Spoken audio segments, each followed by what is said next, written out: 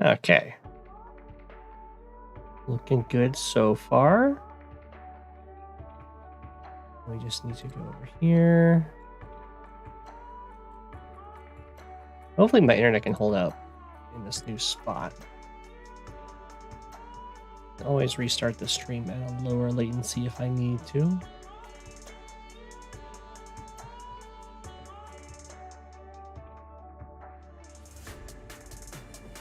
There we go.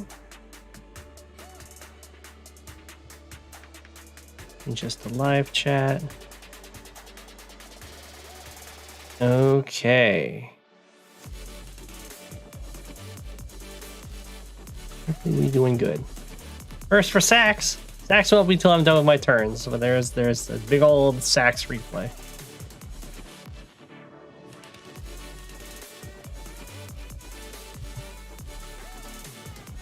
Okay.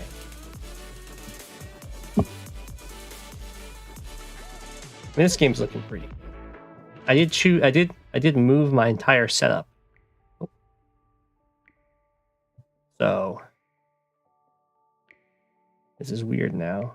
But hopefully the furnace will no longer be an issue. That's the idea, at least.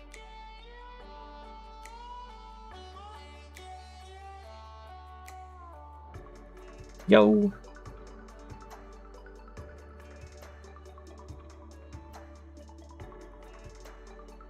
Got a bunch of to take out here.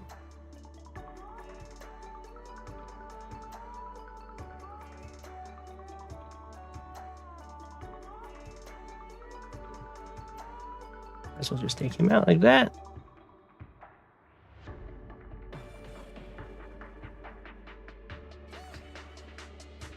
I want to keep that guy full, so do that and then that.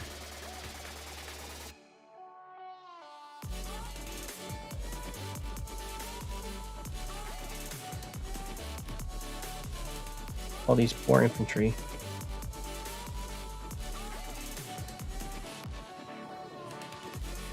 Left out high and dry.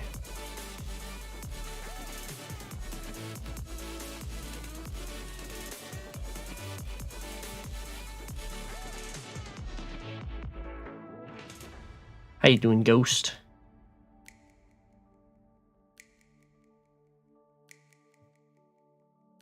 Do I sound all right?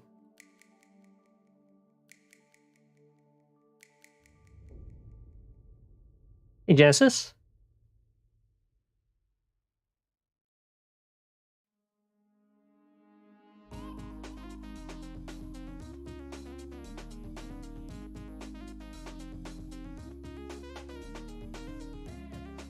Doing all right.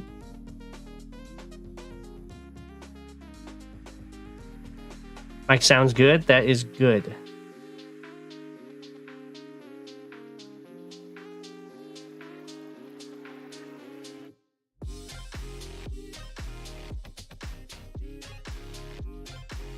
This game is definitely kind of wrapping up here.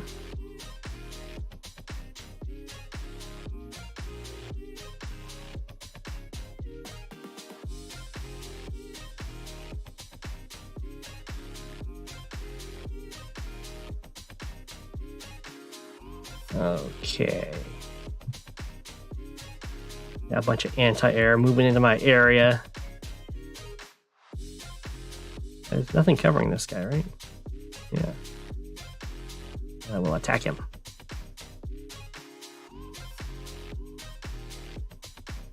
Oh, he's just gonna let me beat him up. It does stop me from interrupting his cap, so there's that.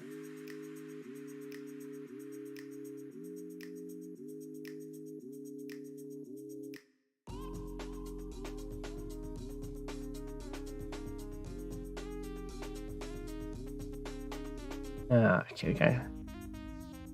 I'd be a little bit worried. There's a lot of anti-air. I am sensei into Olaf, yeah.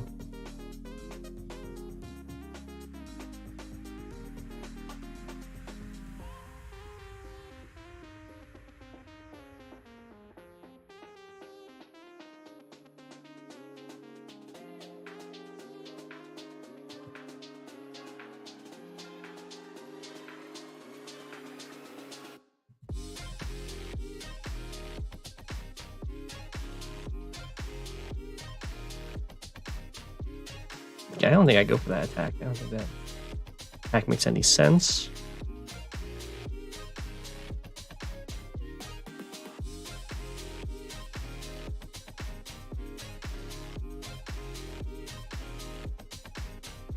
We definitely got a medium tank over here.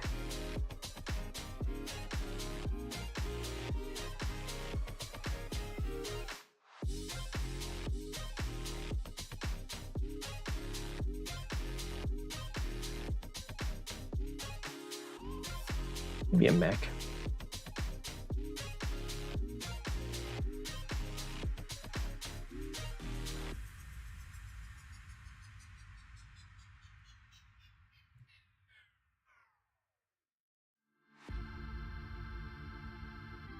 It's a weird one. The early airport does a lot of stuff.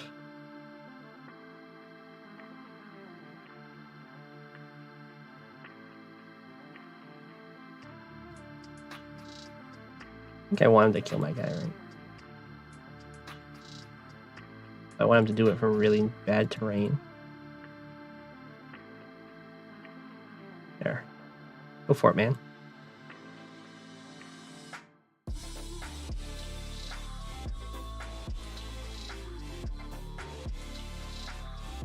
Maybe I don't move you. You kind of need this properly.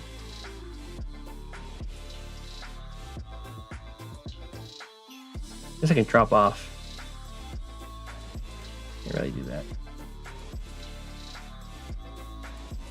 Yeah, he's gonna get this. A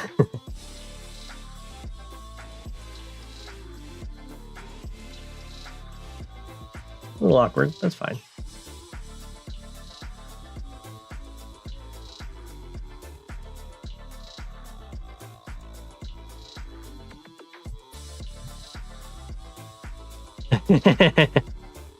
There's nothing suspicious about putting your copter in the range of the anti-air in such a way that they have to attack you from 0 terrain, star terrain.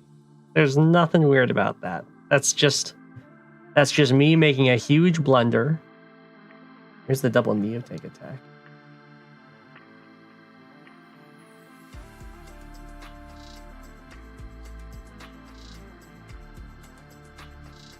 Alright, took out my copter. For upgrade. Get me there. Hit that tank.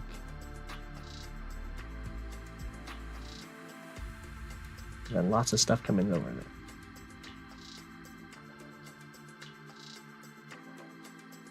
Okay, so what I really want is Lucky Lass.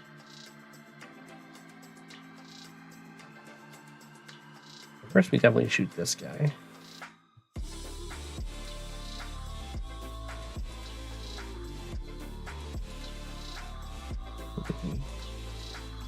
Strike here. How close up? Oh, I can take this city.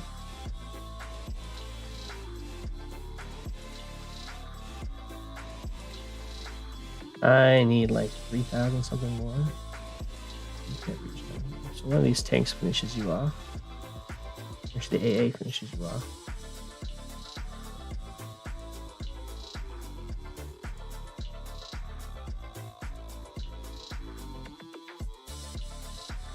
Okay.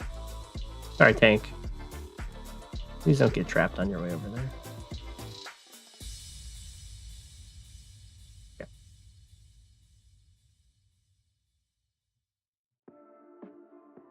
Ah. Gotcha. Alright, now we get to beat up this poor Neo tank.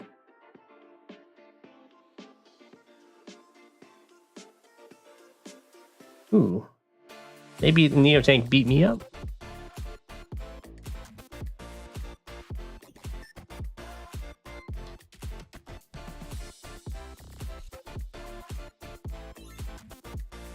He definitely sends you in.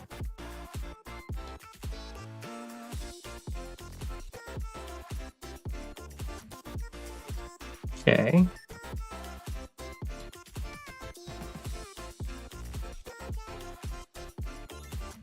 It's probably not worth going for.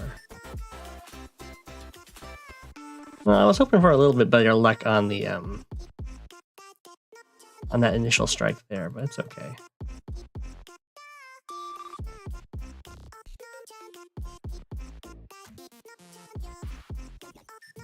I do hear you.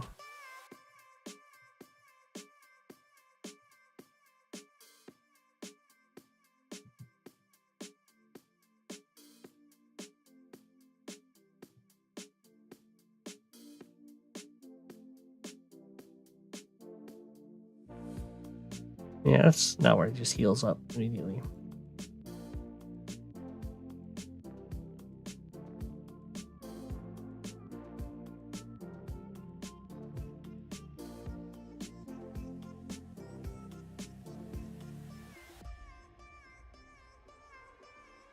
Yeah, I had a Hogat game, which I'm going to learn from quite a bit, starting in this game right now. Well, maybe I should actually check. 34.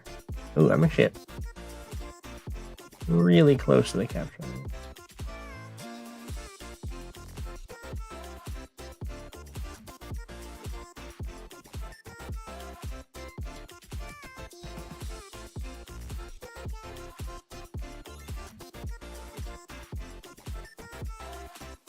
I made a... Well, in the game, I made a pretty serious blunder, and then he made a blunder back, but it was okay. His blunder was okay because my blunder was that bad.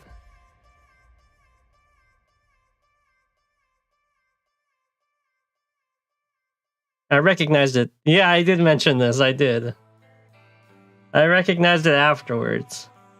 Because in my original plan, I didn't have the blunder going.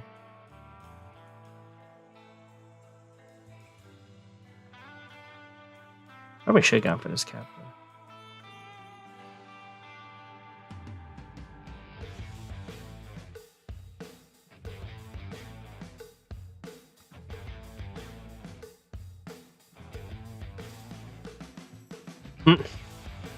Hey, Fluffy. Zach is an infamous map. It's massive.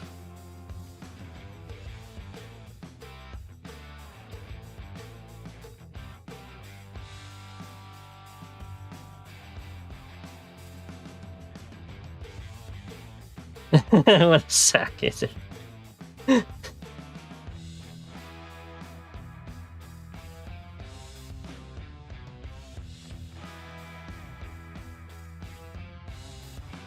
Well, maybe I don't go for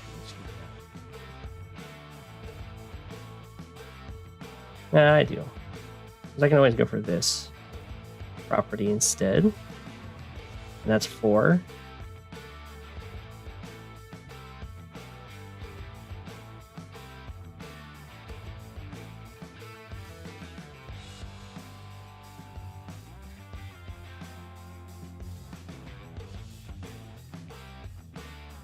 Let's go.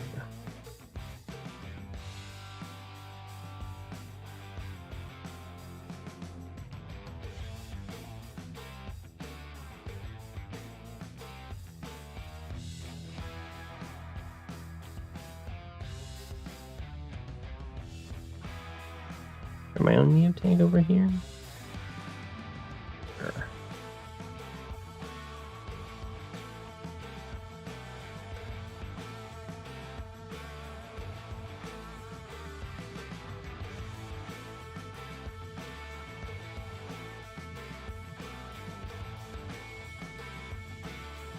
We'll just stay back here for now.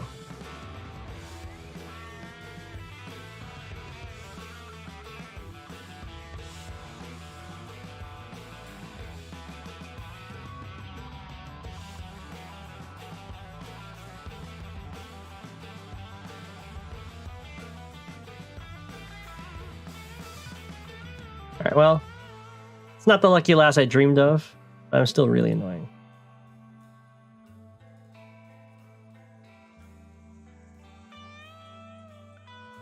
Habits is moving up. You're not too late to the stream. It pretty much just started. No worries. Oh, no! All my plans interrupted.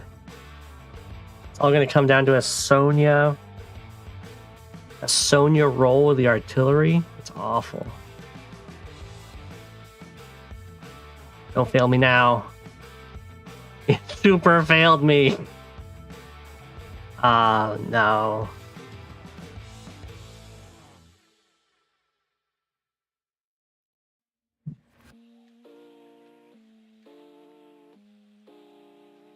Why Sonya got a Sonya, though?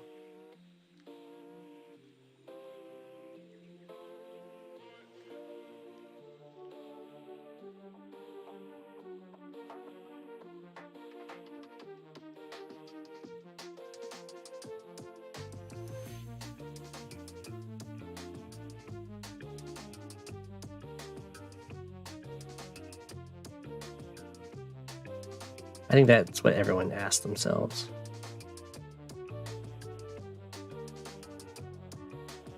Every day. Why Sonya got a Sonya?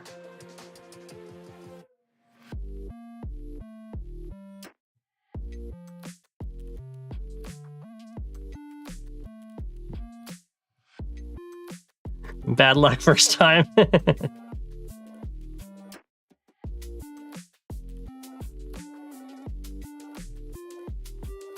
I'm not the Penguins.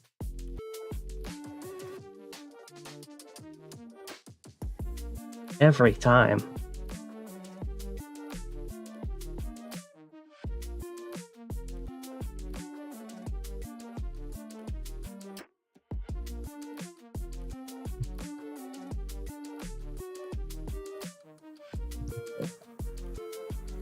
Okay.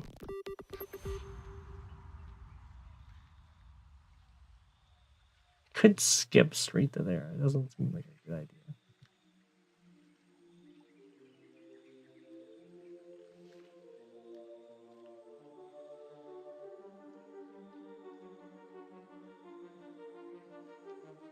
I'm gonna take this up.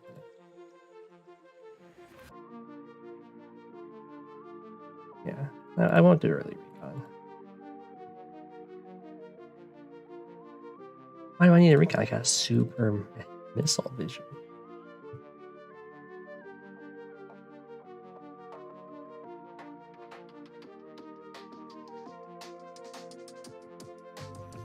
Okay, more recons.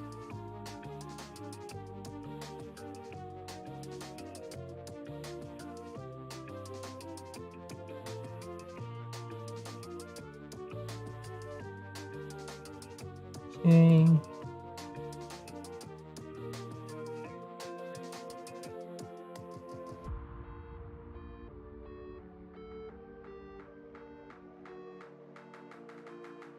I think we have to just...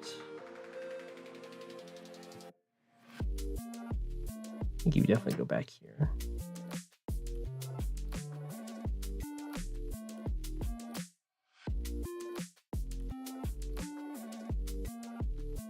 Going for a very fast airport.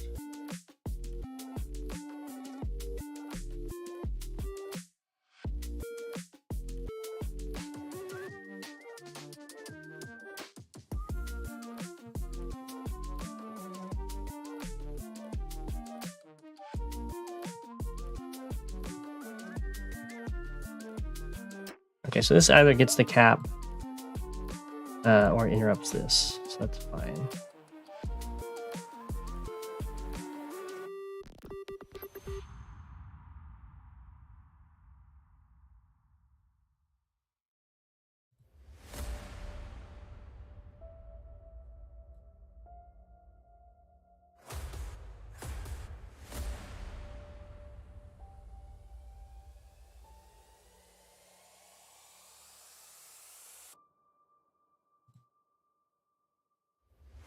Go here with you.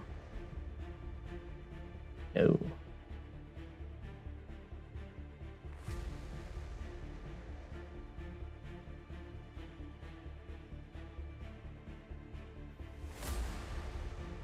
How come he's thinking about adding a tower on this map? Ooh.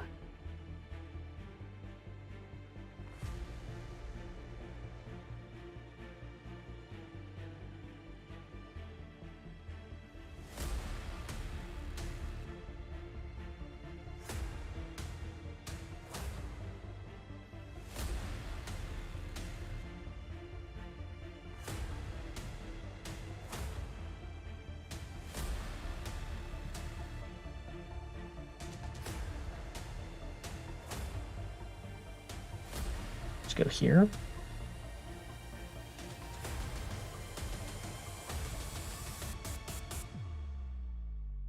Or here. If I go there, I am kind of like letting him just take his contested cities. But at the same time,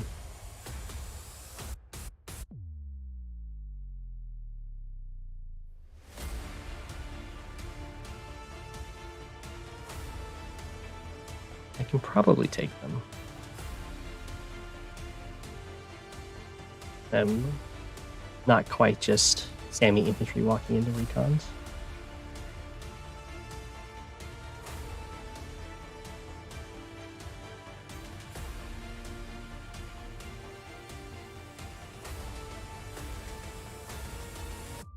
Yeah, I'm gonna try not going super on the contesteds. See how that goes.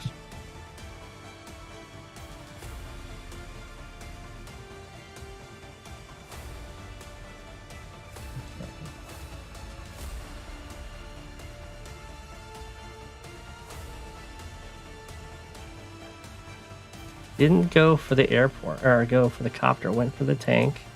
That's a late tank.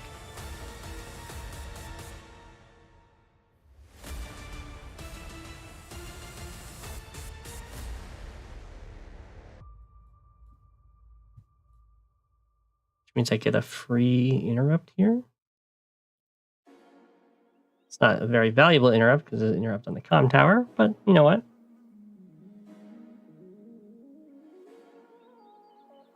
I'll take it.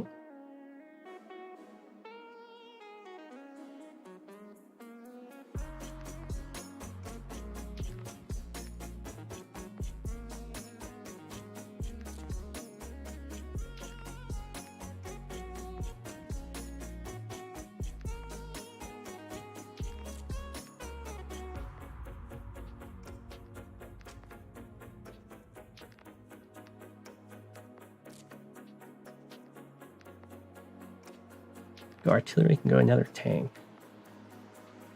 You can go double tank next turn.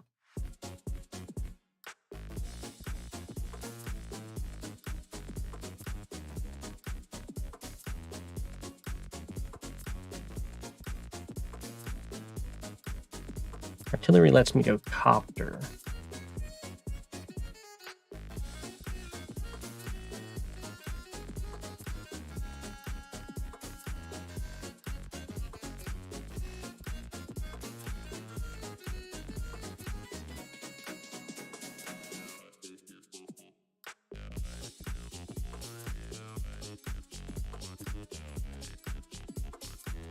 I think I need to go copper.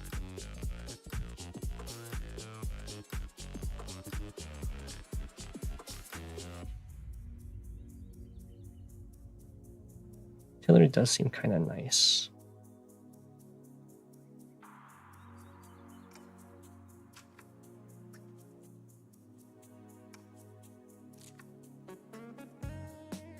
I also like tank.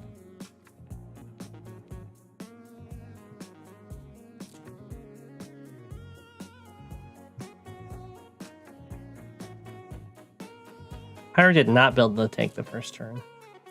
Possible.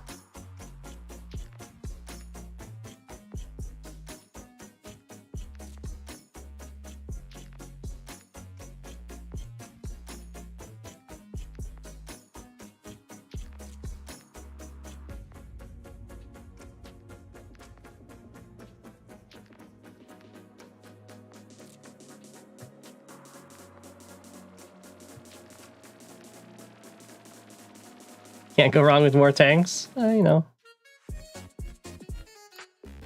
Ooh, I think that fighter's a mistake. Also, I think this guy's a mistake.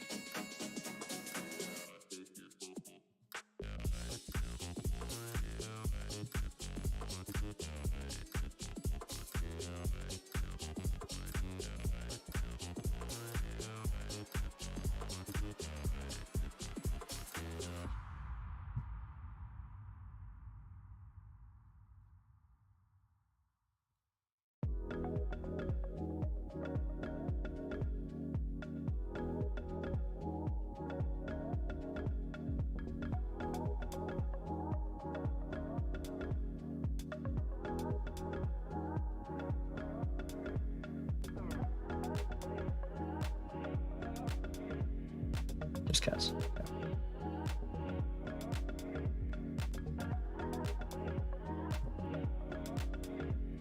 Yeah, I'll just.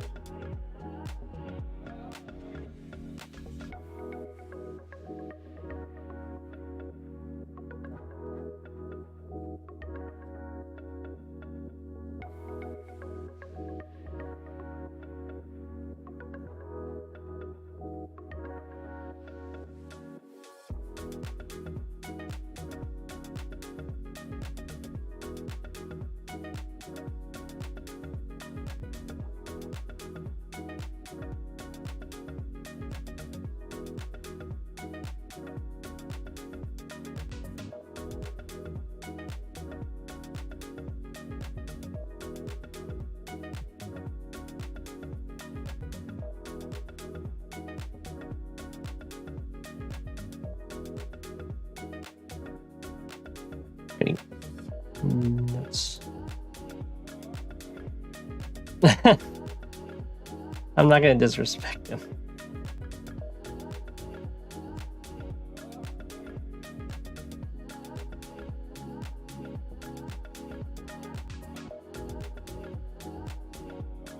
Okay. We get our comm tower. We get to deny this comm tower.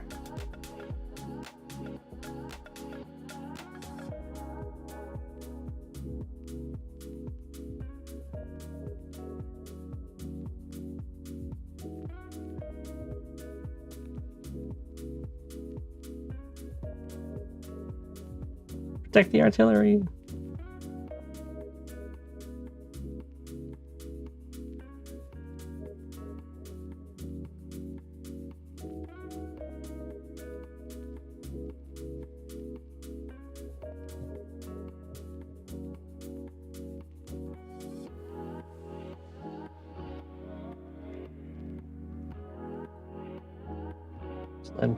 Interrupt me there, maybe.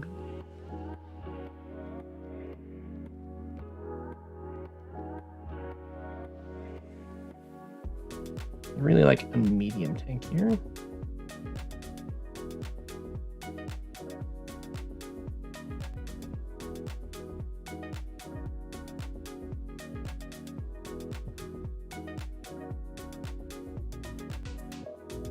Hey, I'm glad you got to see one too.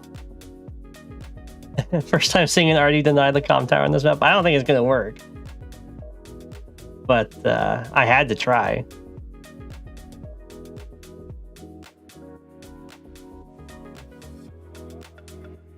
If I manage to get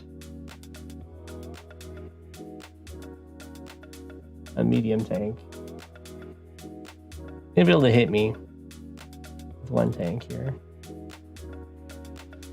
You can always, let's see, if I do nice follow-up artillery to replace the one that's about to get hit. I just have to save enough medium tank next turn. Is I recon infantry? Give me 3,000. I don't have any repairs. 18,000, which is enough to medium tank. Okay. And that puts pretty good pressure on him over here.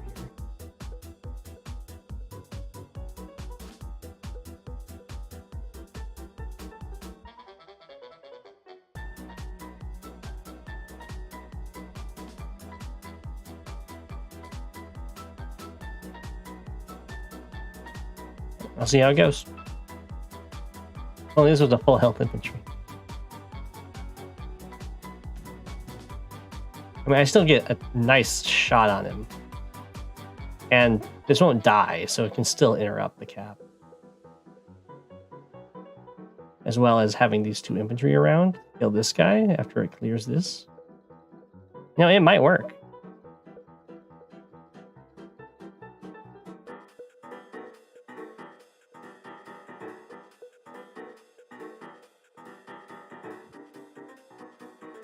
What is going on in this game?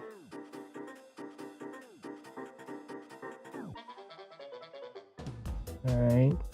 Beating up my poor guy. Yeah, the tank came out. Fine. Oh, this guy goes into the trees. Alright, looking good. So, I want to know if there's a copter. Is there a copter? There is no copter. We'll send you back for repairs here.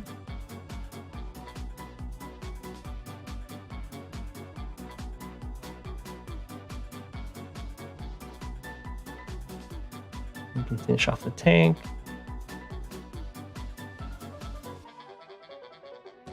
Start capping the guy there.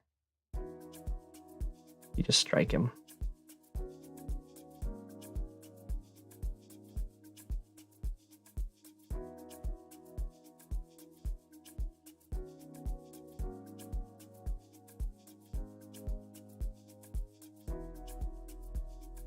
Question is, do I take this guy out or do I go mid? Sadly, the artillery takes forever to get over here.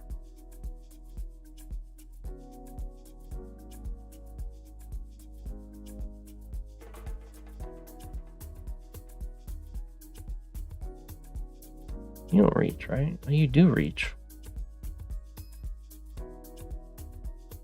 Annoying.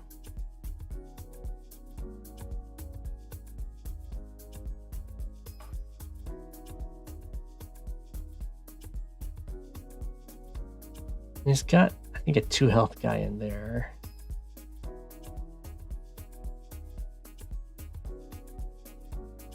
Ooh, hi.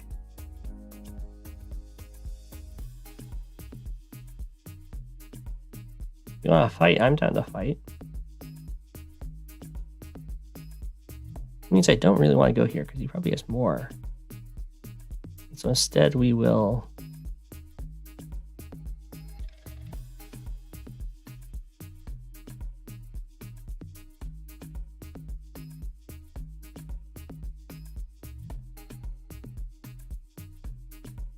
kind of fly on out here.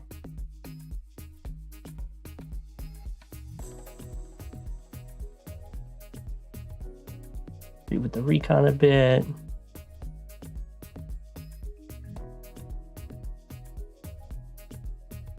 Guess I go here and then 1, 2, 3, 4, 5. I really want to get into this forest, but I might have to settle for this one.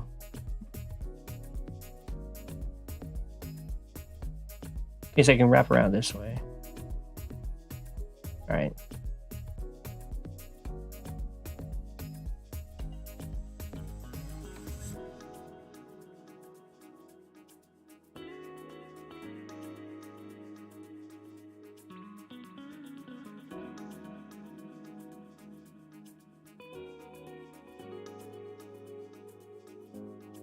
So far, so good. Recon harassment has worked out very well. Denied a lot.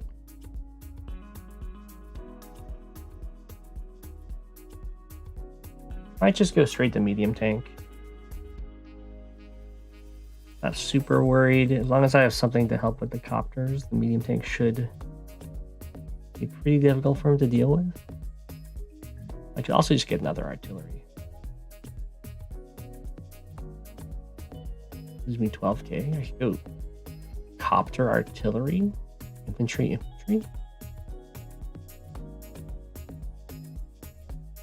Sure.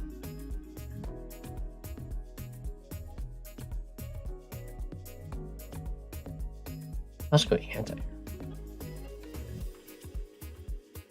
know what? Yeah, let's do anti.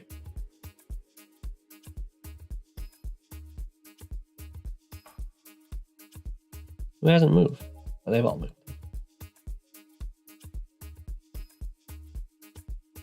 The crayon.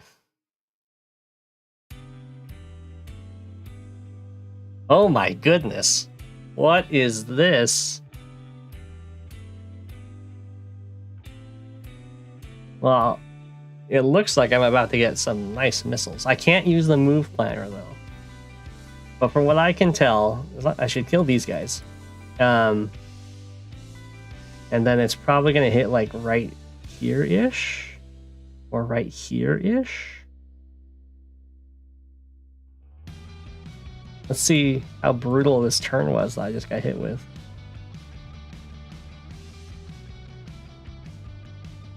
Urban Blight.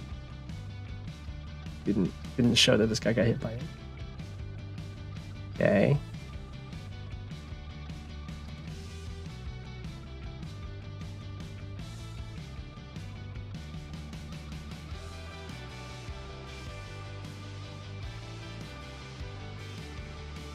Okay, so I didn't really lose much. It was just a whole bunch of first strikes.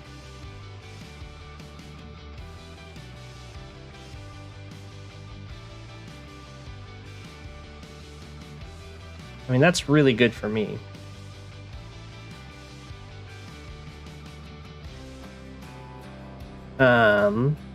You can kill this, and then you guys can kill this, and then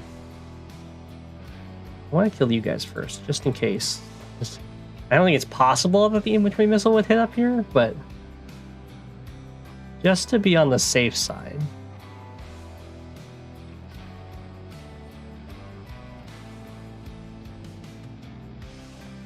Probably going to hit up here because I think there's 3 infantry and this one's capping. That's 4 infantry. His caps count for double. Let's see. Whoa. Okay, so the infantry missile did hit up here. And then 1 hit here. No, 2 hit here.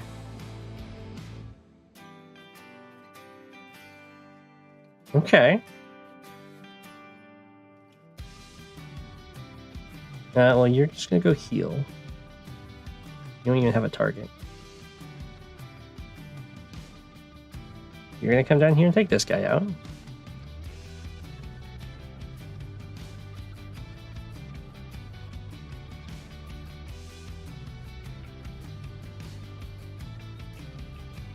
And I guess we just take you out.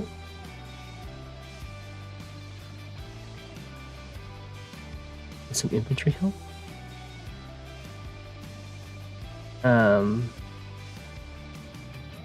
I have you, so I can take this guy out. Ooh, it's kind of tough. It is a Kindle.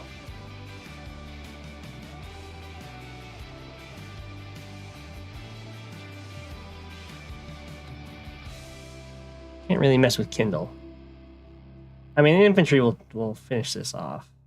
I guess I'll just use you. I don't see a better target.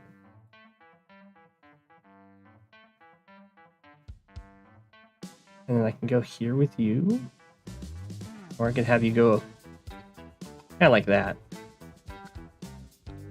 Like from here.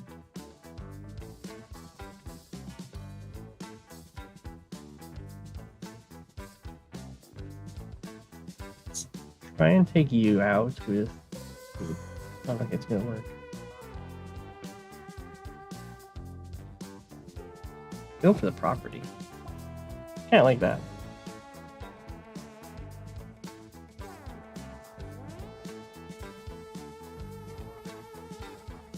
Tech's not perfect, but injuring the AA is going to be worth it, I think. I think I'll just finish these guys off.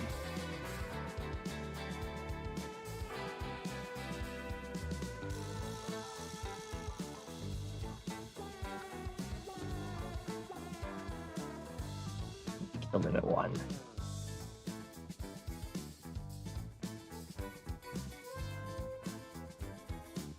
You are covering that, so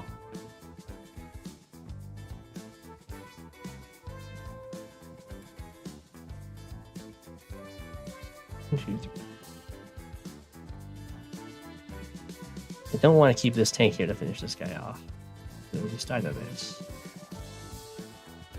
I guess we'll use the copter.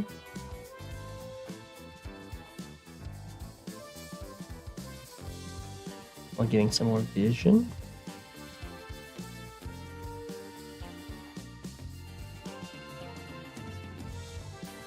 Kind of stream in a bunch of infantry. You can definitely go for that attack. No, I think we healed this guy.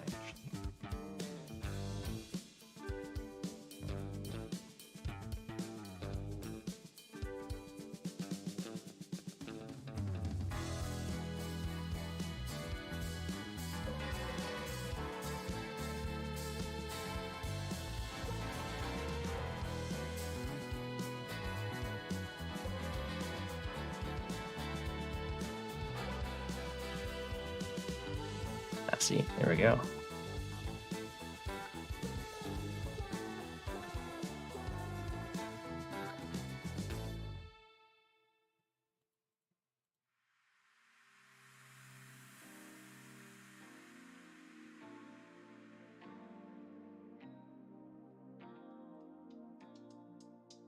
I don't really want him to just get a free hit on this copter, so we'll try and block that off a bit.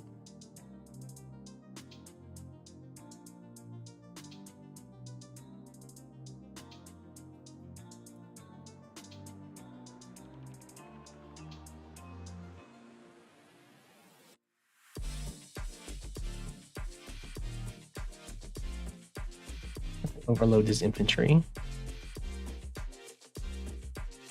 I mean, I think they killed to death. Yeah. Oh my god. I mean, I have a lot of injured stuff, but I was like, yeah, I think the kill to death is just so gross right now, and indeed it is.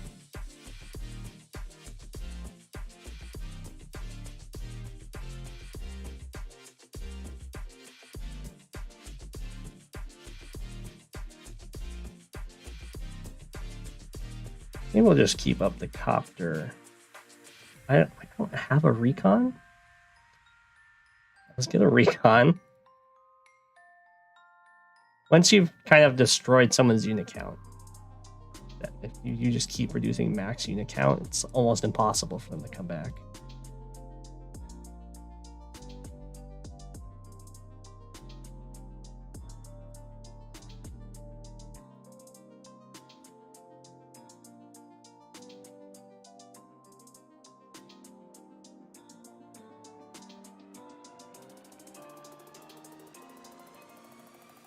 So the idea in the following turn would be to back off. Oh, down here? I'm definitely going to back off down here and just take this stuff.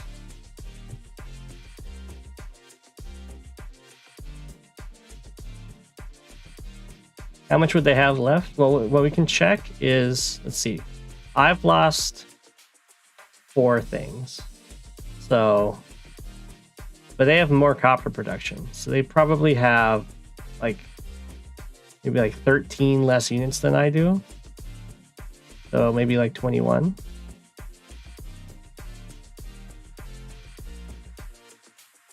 And you can see 1, 2, 3, 4, 5, 6, 7, 8, 9.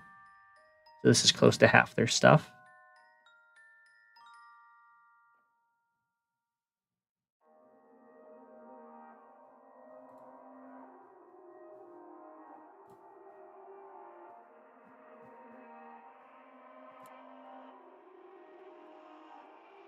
Take some captures.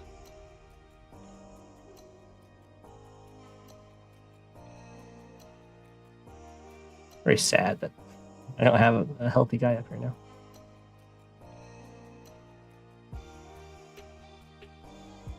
You know, it's not always the correct answer to attack, but sometimes it is.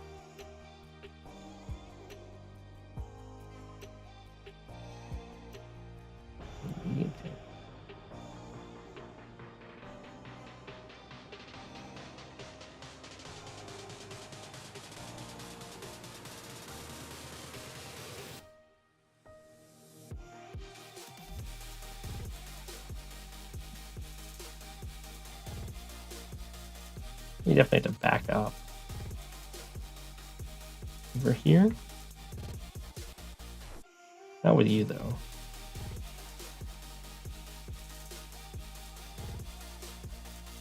You can go here.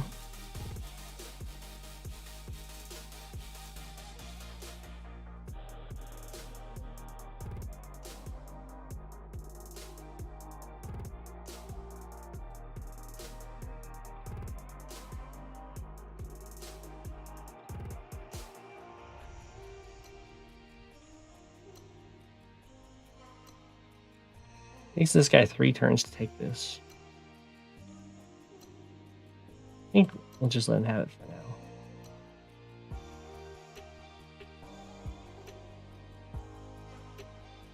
I can heal to 7 and then walk back for it.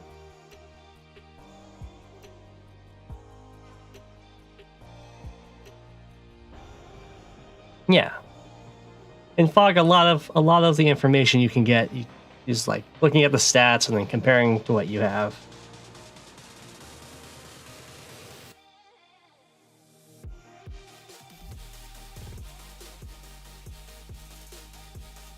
So let's see, we could go here. And black boat here. Infantry here. Recon here. Bring the tank up. Or I could just go here. Black boat here, infantry here.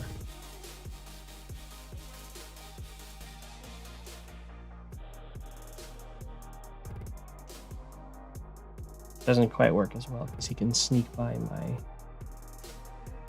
RD range. And then I have to worry about back here too.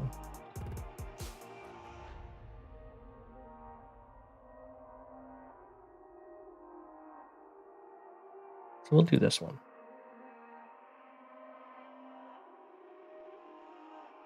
Maybe I don't block both there. You definitely recon here.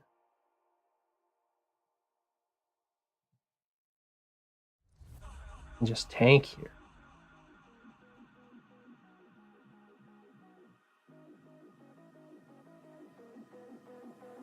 You're kind of threatening this though.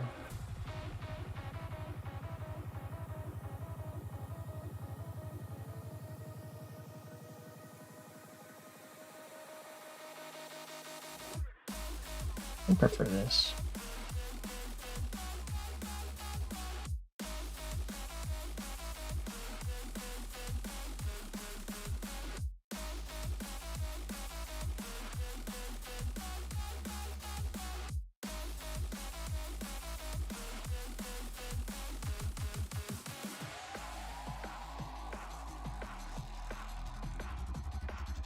Let's do this. I do need to also hold the middle.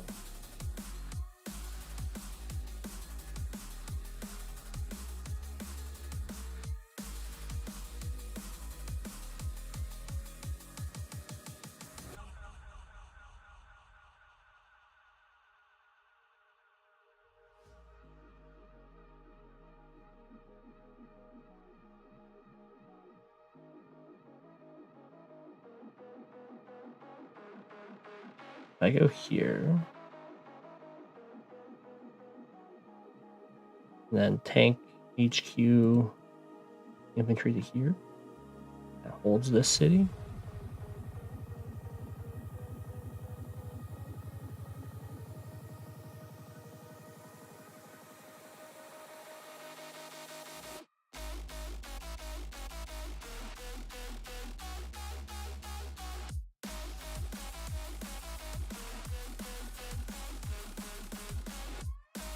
Yeah.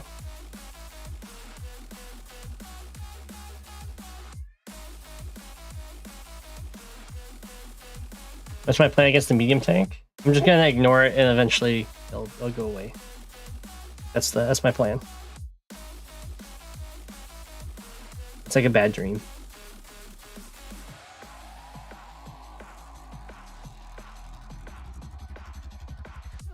I'll probably use artillery.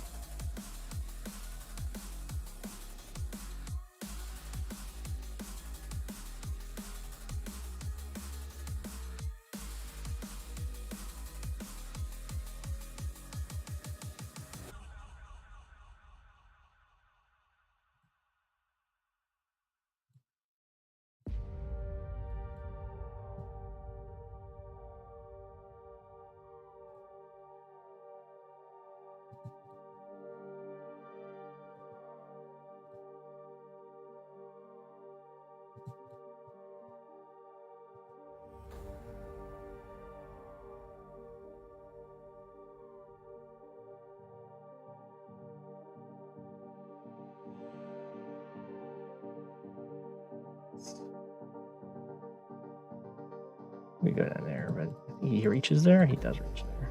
Let's not do that. We'll just be annoying up here.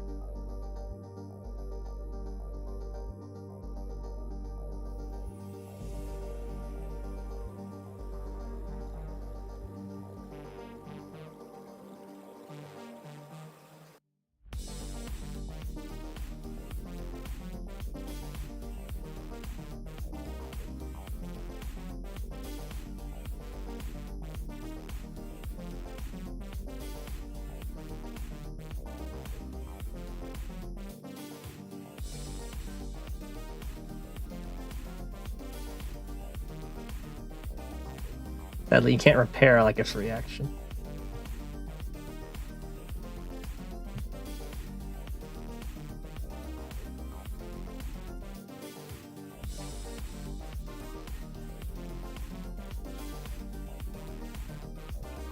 Oh gosh, this game.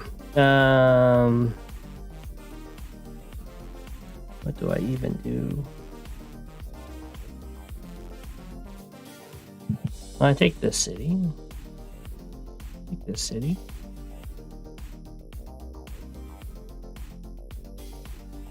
Okay, well.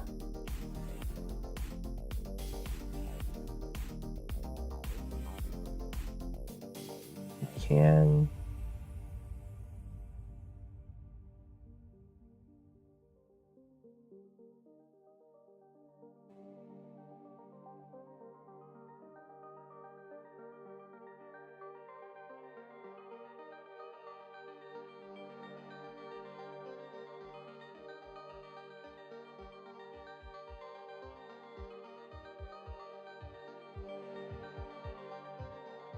You do that plus infantry, and infantry sits here. And copter. And infantry. I think that's what we do. We strike from the top. I think it matters.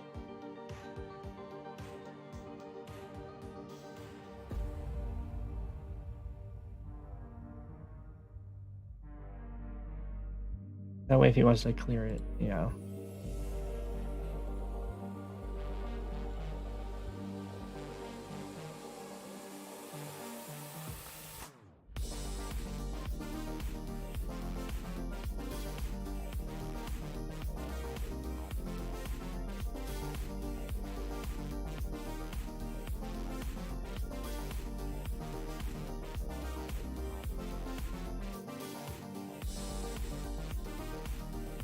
Let me just kind of take this with a block.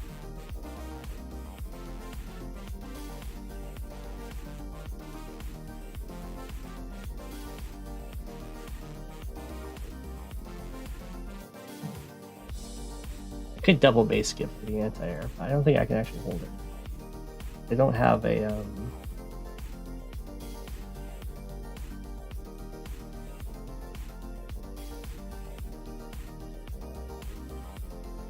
go there. If I go here, lander here, 6 health infantry here, and then this guy here. No, this guy here. Oh, that works, doesn't it?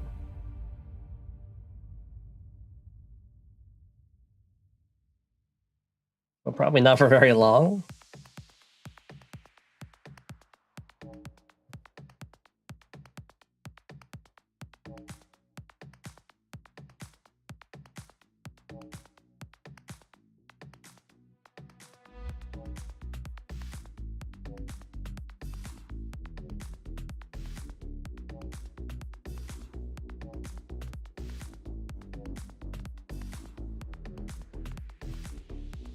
Have to get this tank involved.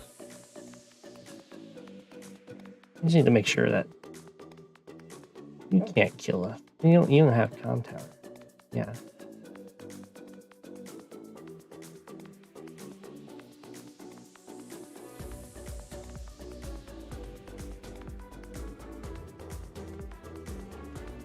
You do this actually, that's better.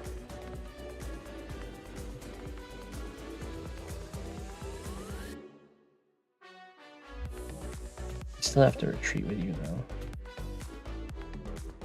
Okay, we're gonna be spicy.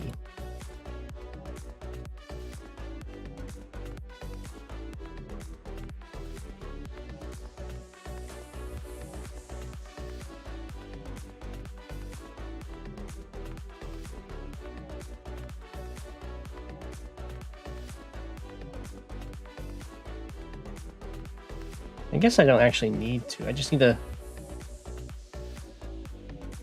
Well, this does. Maybe I should have just gone here. Yeah, I should have just gone here. Now then he could have cleared with this and this. I'll have to back this up with this tank.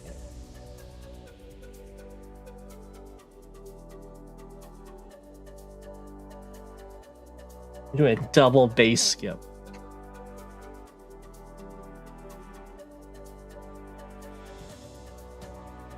I'm doing this so his copter can't hit my artillery.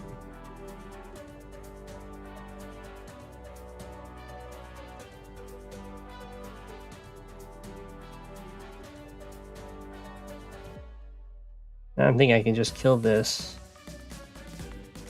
I'll overload the RD if he's clever. Look at the harbor. I'm totally fine killing his tank.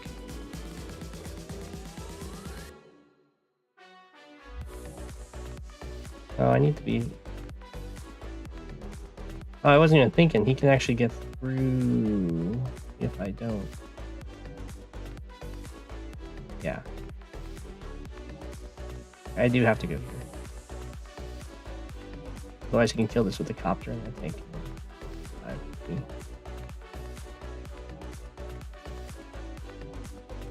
We'll wrap around with this tank.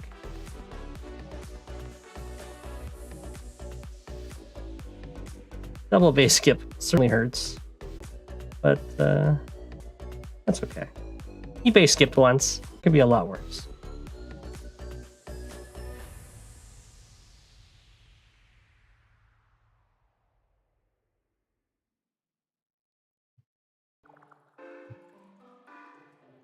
I think I just keep up the pressure on the left here.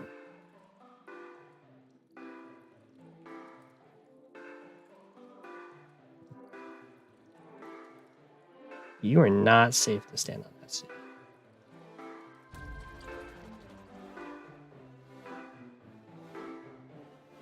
You are safe to stand here.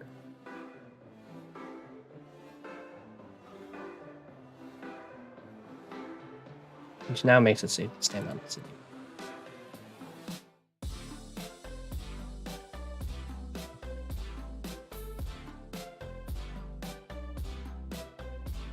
Don't mind me. My double base skip. Is the stream lagging? No!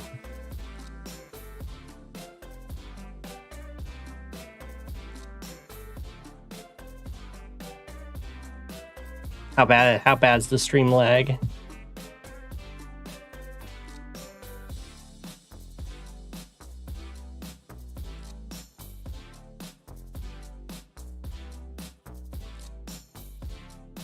I did move my setup.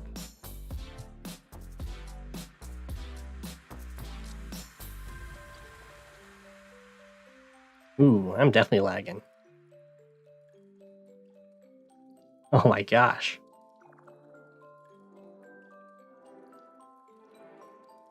But since I moved the setup, the internet might be worse.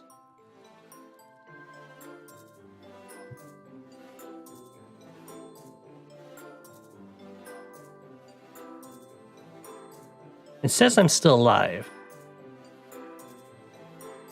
I'm not seeing anything in chat, so now I'm questioning it.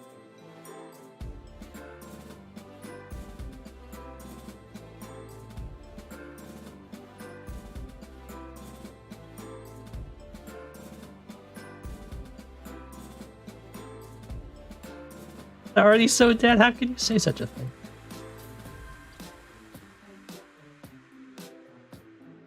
Party's fine. It's always been fine.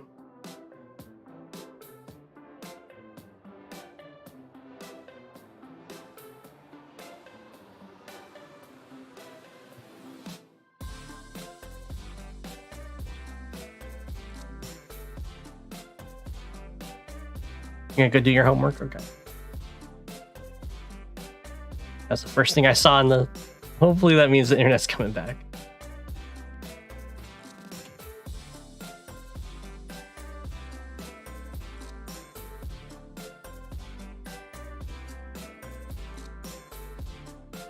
And you come back for the mech. You go forward to help deal with the copter. Hop in.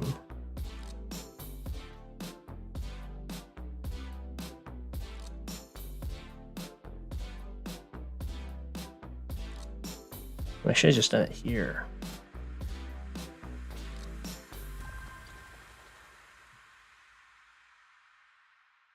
Ooh. Okay, I thought I was lagging there. You hear me? It's super lagging though.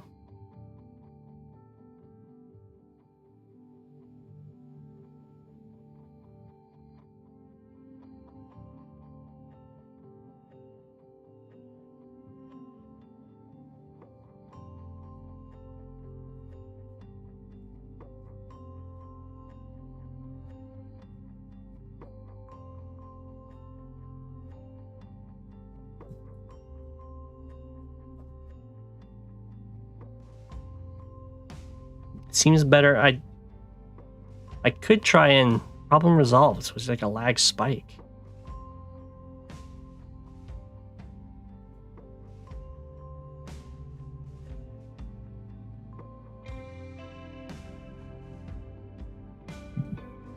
Definitely should have put this here so I could have mech.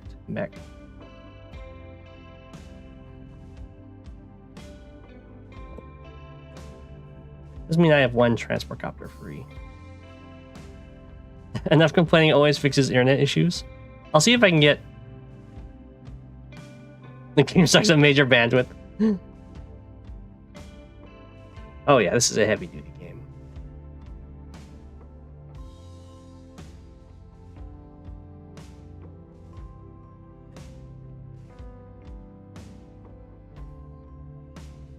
Yeah. That was a very sad mess up. I'm gonna be down one in my mech train. That does let me build a vehicle, so it's not that bad. I think an artillery is probably gonna be good.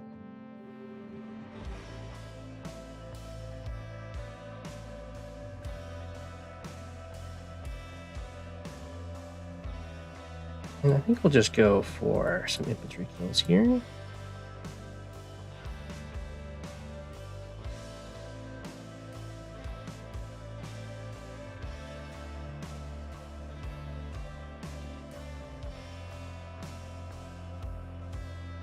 gonna try and take this. Wow, I thought that would be being captured for sure.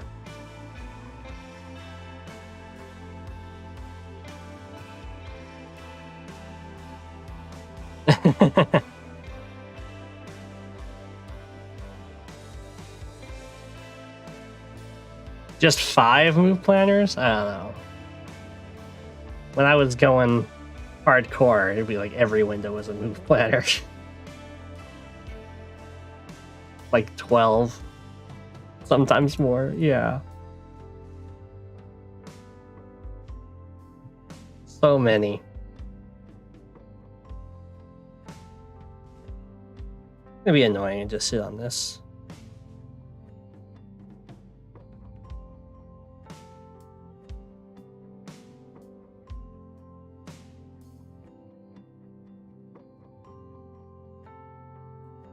Well, let's see what his punish is for.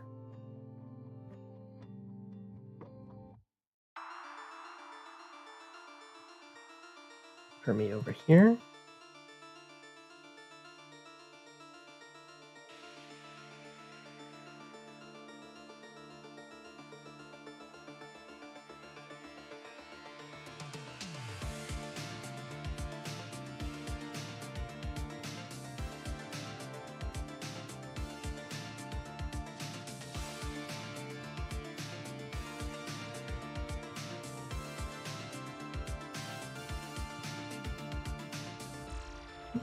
So many infantry kills. It looks like I might get both con towers, which is pretty nice.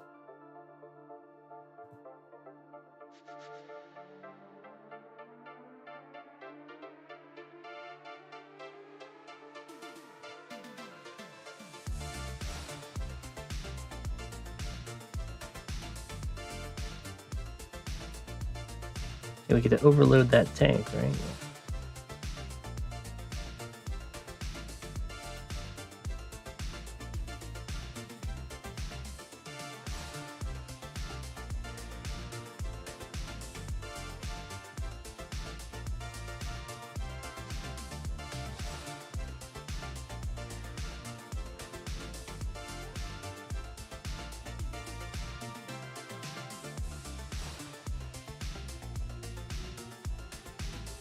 Choose your kill.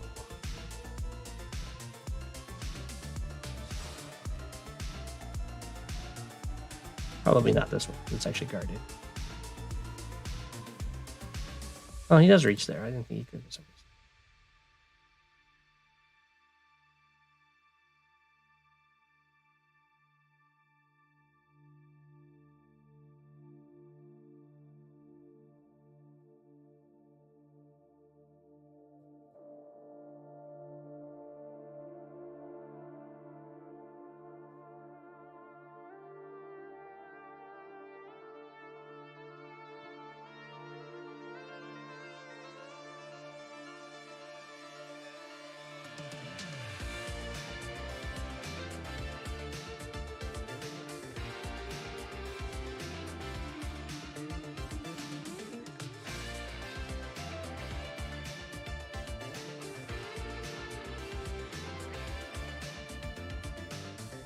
Go.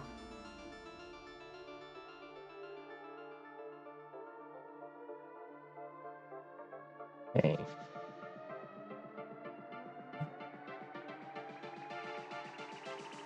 Why did I go there? That was a weird choice. I think I meant to go here.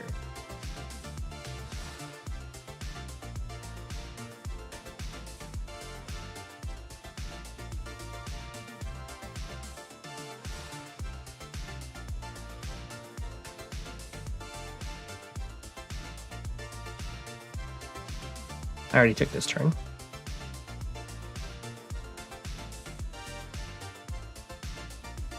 Just gotta see. What? I'm gonna get the comm tower. Well, that's great.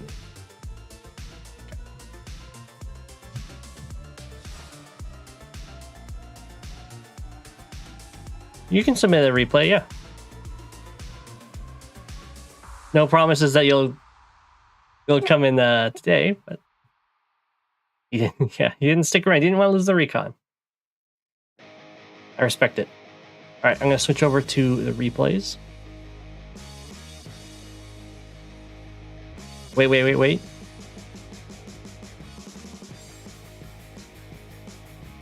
No, it's about to happen. Well, I guess it's a choice between you. You guys want to see the Sax game gone over, or do you want to see the game against Hogat?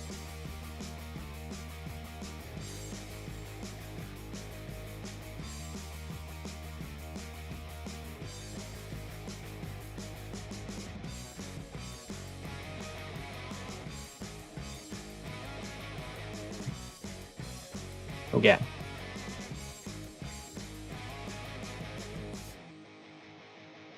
Someone keeps asking about Sax. So do Sax. I mean, the Sax game will probably be a lot longer, so I guess I can do the Hogat one pretty quick.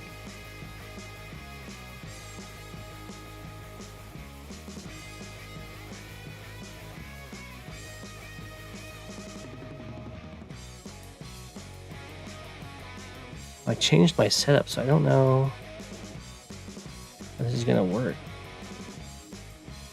Maybe I can change, just move this screen a bit. See if that works.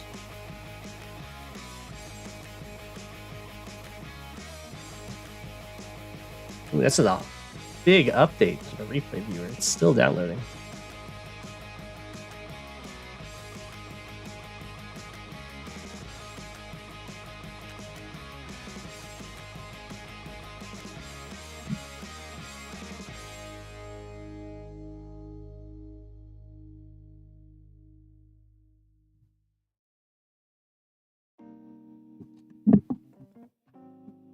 I don't even know what it is.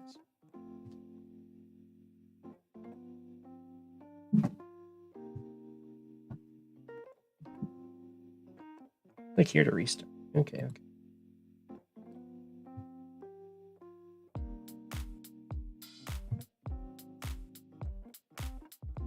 Why is it popping up over here? Bug fixes? Probably.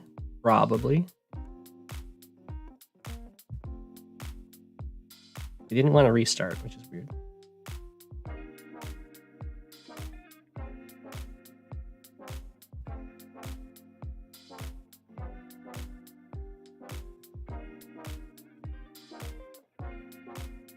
don't know what. What? Restart it again.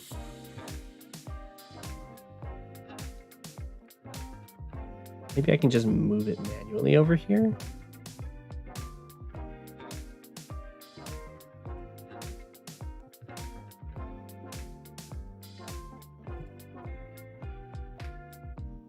Okay, hopefully that worked. Let's see. Oh, that's the wrong one. There we go.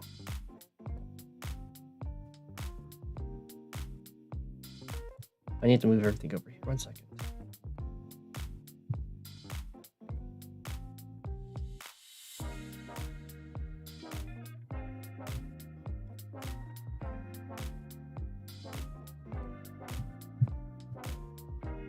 Alrighty.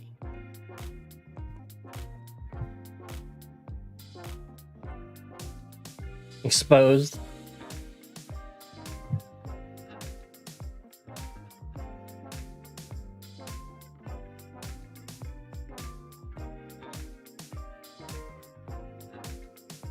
It's a lot bigger than it used to be, but yeah, it's still kind of small. We can get more in the center.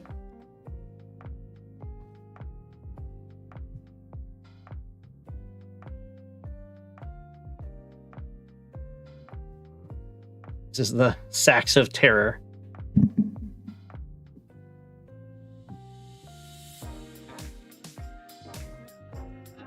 So this is a final in the Discord 8 Cup.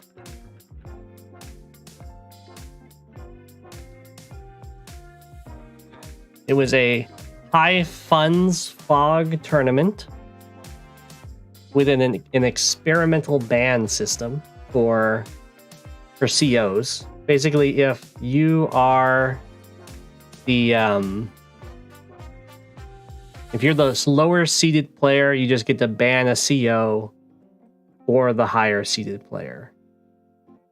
And it was tier 2s all the way. Experimental tier 2s, I believe. So that immediately impacted the CO choices here because Hogat banned Max. So I could not choose Max.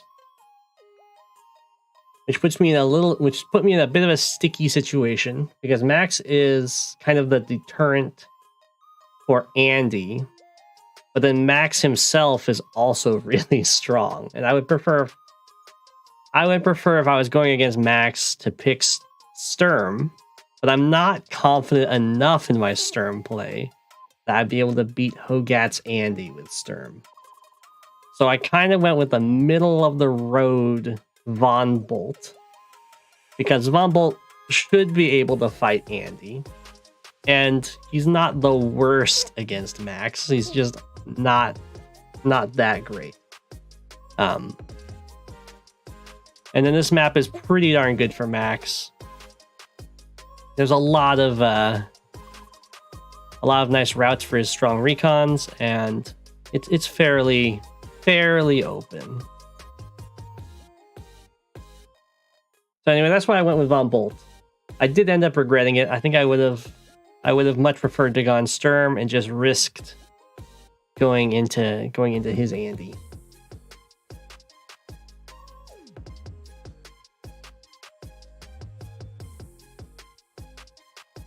But that's okay.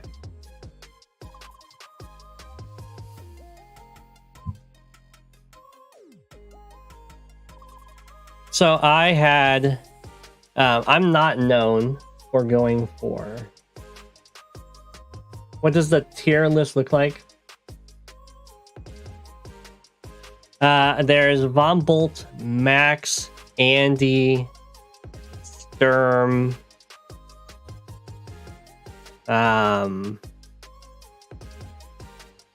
Rachel? This is high funds fog, though.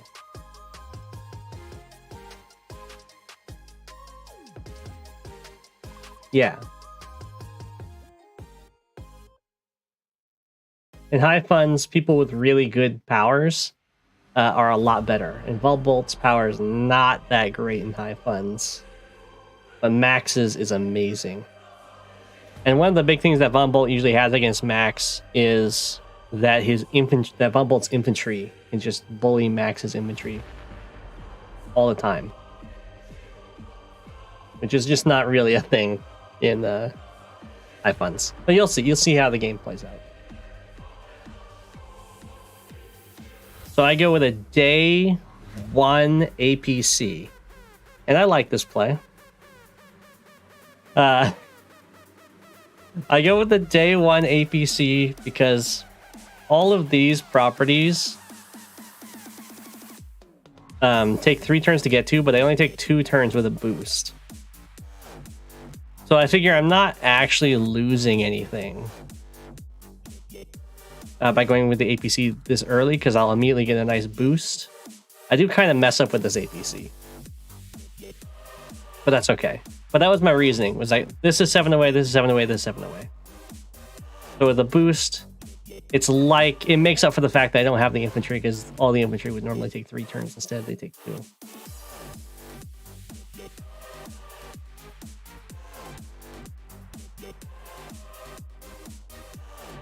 Alrighty, here we go. So you can see I'm set up to boost. Now, here's the thing.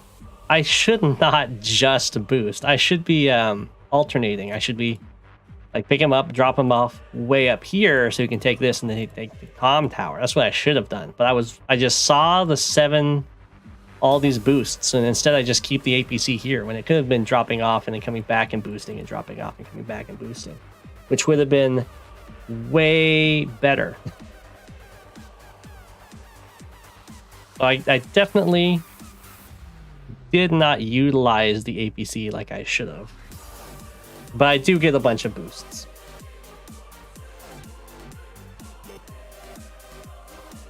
You can see he's going to have a much longer walk with these guys. Okay. You get to go there, and then I boost. Shouldn't boost. This one, I should go over here, drop it off in this forest. And then next turn, I build another infantry. I can come back and I can boost that one onto the mountain. I think I build another APC. I do. Okay. So this is the double APC build. Very fast APCs. I did have a plan with this. I wanted to use these to get some early captures, and then I wanted to use both APCs on this side and rush down his HQ, which is a lab. It being a lab matters a lot, mainly because labs only have 3 defense stars instead of 4. So if it was an HQ and I use my power, I'm very hard to prevent. But on just a lab, it's a lot easier. Unless I was Sturm. If I was Sturm, then it would be like I was on an HQ or someone else.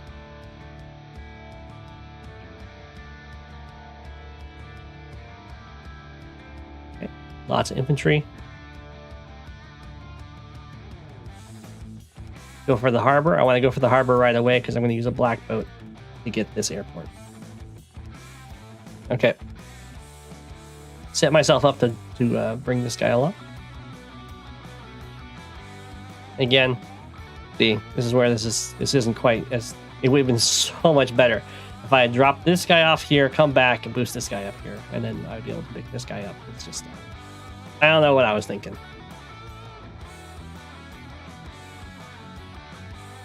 The black boat can indeed move off.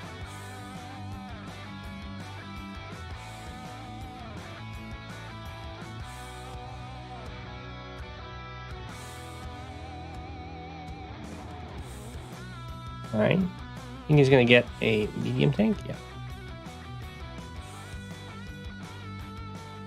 So he's going to get a medium tank because he wants to break these pipe seams. And then this is high funds fog. And in high funds fog, you want as many recons as possible. You've got a lot of money to spend. Infantry are incredibly valuable and they're incredibly slow. So if you can use your recon to interrupt an infantry cap, that's really good. You're dealing with a lot of really heavy vehicles that cost a lot and get a lot out of first strikes. So the more recons you have, the more vision you have to set up all your kills. So there's going to be a ton of recons, and there's pretty much always is in High Funds Fog. It was the meta that I made. Mainly recons and Neotanks was the main thing I did. It would be like Recon, Neotank, Bomber, Estonia was the thing I pushed really heavily. And then as Sturm, it was just like bajillions of recons. So that's kind of the meta that has been developed in High Funds Fog. This should have like already been captured, and then I would take both comm towers, which would have been so good. So good. So I saved this guy a turn to get to this while setting up the next boost. There you go. I get double recon. And I leave the lab so I can boost this guy. I can also just take this guy. I don't know what I was thinking. Basically, there was another strategy that I kind of decided not to go for because I didn't know if I could hold it long term. But I could go for this early and get an artillery and place it here and use the black boat to help block. I was just worried because max bombers just kind of sail right on down here, and it'd be really hard to hold against that. Max is incredibly difficult to play against in High Funds Fog.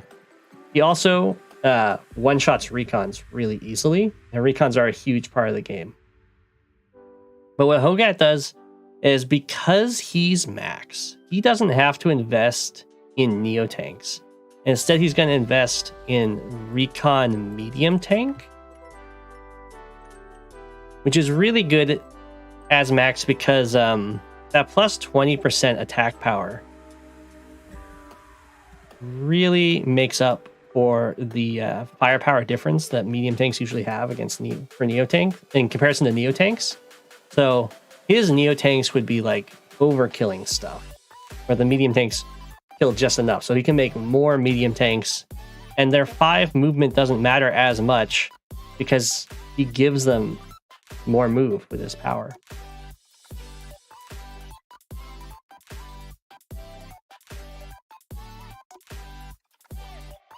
All right, you can see I have the black boat here.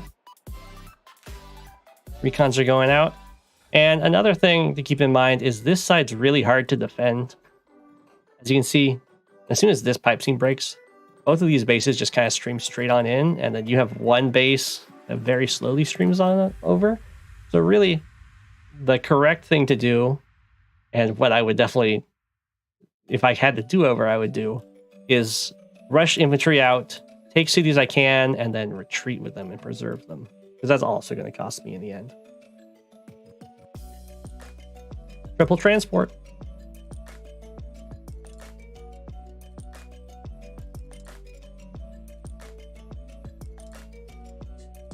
And there's my first Neotank.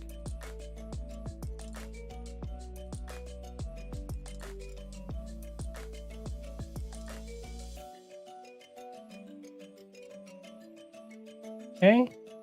And he's starting to bust down this pipe seam. He's max. So no problem busting this down with medium tanks. He's actually already made a mistake here, which he noted to himself and told me after the game. He needs to move his infantry here so that when he breaks the pipe seam, he can immediately start capturing the airport. So he actually ends up capturing the airport a turn late based on his infantry movement. That's true. I have quad transport. I hurt myself a lot by not utilizing this to its full potential, which is a real shame. But I'm not going to break the pipe seam. And you can see that breaking the pipe seam and doing the black boat strat takes the same amount of time about. This is the same map I played Xeronics on, yeah. Way back when.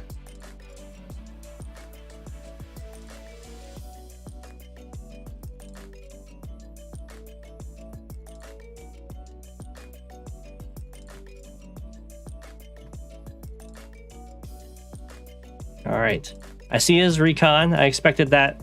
So now I want to build triple tank so I can use these little tanks to hunt down the recons is the plan. Yeah, we wave to each other.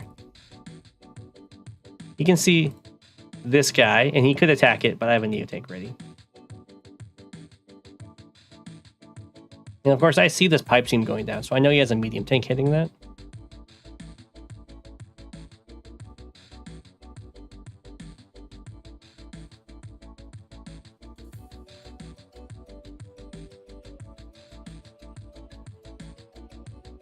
And you can see my my transports have already started to give me quite the economic advantage. He's ending even with me instead of ahead. It is a max recon, yeah. He's smart though, he doesn't go in. Now, I make a mistake here. Transport usage is okay. That's fine. Standing on the property, being annoying with Neotake backup. Okay, this is a mistake. I was feeling very confident because I'm a Von Bolt recon on a missile platform. But what I wasn't taking into account is that max recons are kind of scary. And I think it's a roll, but tank plus recon can kill my recon. And I was like disregarding the fact that he would have other recons around to fight my recon. It's not the worst thing. Because of course, if you delay a cap, it is still 2,000, so it's not the worst thing in the world, but you really don't want to just throw your recons away. I'm pretty sure that was a roll, but he certainly got it.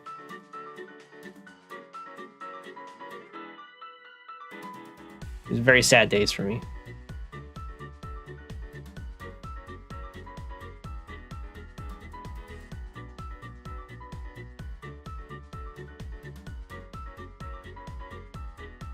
And he got it again. That one didn't even have chip damage on it. I was like, oh my gosh.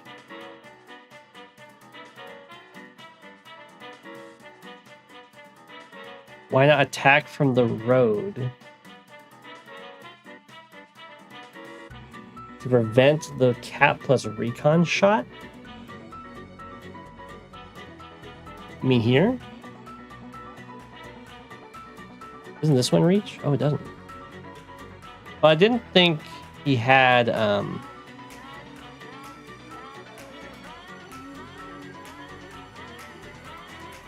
could have done that to make him step off the capture.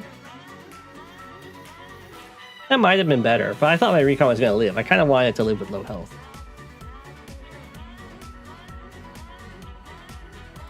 It's still wild to me that he gets this kill.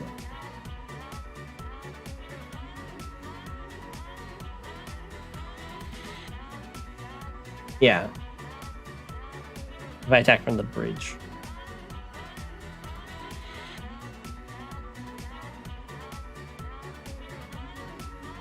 Oh. See, I thought he had a mega tank because I saw this die in just one turn, but he actually double strikes it. And I think the replay viewer... yeah. I think the replay viewer did not show me the double strike. It kind of just showed it dying instantly. I was like, oh wow, he must have a mega tank. I could have just missed it. Of course, I get vision, so I get to have a nice trade here. Pop. Losing a recon on this side doesn't hurt nearly as much. And then here's part of where I'm going to start going afoul. So I'm going to start using my infantry to fight. And these guys are very valuable, and I should really try and preserve them for interrupts on my own stuff, or once I manage to diverge his units actually taking these things. I can't quite trap this recon. It's very sad.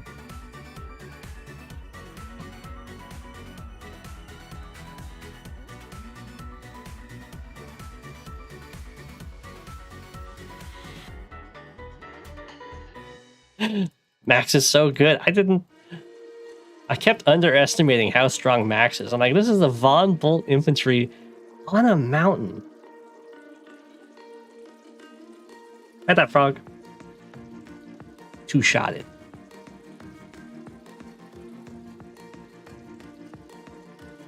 This pipe seems dead.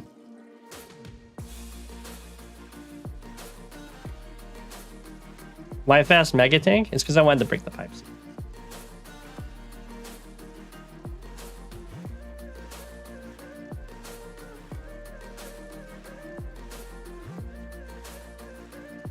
Okay, so I've been bleeding unit count because I've been losing recons, and now the infantry is really bad.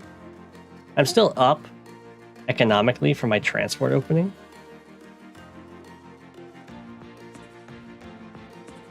Yeah.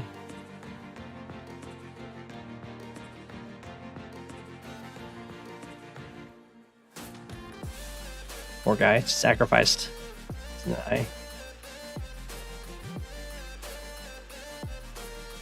And here comes the bombers. So the bombers' role in life is going to be to kill this, but first I want to free the route directly into the center.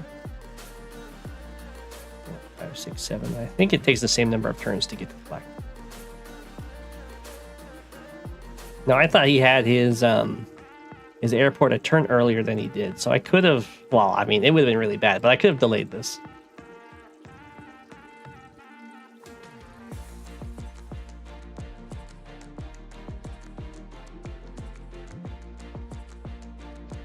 Yeah. Think of how strong that would be.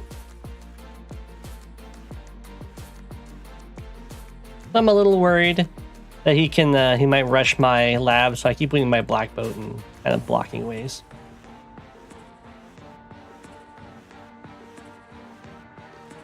Alright. Gonna get some kills there. That's not the worst thing. Those guys technically traded out even. And this is definitely a mistake from him. He's kind of doing the mistake that I'm doing over here. Where he's definitely going to want to keep those guys around. You can see he's going really ham on this side.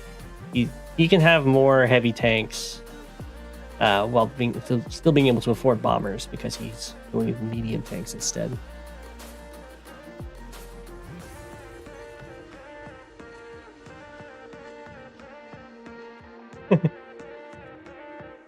I will say that later on, I think Hogat blunders because he doesn't build a battleship. But of course, it doesn't end up mattering because I blundered the turn before, which allows him to be okay. Okay, so this is already a little bit of a mistake. I should definitely... Oh, no, never mind. I needed this for vision. I would prefer if my APC was right here.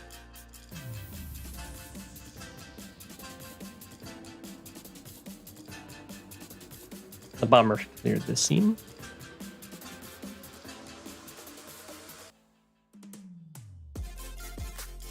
I kind of regret going in with this guy. I think this was fine. I would prefer to keep this one around. It's only protected if he attacks from the top, which is a pretty big ask, especially because he has a bunch of recons. I would have much preferred to keep this one around with the mega tank. So many recons? Yeah, exactly. Another mistake. Especially because I know he has another infantry in the back. But I need these guys. They have very important roles. I can't just throw them away to deny a little bit of income.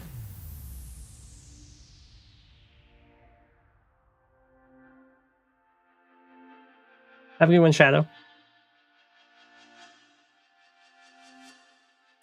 Okay, so the all-in on the lab has officially started. So anything I build from here pretty much will have no impact on this. So I just wanted to get indirects to help deny my own lab if he goes for a lab rush.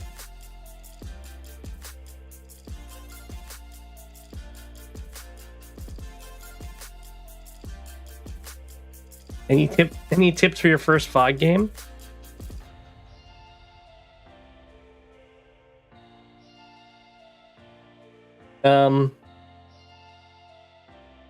You can, well, watch the replay is a great tip. You can, if you're opening in a fairly standard way, you can always look at where your units are to have an idea of where your opponent's units are. Build lots of infantry, yeah. I would suggest going tanks when you're learning. Build like a bunch of tanks and AA, and then later on get some recons with it.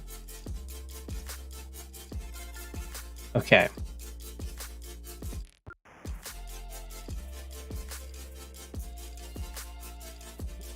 So he gets the comm tower, which is not good. And he's max, so he can one-shot my recons. It's just a pretty rough turn there. And then he sends his bomber, like, down into the right. I thought for sure he would go straight down.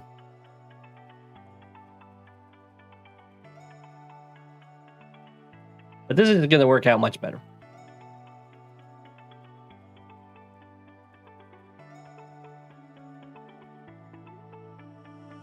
So I'm still doing slightly better economically. I've lost so many units. Yeah, I'm just throwing them away.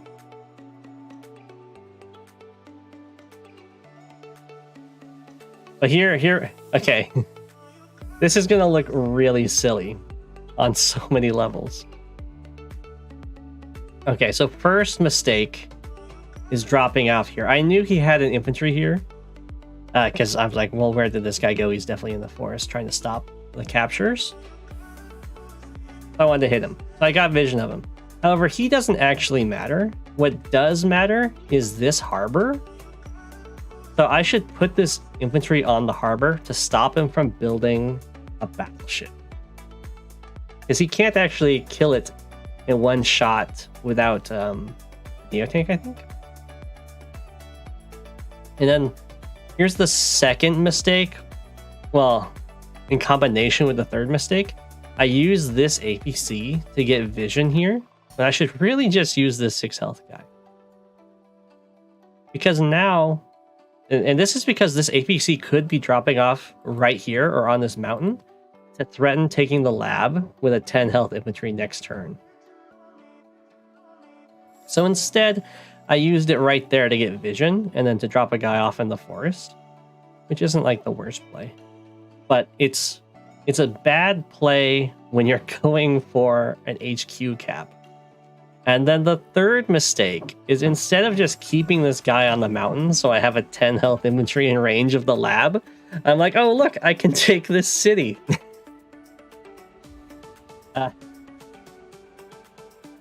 Which is really bad. Because now I'm going to have a 9 health infantry to capture the lab after he shoots me. And the harbor's open, so he can build a battleship.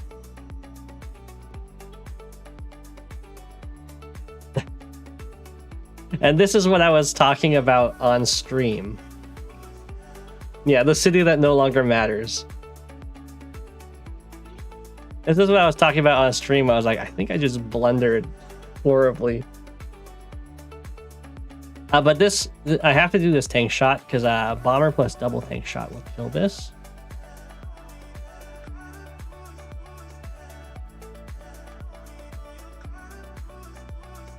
But Hogat has, as we'll see, I get this fighter because the fighter will show up here in 2 turns and is an impossible to kill blocker. And honestly, this should not have been a bomber. This should have been a fighter. So I could have 2 impossible to kill blockers, and that would have actually mattered quite a bit. So I pull back. Range this rocket. Okay. Look at the nerves of steel on Hogat. Sees this attack coming. He told me that he saw this guy capping this city. He was like, there's no way he has another infantry in range to start this cap, which I very easily could have with this other APC. So he blocks his harbor to kill my APC. So that is a huge blunder. Is if I hadn't blundered last turn, I would have a 10 health guy capping this lab, and he would not have a battleship to interrupt it. So he's got nerves of steel to do that. The biggest of reads. He was just like, Go7 blundered last turn. I just know it.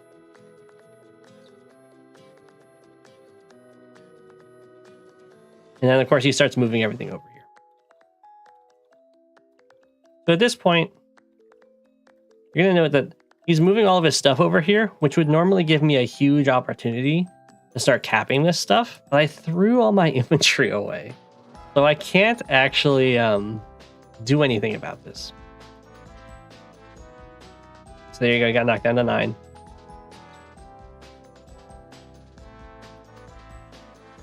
Bomber. Losing for the hit. I see everything's moving through the middle.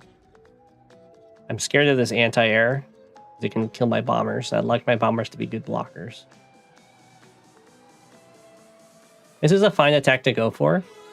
Because even with his super, at 8 health, he won't be able to kill my Neo tank if I have my own super up.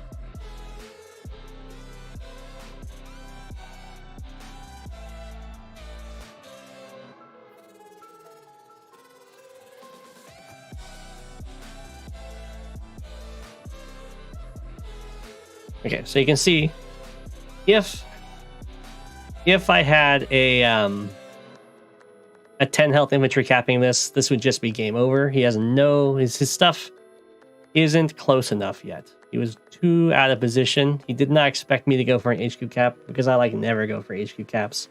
I'm the take over the map and slowly strangle you to death kind of player. And I was counting on that. I was counting on him having no anticipation of the HQ cap.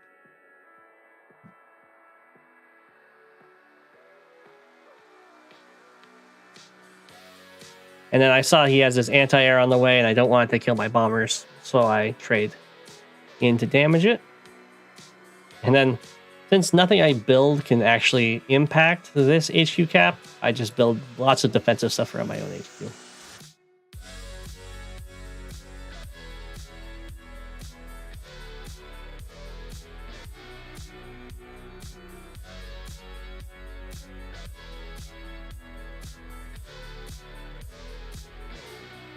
Okay, so because it's a 9 health infantry and not a 10 health infantry, he gets another turn, which is exactly what he needs. So now he can just kind of move up and save his power for next turn. Everything can just be in 7 range, and this is actually the perfect position for this anti-air, because with his super it reaches this tile, which can hit this one and this one for blockers, and then it can also reach over here. So any bomber I use as a blocker will fall to this anti-air. It's just in the perfect middle spot.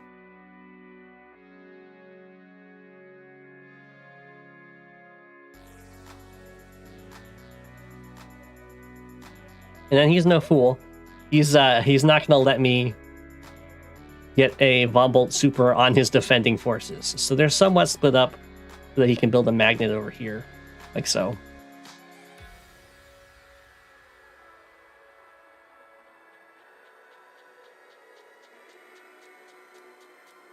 And then his bombers can reach either side of the lab. So he has an option to break through the top, or he could break through the bottom.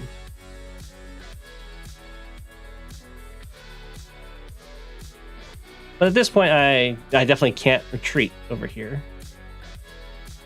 I'll use Ex Machina, get as much defensive powers as possible. Start the cap. Arguably, I shouldn't join this. I do end up joining it and killing off all the units that are close while still be blocking. He's doing something on the bottom there. Okay, I go for this hit. It doesn't matter because he's got this like amazing attacking force over here. But my idea with going for this hit is that if he doesn't have an anti-air in range, which he might not, that can kill me because I did injure his other one. He has this one way back here though. I didn't know about.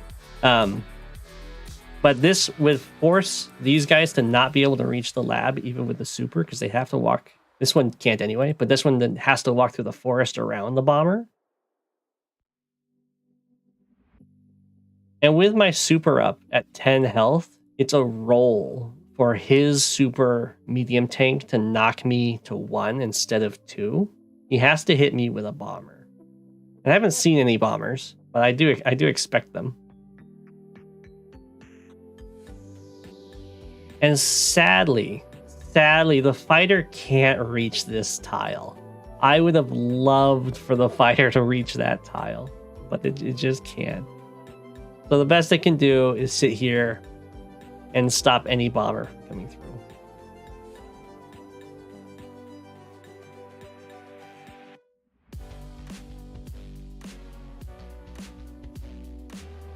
And then I make another mistake, but it doesn't matter. Going for this capture is a mistake. He doesn't actually have any way of reaching that tile, which I should have known based on where my vision reaches. I knew this guy couldn't reach the tile. I knew a bomber couldn't reach the tile. Because I killed the recon, I knew that a recon couldn't reach that tile. I should have just kept this guy here as a blocker. It doesn't matter. Or I could have gotten here, I guess. But it doesn't matter. He has enough stuff that he could kill it. There is an alternate strategy I was looking at this point, which is to not use my super. And instead, if he had to dedicate... I know he has like a ton of stuff about to come on in. If he supers, he comes on in and he like surrounds enough tiles of the lab, and then I can super on the next turn, and then this guy can start the lab cap, and then his own units would be blockers. Was what I was thinking as a potential way to win if he can break this. But then I was thinking, well, he's already going to have a magnet built. He'll just be able to spend another building an even stronger magnet. And that will probably be enough to make sure that plan doesn't work.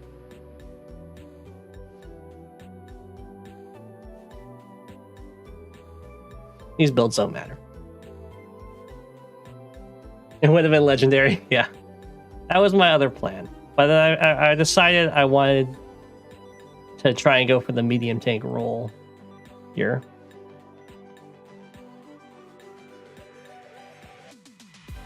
All right, here's his max blast, and he does this really well. So this makes me sad. He had another anti-air that was in range. I was so hopeful that I had injured it. Injured the only one. He gets lots of vision. That can barely reach there. This kills this bomber. And you can see here that his medium tanks can't kill the Neo tank, but that's okay. He can get 2 shots.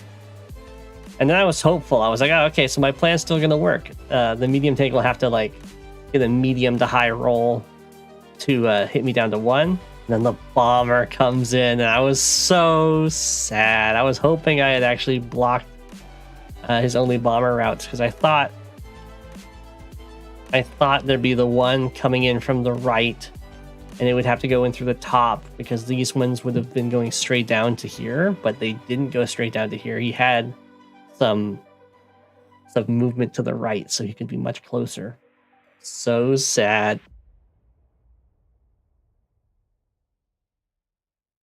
And he can use the rest of the stuff to finish that off. So I get brought down to 1. And if this was an HQ instead of a lab, he couldn't knock me down below 3, I think, with the bomber. The gosh darn lab being too weak.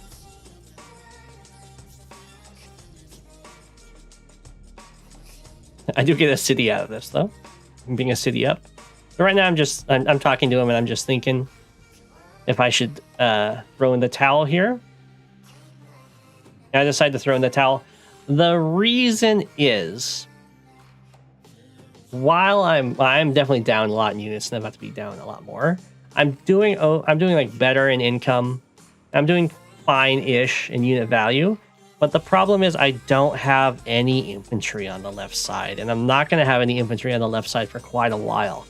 So I'm not able to actually punish the fact that he has to bring everything up into the top right corner. If I had like my 3 infantry that I threw away over here, then I probably would have fought on and tried to take the comm tower in these while trying to harass this comm tower. And I would have still been able to play. But with nothing to actually take these properties, there's no way I can come back. So close yet so far, I know. Down to 1. Oh, I'm sure Hogat felt amazing. I definitely felt pressure to go for the lab cap because Max has better powers.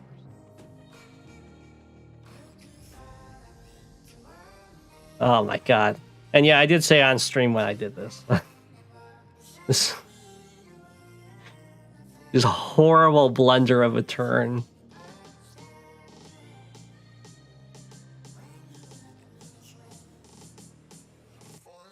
Snatch defeat from the jaws of victory. Exactly.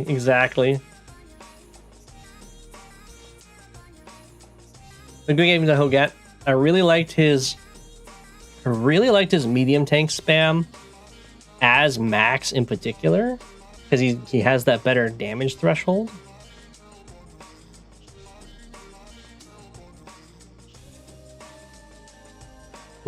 Bound to have more chances. I liked it too. I liked the double APC opener. I really wish I was more thinking more about it and went for this capture really fast and go for the comm tower. Because if I could have, another option, of course, when going for this HQ cap is I could have been denying this comm tower, and then he also wouldn't have been able to knock me down. So there was quite a few avenues for how I wanted to go about this. It was actually, if not building a battleship though was such a blunder on his part, because like if he builds a battleship instead of sitting his medium tank on here, I can't kill both. I can't kill the black boat and the battleship, and I would need to if I want to still get the turn 2 cap. But he was fine because just a horrible placement with my infantry. Yeah, it's high funds fog.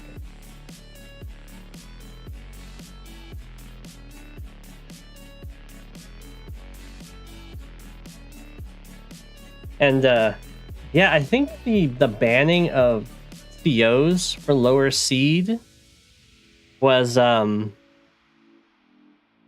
not good. It's kind of fine very early on in the bracket, but like I fought Shock, and he also thought he thought it was messed up, because it's like once you're really high in the bracket and you have people that are very high rated, and then one person just gets an advantage over the other one, was very weird. Now we're under attack.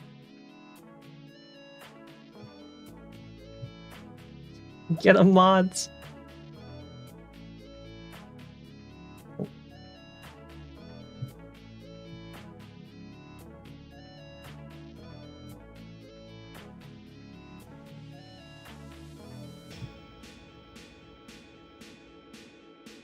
I believe the CO banning is done.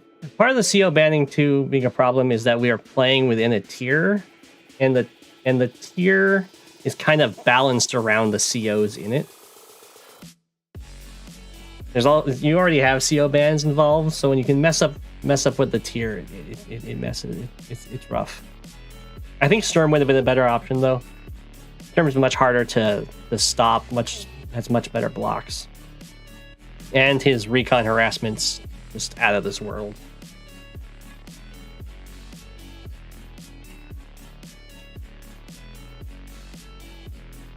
Yeah, CO bans. Yeah, which is good. I mean, it was an experiment.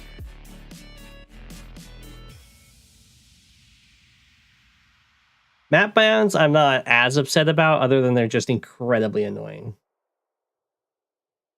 You're gonna go do stuff? Okay. Next up we have everyone's favorite map. Stacks of Terror with a Shock 455, who is a very high rated player. I think he was #1 in FOG before my time.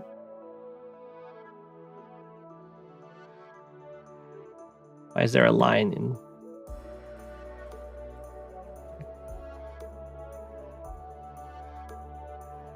And then I don't know who this player is.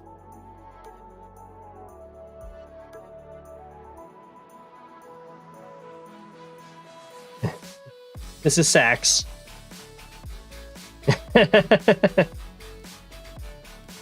At least promised to be my first Patreon subscriber if I make a Patreon. At least didn't promise me anything.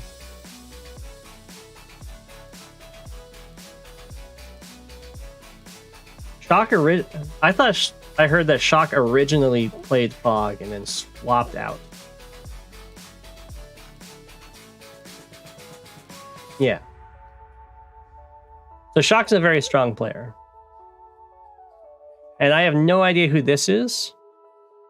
Judging by the name, I would say an LVJD alt, but I think there's no confirmation of that. But I think all they do is play sax.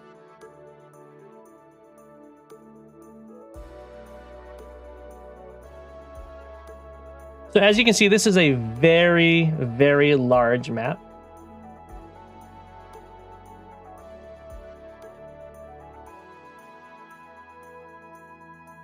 I mean, it's probably not LVJD. I just see LWJ, and I'm like, it's so similar. So this is a very large multi-base or mixed base map. You have for Shock here, who I guess will make the hero. Give me Cold Ice.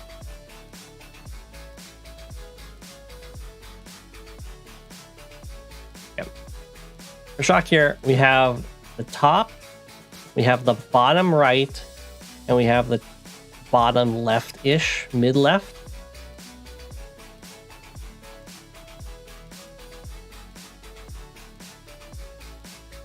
The unit cap is usually 70. You know, I'll see if I can actually check.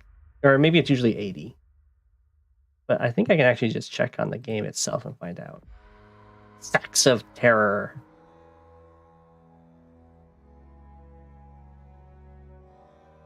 The unit cap, the unit limit was 100.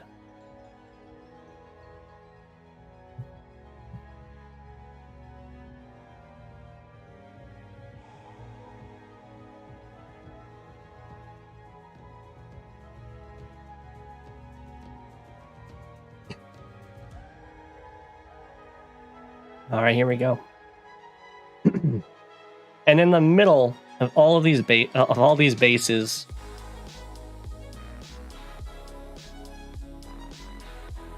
are two very exposed HQs with just a black boat sitting on them. And then there's random cruisers here. I'm not sure what these cruisers are for. Maybe for refueling copters? I don't know. But I played a live game on this map against DPSI.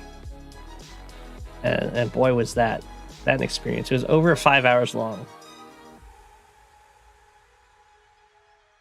So there's a transport copter opening, but the map is of course horribly balanced in the fact that only one player can do it without base skipping. I forget which one it is, but they're both going for it.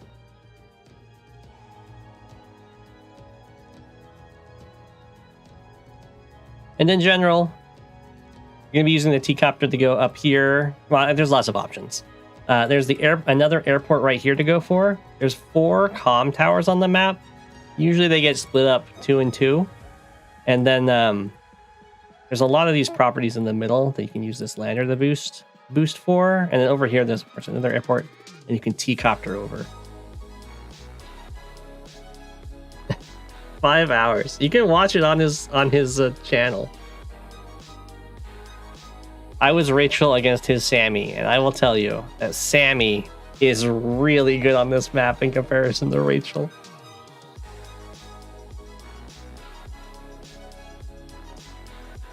Okay, so this would be the turn that he could T-copter. Yeah, I think he's the one that would have to base skip. If he T-copters, he only has 3k left. He has 4 bases. So yeah, if you're player 2, you have a worse T-copter opening. And it looks like he's just not going to go for it. He just didn't go for it. Okay. I think it's probably still worth it.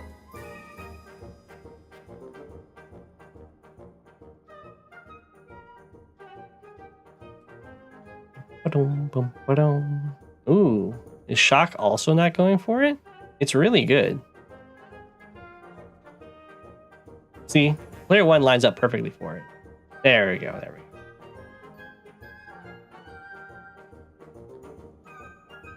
So you can see lots of captures going here. You have a lot of options of what you want to do with this. You can also do an APC opener here, and there's some really good boosts to get into the middle, where you can kind of boost up this comm tower.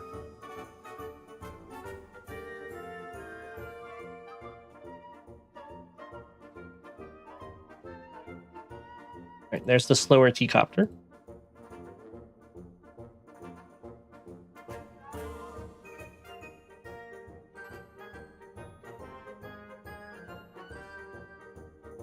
And just lots of little captures going on here. Okay, we have our first vehicle. And this is a base skip for this recon, which is a really weird move to me because LWJ does not need to respond to this recon yet. He can wait, or they can wait to see which way the recon goes and then build a tank in response. So this seems to me kind of just giving up a unit count. I mean, you're going to have a lot of units, and it is triple base, so it's not like the worst thing. I think we'll see that LWJ, just doesn't care. Just build a bunch of infantry, wait to see where the recon goes.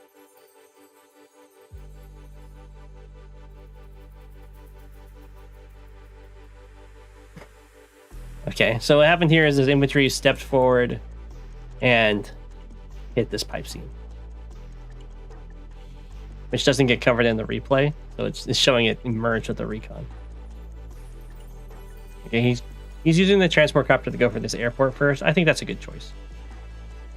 You do have to be careful with this airport. It's not very difficult for the 3 base to pump out some AAs and kind of lock you down. And while it is very tempting to use copters from here to harass any captures going on here, you'll notice that if an AA gets built here and an AA gets built here, they can trap you in and then kill you off. So it can be very dangerous for copters venturing near that area. I don't think anyone ever breaks this pipe seam though. Maybe someone does. Okay, just lots of infantry is getting built here. Was there anything? Does he spindle? Oh, he built another T-copter up here. Okay.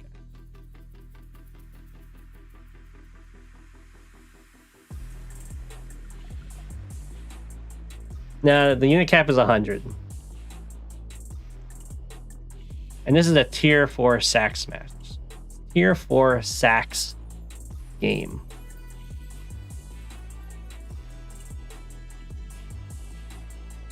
Okay, so yeah, in response to the recon heading over here, there's a tank built. I think that makes total sense. And then he builds a recon of his own, or they build a recon of their own down here. And then another recon over here. So the recon pressure is on. Now, what's really good about recons is that they cost 4,000.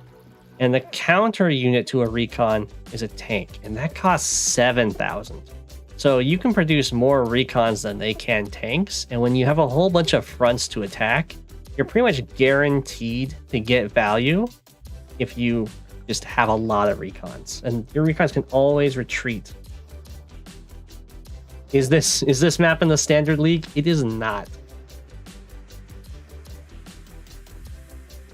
But it is an infamous map.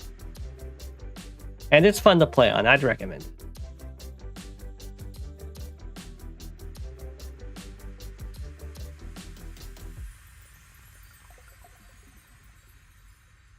You end up with a lot of units, and you'll really get pressured by front switches. Okay, and APC is basically mandatory, I feel, to really get into the middle.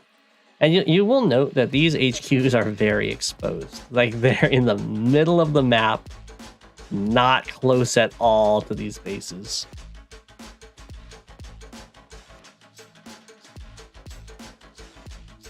The connection was better with the furnace. Am I lagging again? I'll see what I can do about that. Facts! You can see this is a very high econ game. This is only day 7. They've already captured up to 23k in income. 25. And you kind of need that much money, considering you're operating triple airport and 6 bases. You can play it with fog. Right, artillery are always good. There's a lot of infantry to use as walls. Okay, so yeah, you can do a lot of transport copter plays here. I think he makes a mistake here. So you can put your infantry in this transport copter, move the transport copter down to here, drop the infantry off here so it can capture this city, and then you can boost this infantry onto this mountain so it can then capture this city. And instead, this infantry goes here, and now it can't capture a city next turn. So there's a bunch of little plays. Normally, you don't have like triple mountains in a row, but you get a lot of value out of transport copter boosts with mountains.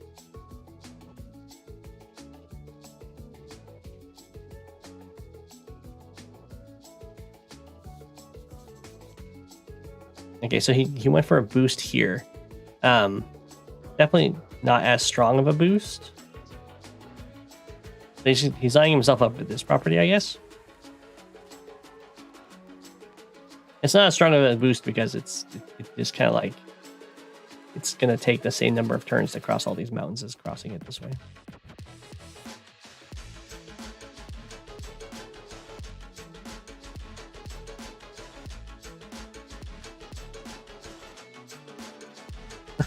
Sorry. I know you wanted to last to day 20, but I couldn't. I had to make it a challenge.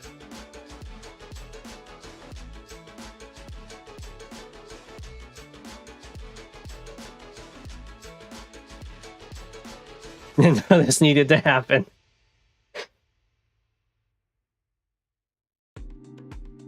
This should be the final map in the custom CO tournament. You know what? I am the host. You know what? I might do that. That could be cool. It could be the tiebreak map. I don't know if I would make people play this as the finals.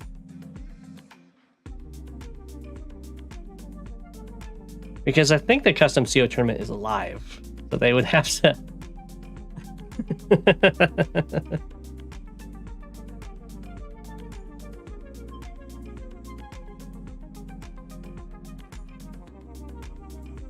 Okay, so... Interestingly, Adder's the one that went for the artillery and Jake wasn't. Jake is going for battle copters. I feel like they should definitely swap COs. But artillery are good for Adder too. They're just good. There's a lot of, like, this is a massive map. That's a massive map full of chokes.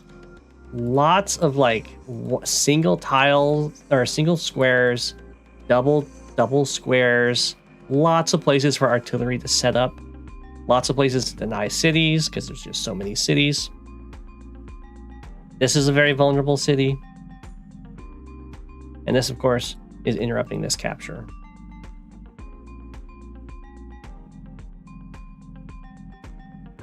I seem to be lagging a lot. It's probably because I moved locations. I'll have to refresh. Oh no! I'll have to see what I can do about that. At least the furnace is no longer a problem.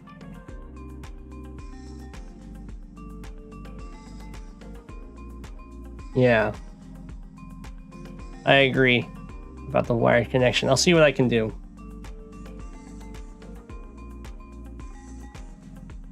All right. Ooh, we got a little boost.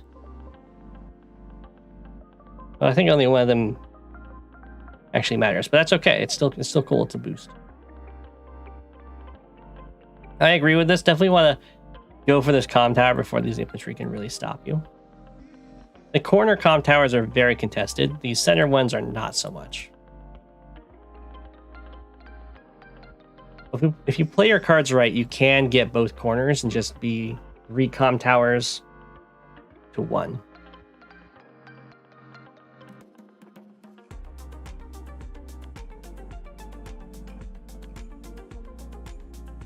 All right, the lander boost has begun. Now there is one thing that Shock needs to be careful of. There is actually a recon in place, ready for this drop off. And these copters can skate across these mountains too.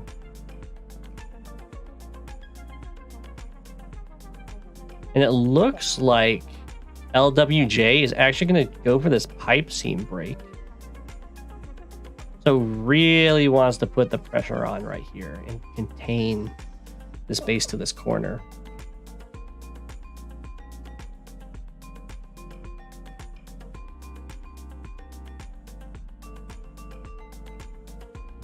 All right. You can see how nice this is. There's so many little spots for artillery to just go and lock down chokes. Another great block over here. It looks like Shock is trying to go more with more of just like have an army rather than have a bunch of little skirmishing forces. And the skirmishing forces tend to be a lot better because there's just so many vulnerabilities on the map with this being this large and it being mixed base. If you just have one army, the only thing you can really pressure is try and take a base or go straight for the HQ. And if you want to go for the HQ, you're going to need artillery or bombers.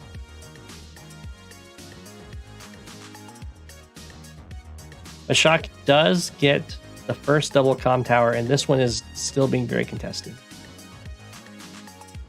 Okay, I don't think that was worth it, because this tank actually covers that square. So it's trading a recon for 4 health on an artillery, which is a little bit sketchy.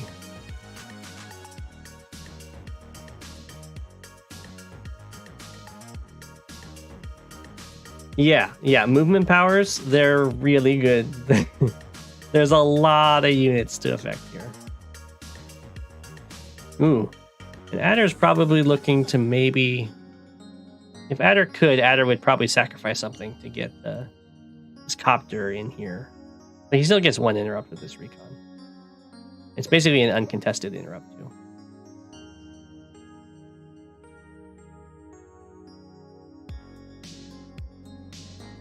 But yeah, you can see there's a lot of places on the map where infantry are just kind of trying to capture and they're completely unguarded. There are a lot of planes. Can't deny it.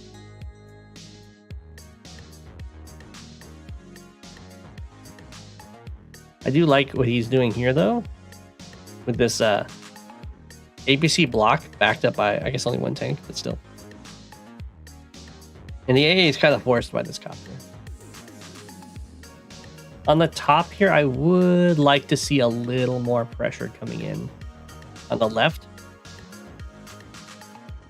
I think if you get AA and then an artillery, it's really hard to deal with. Because one of the main defenses that this base uses is it has a lot that it's kind of tasked with capturing. Is it uses the airport. If you use an AA, you can go AA copter. I would like the artillery too to break this pipe too.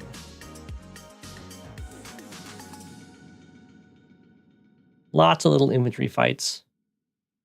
They really start adding up. Oh, I thought that was kill. I guess the recon just doesn't take any chip damage. Still, it's 20%.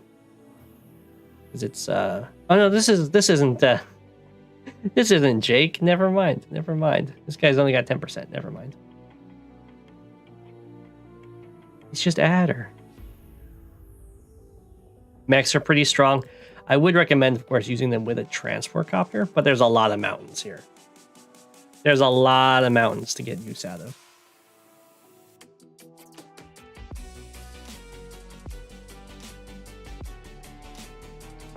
Lots and lots of infantry fights. That's something you're going to expect to see.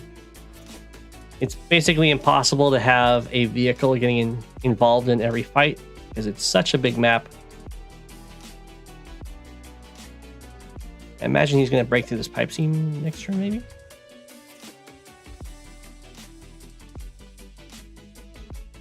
So this recon in the middle is very good. You can see there's 5 infantry, no coverage. I do like these mechs. I would still really like a transport copter with them though. They're gonna take a while to really start impacting. Okay, we're just going for more captures. This can be a pretty tough fight to go for if you don't send a vehicle over, which has to be an AA because there's an airport right there.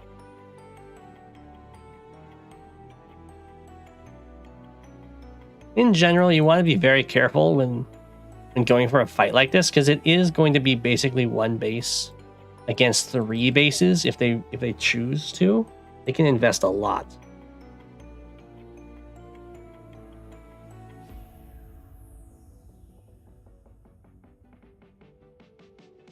Keeps tickling that pipe seam. I don't like this T-copter. It's kind of just being thrown away. So these copters are not actually protecting this T-copter because there's going to be more adder copters involved. Oh no, there's one up here, so maybe they are protected. Usually if there's more copters on one side, they just kind of win the day. Because copters are very, very vulnerable to other copters. You can see why the unit count is, the unit limit is at 100. We're at day 11, 64 units. We're already over the normal unit count limit.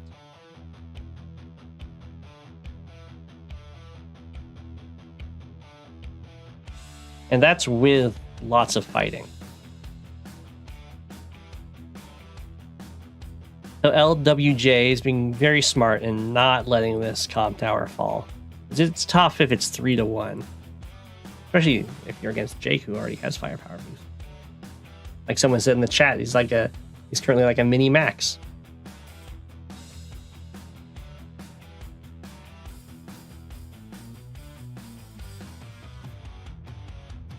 Okay, so this is where the copter counts are going to start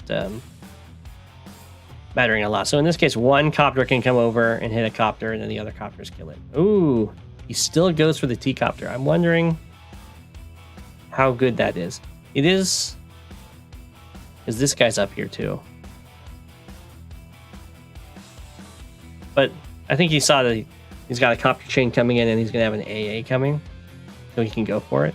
Breaking down the T-copters is very valuable because the map's huge. So getting infantry to capture cities is an ongoing struggle throughout. And the transport copters is the main option. Right now they're looking pretty even. Shock lost a bit there, but when you're producing so many units, you have to lose a lot of units for it to start mattering. Normally, if you're down like 5 units at the start of your turn, it kind of hurts. You can be down like 15 units on this map and still be okay.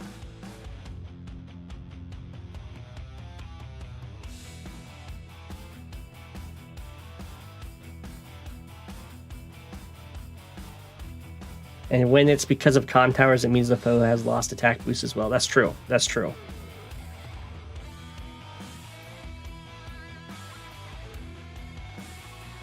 Okay, so Shock did not want to get involved in this.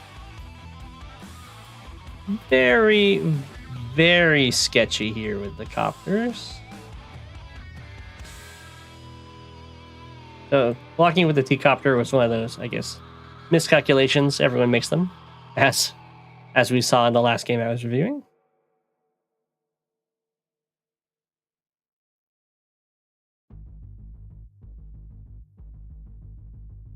And yeah, again, the cruiser, I'm not quite sure. I think it's there to refuel copters. How to tell who is winning on a map like this? So you can look on who controls the middle for like if someone's about to win immediately. But just like any other map, what you want to be looking at is at the end of their turn. Shock's turn, he's up in income, so that means but not by a bunch, just by 1. So that means he's probably even in that. He's up in unit count, and he's okay. It looks like Shock's a little bit behind, so you would expect him to be half a turn ahead in unit value, and right now it's looking like he's only about a 1/4 a turn ahead in unit value. So Shock is probably just a tiny bit behind in the game, but not by a lot. He does have a comm tower advantage, so that probably evens us out by quite a bit. But if you're ever wondering in any game who's kind of winning, you can look at the end of their turn, and if they are half a turn ahead in every metric, then it's an even game. If they're above that, then they're winning. If they're below that, then they're losing.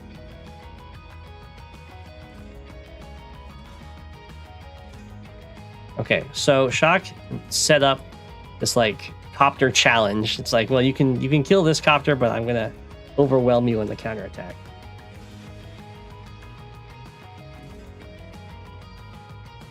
Yeah, you can look at. I actually have a video, a real video, not just a stream, that's talking about how FTA works, how first turn advantage works. If it's fog, you usually look at the power meter, and the person that has more power has taken more damage.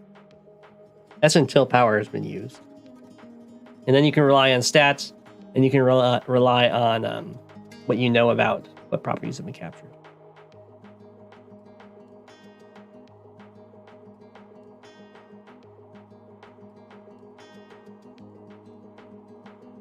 But positionally on this map, you can look at who's got the most comm towers and who's threatening the HQs. I would say that LWJ seems to be winning currently, but not by a landslide.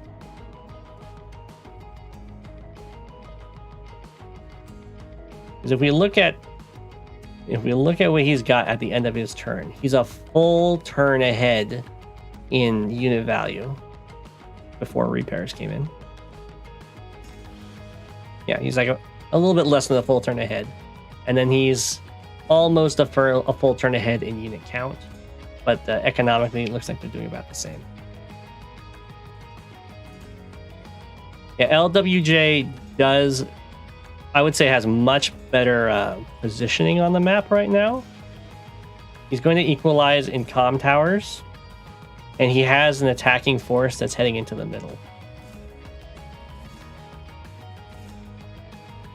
And the middle is a scary place to lose because, of course, your HQ is there and it's very exposed. He also has this pipe seam broken, which is a big deal because he can, of course, go straight into the middle.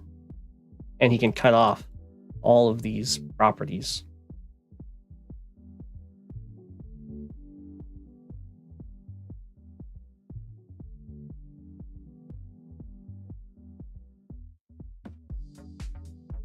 So Shock is doing...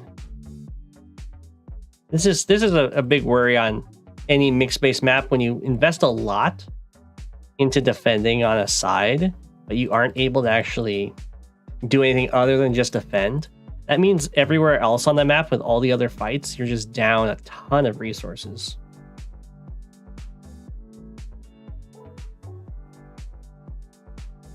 And you can see the difference here with Shock's very similar investment in comparison to this corner. It has options. It can go into the middle. It can switch to the left. It can attack this, or it can just contain this and continue to deny all these properties. But all of these guys, they don't have an option. They can either go up and try and fight into 3 bases with AAs, or they can go to the left and fight the containing force.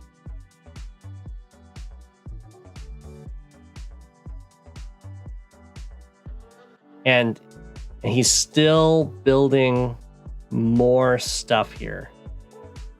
This is going to be a big problem. He's going to... Pretty soon, it's not going to be looking very even on the economy if this much is invested in just holding down this corner. That's not even going to be attacked.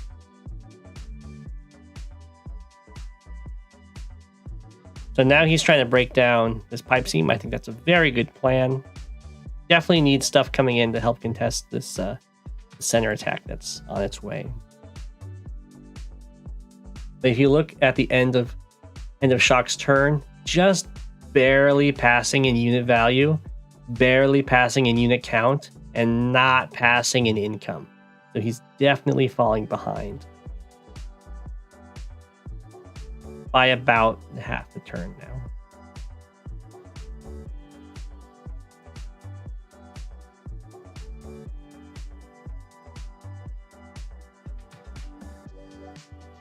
Oof, and now it's looking very nasty. This is a great use of these anti-airs, sending them into the middle first. I would highly recommend that if you're playing on this map.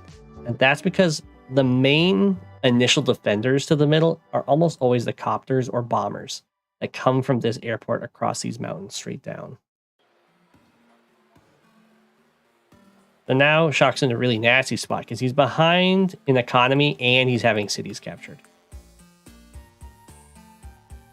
And when you lose a city, it hurts a lot because you lose 1k and they gain 1k. So it's a 2k swing rather than the 1k swing of a neutral city being captured. Okay, we can look at the difference in investment for holding down a side. Look at how much is invested here in comparison to this. And this is usually what you want to do when you're trying to hold a front that's really close to a base. You just keep it very minimalistic, because if they attack into you, they have to overextend.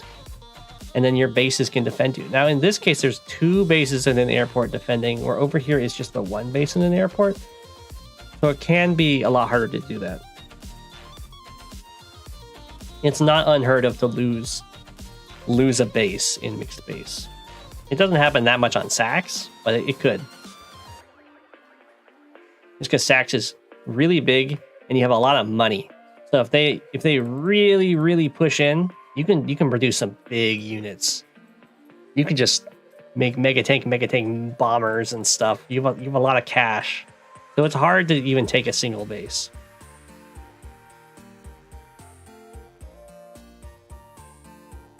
What did he spend his money on? Is it just more copters? He had 46,000. He built a tank. A arty. And and then infantry and a copter. Okay. So sticking to the unit count method, I think that's pretty good.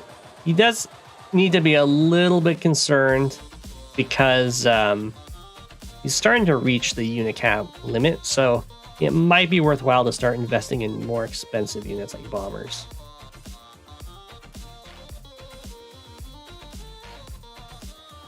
Yeah, there hasn't been any higher tech units because LWJ wants to win on unit count, because unit count will give you more unit presence, or just map presence in general. And Shock can't really afford to tech up in response because the only thing that's going to tech up that can fight this many copters is like a fighter.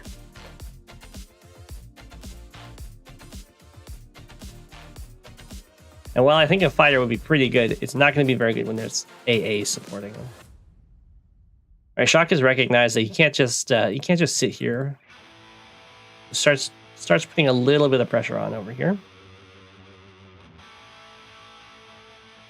Hype team is down. But LWJ is starting to also invest a lot over here. So we might... The difference is, of course, that LWJ got more properties over here, but we might see a contain on both sides, which would be funny. That and LWJ is actually ahead, so you can afford it more. Okay, so the map is starting to stall out on the sides where no one really wants to attack, and that should mean that the middle is about to explode in activity. Yep. All right, there's our first bomber. Bombers are very strong. Oh, he went for his super. Oh. Now this is something, of course, that you have to always be aware of, and it's really hard to play around, is all of Adder's units can suddenly get +2 or +1 movement. So far, I haven't been super impressed with it. This is a scary attacking force on the HQ though, because it has an artillery. Yeah, I don't think I'm sold on this super.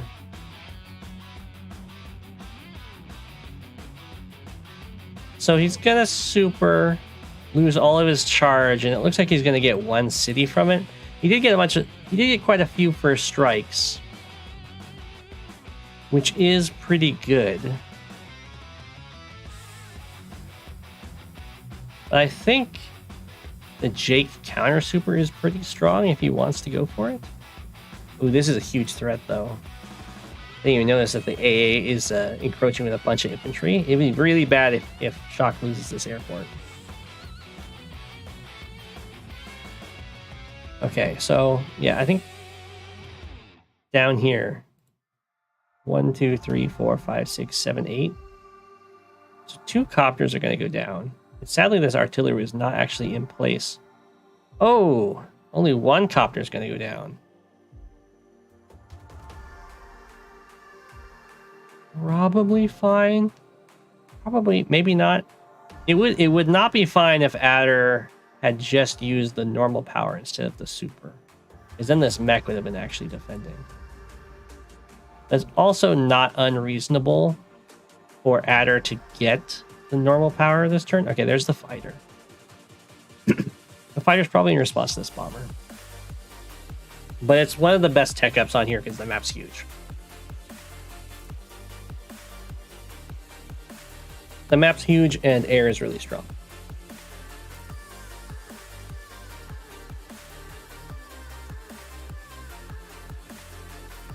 So block rocket does make him very strong. I'm not sure how good it was. They weren't really in position. Okay, that was a pretty good attack. Looks like both players weren't in the best positioning to really punish each other.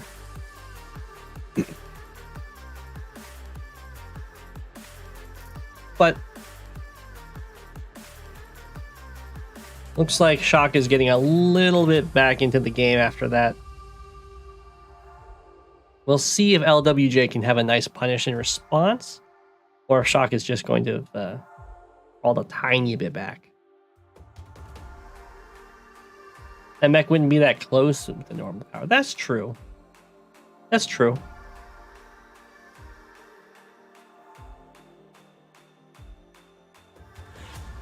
But we will see. He can always, if he wants to, because he's adder, he can always sacrifice copters if he wants to get his power. Because his power is so cheap. But it looks like he's fine. Nope, he did sacrifice a copter. Okay.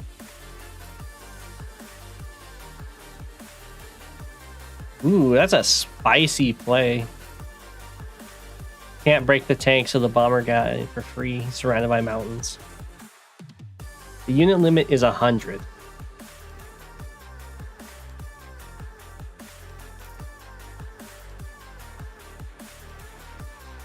Okay.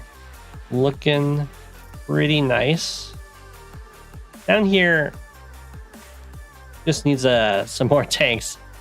It has a ton of anti-air, because the anti-air are being used to zone over here. Yeah. Just adder being adder. Again, nice first strikes. Hitting the artillery is a huge deal. Having the anti-air, having a fighter. This happens a lot on this map. Fighter gets built here. Fighter gets built here in response, so you can't just lock down the airport.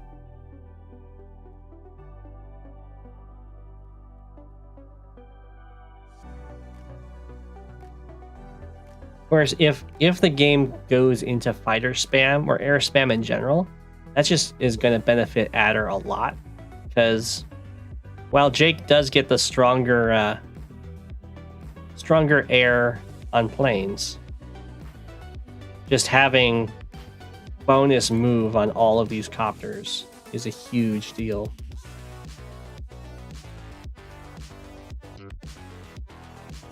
Is there like really an obvious time when sacking copters into AA is good? Like here, since there are so many units and powers, it's the same. Are the same as they would on a smaller enough, yeah. Pretty much, if you can like wall break and take out some really important stuff, then I would suggest sacking for it. Usually it's something you do because you have to do. But it's also, at least at the lower levels, often very unexpected. And the unexpectedness of it is what ends up getting its value, because people aren't playing around it. Ooh, Shock is threatening the HQ.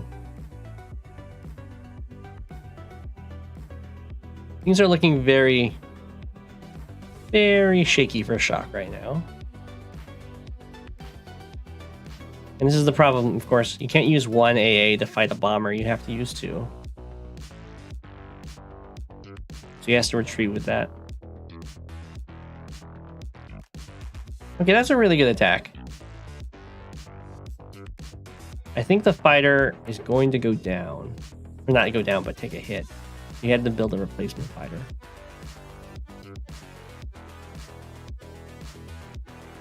There's the building stuff. Infantry. Oh, his own bomber. A bunch of infantry. Okay.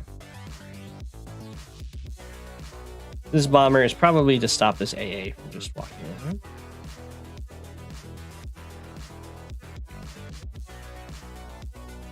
The Shock's looking a lot better right now. He's looking like he's about even in the game. Just a tiny bit behind it economically. But when it's 50k to 52k, that's fine.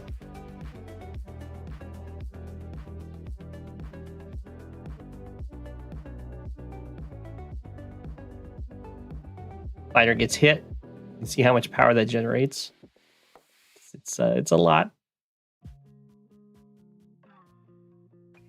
Oof. Okay, so this is always something that's really scary. Once you have no infantry in a corner like this, the first person that starts sending them down, or in this case, when LWJ sends one over here, it's gonna be uncontested. by other infantry if you like transported it over. Okay, here's the side slip. It's sometimes questionable to do it mid-turn, but on this map when you have so many units, it's probably almost always worth it. Plus, since Shock is going to have a super, this will of course give LWJ better positioning against that and some extra defense. Okay, that's always really scary to see. Now you have double anti-air staring at an invading force of 4 copters. We have another fighter. Expect to see a lot of fighters. It's a huge map. Having 9 move that flies is kind of a big deal.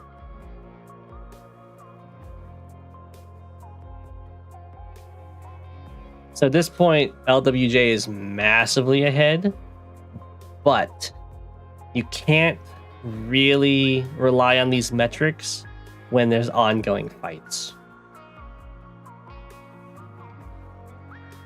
It's more of something you look at when all the fights are done, because things can be very swingy in brawls. So we'll look at the end of Shock's turn, and then we'll see how things are going. It looks like he's not really attacking much because he didn't end up using his super.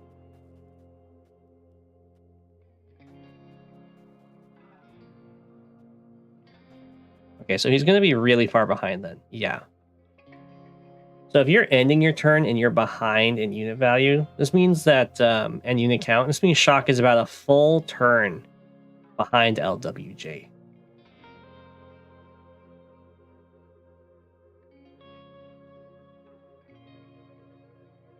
That is true. Shock does have control of both pipe seams right now. So we could try and get a surround.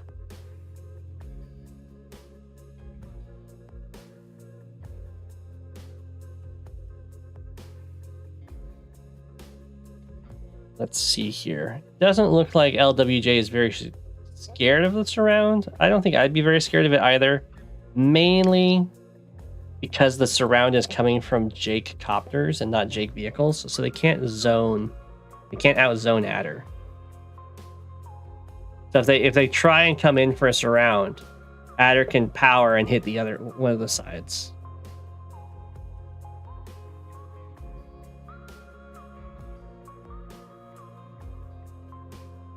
I'm very weirded out that Shock has waited so long to start getting indirects. They're very good, and he's Jake. Oof, it's not great when you have a huge investment like that and they just kind of like scoot forward a tiny bit.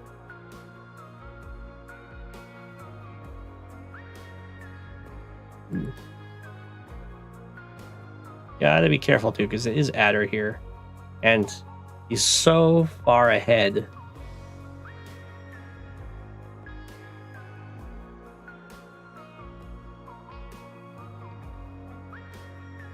And when someone's ahead, that means, of course, that when they're ahead and they have a lot of like copters and the like, it means they can also sacrifice a lot to get a surprise power on you.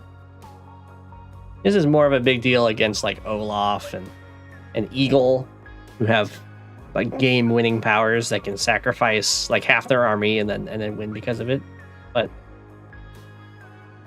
in this case, it's still a huge deal because there's so many units for Adder to boost around. Oh man, Shock is just holding on to that super.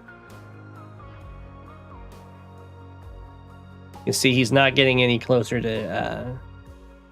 Actually, Shock was ahead in income there for a moment. Oh, looks like a fighter has threaded the needle.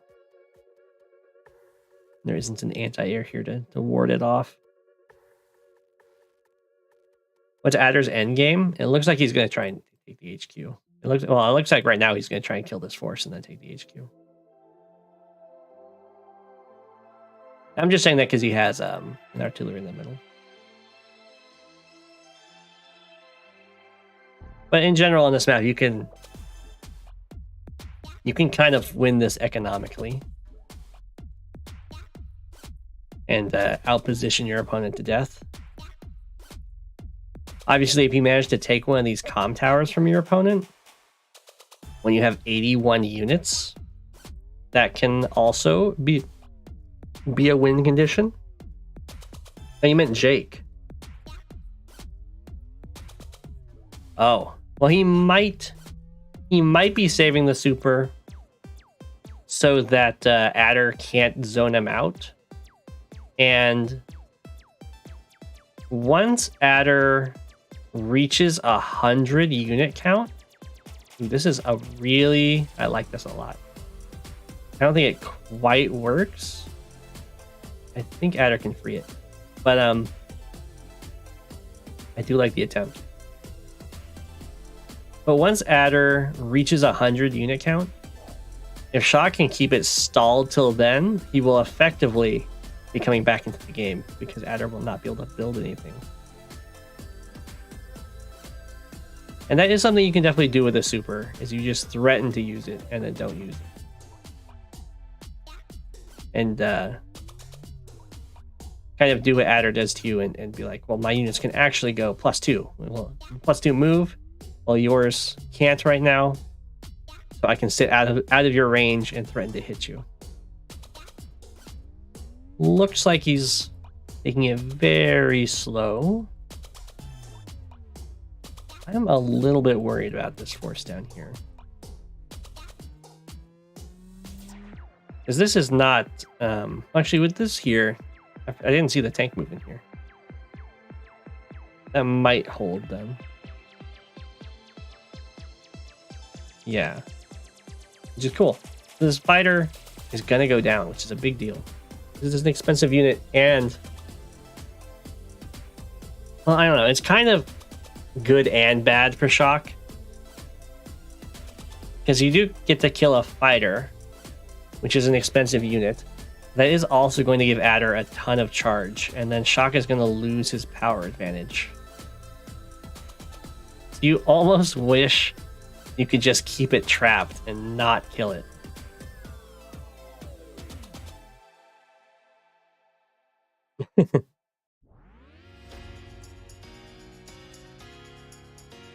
Yep, this is a good front switch.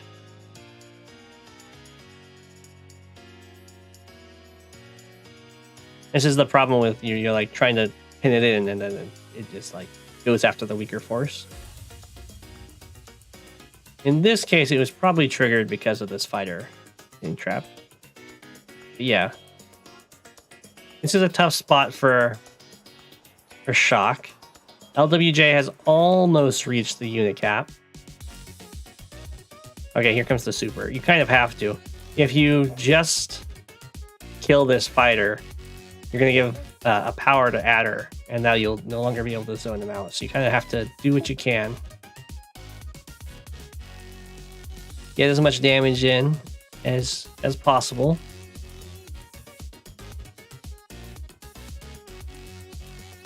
Ooh. Moving in over here is pretty good. I like this wall. Just taking, of course, the comm tower is a huge swing. Taking this comm tower is a little bit of a pipe dream.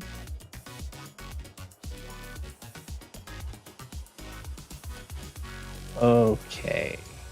Looks like most everything else is just moving units around. Yep. So we can look at the end of the turn to see if that was enough, even in mid-brawl.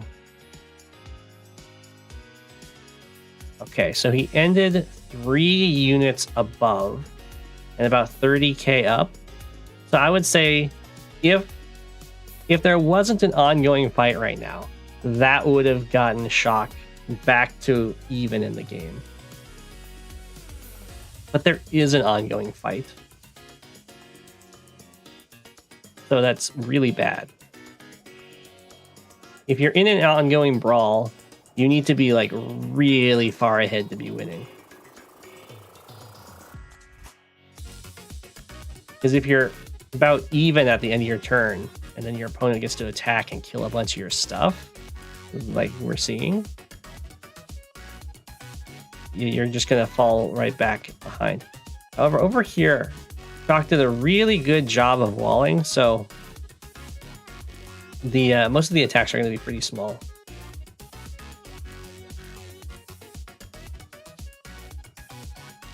Yeah, and now Adder's set up. Oh, 1, 2, 3, 4, 5. Adder's looking at getting a super next turn. And taking that comm tower.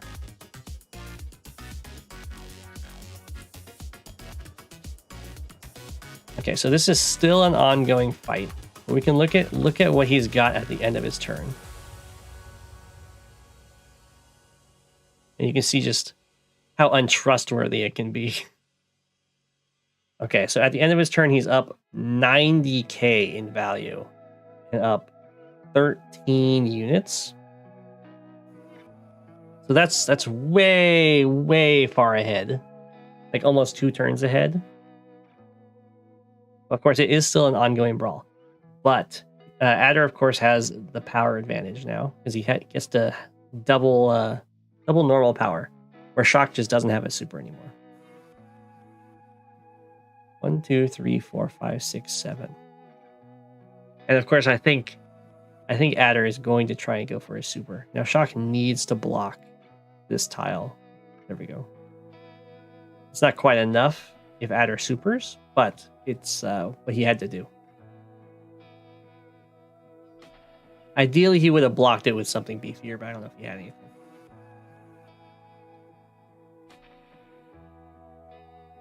Yeah, even with super, that doesn't. This is a bit of a dream. Okay, now he gets to attack this middle force with a lot of stuff, and that's good. It is very good.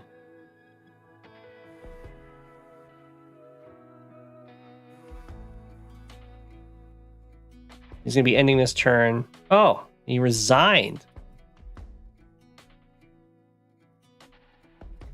Whoa.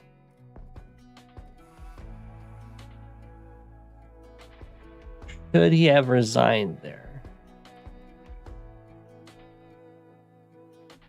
He would have been ending the turn about a little bit over a turn ahead. But it is still an ongoing brawl. He's going to lose a lot of air here, and he's going to lose this comm tower. He's not going to be able to take this comm tower. I think the resign is probably fair.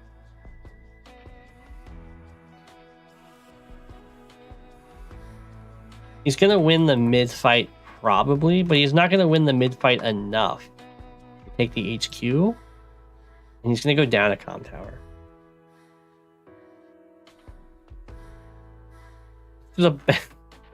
There's a black bomb.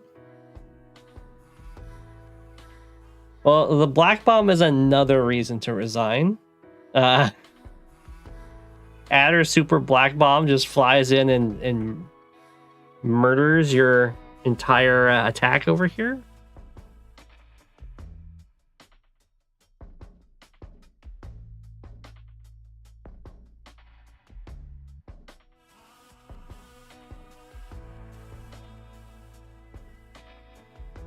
Yeah, allowing a black bomb on this map is pretty bad. But I think Shock was losing anyway.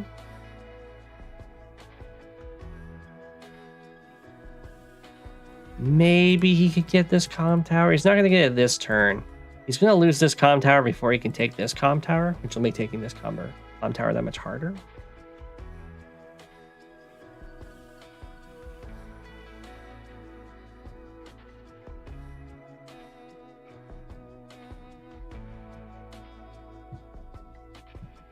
Yeah. Yeah, I mean, the black bomb is definitely going to be a nail in the coffin for that game.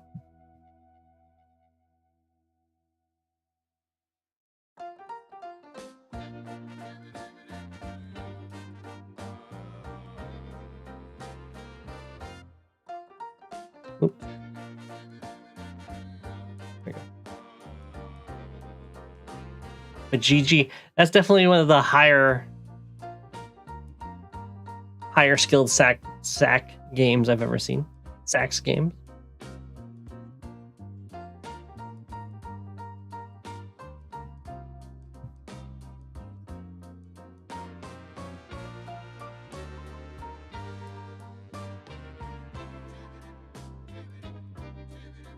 Okay. I've had a bunch of games sent to me, I believe.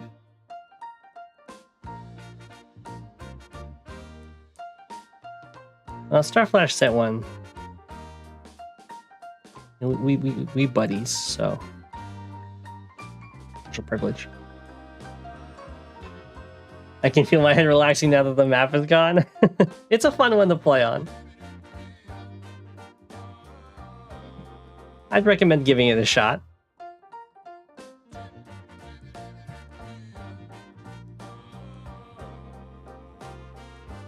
Ooh.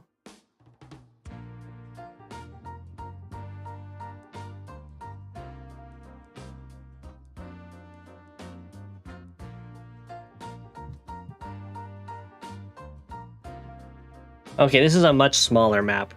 And it's in fog.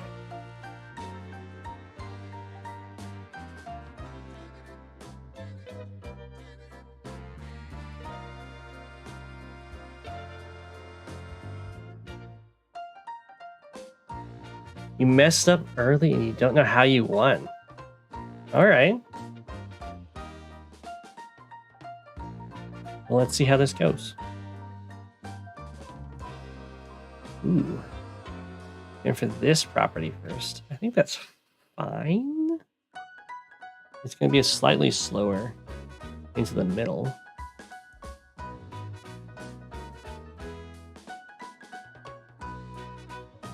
But it does mean go for this property earlier, I guess. I'll get this one earlier. Whoa, Starflash is going for the recon first. That is an expensive recon.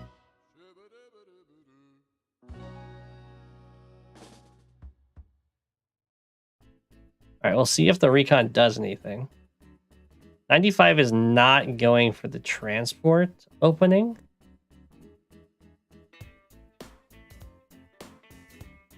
Which is very bad news for Starflash.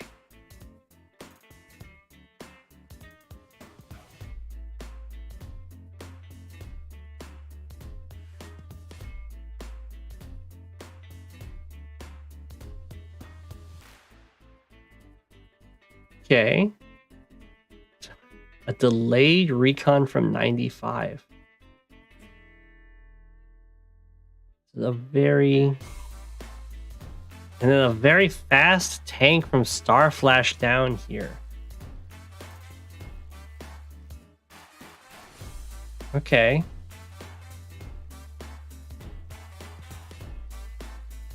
Oh, 95 is going for the battle copter opening. This is a Chinese opening for this map that I've seen 3 other Chinese players go for.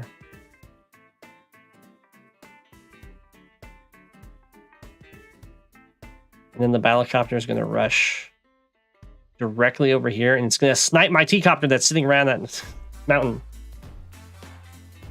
That's what it always does.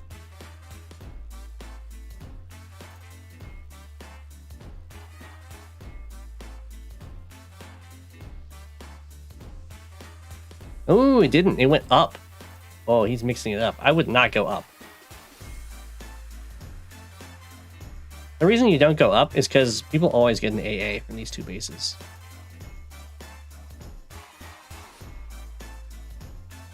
But maybe he's going up to try and deal with the APC stuff.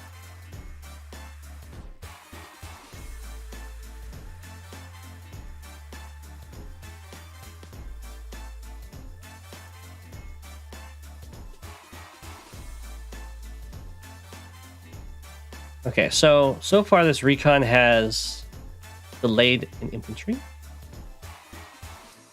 But it cost an infantry, and it cost the APC. So it's actually cost more than 3K so far in self damage, I guess.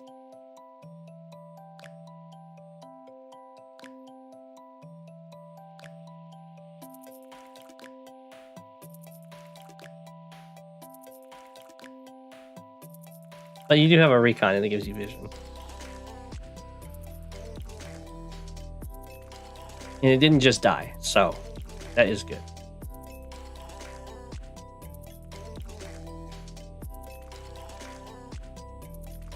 Okay, 95 is just going with light vehicles, only the single copter. So the way that I've seen the Chinese players use the copters in the past is they like to rush one side, usually this side, get a tiny bit of value, and then they front switch immediately to the top, going back, of course, and then up, so that you have to double AA in response to a single copter, and it still gets value. That's their idea. So I expect this copter to front switch bottom. It hasn't really gotten any value other than seeing this recon. So it probably will reveal the recon for the tank and then swap bottom. I was just going to swap bottom immediately. Definitely would have recommended to reveal the recon for the tank, but I think Starflash did fancy movement. Is that right? Starflash did do fancy movement. Okay, so it didn't know it was in the forest.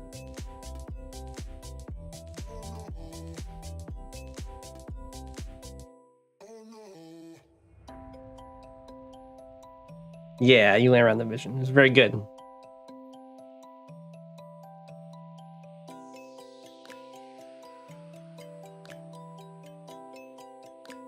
The infantry swarm is oncoming. Still just tank recon. Lots of recons. From both players. I didn't notice this. Starflash did double recon last turn.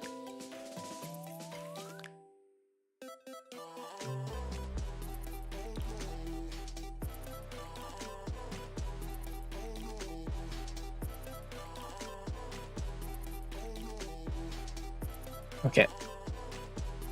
Starflash saw the copter go down, so this AA is being very smart, following it.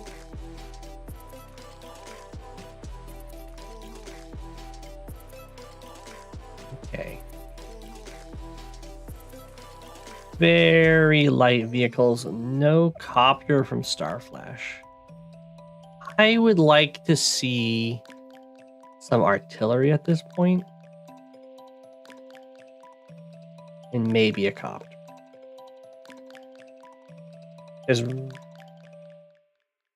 There's some really good spots for artillery, like here, like here, like here, like here. All these really good central forests. Like here.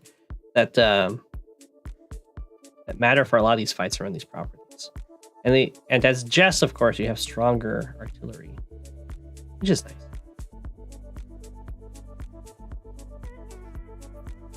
Okay, both players very passive so far.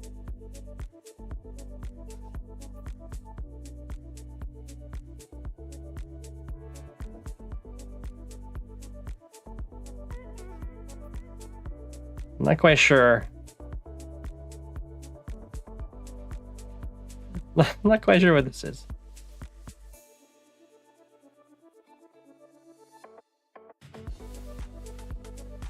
Aren't these unprotected?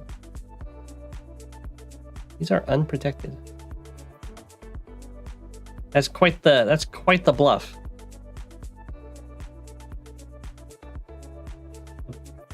The problem with that bluff,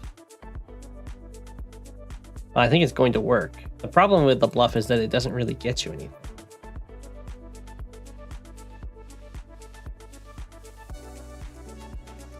It does get this city. You could have interrupted, but instead he interrupted the one up here, which I think is probably more valuable. So that's fine.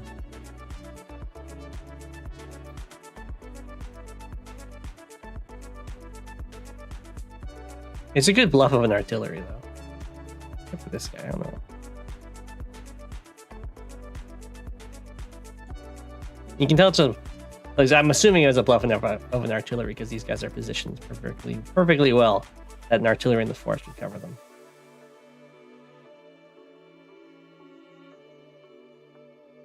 All right, Star Flash is going in.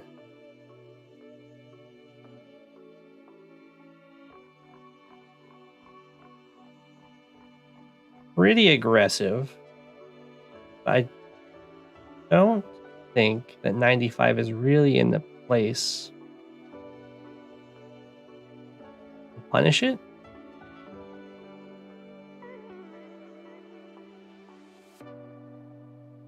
Other than to take the city. 1, 2, 3, 6, yeah.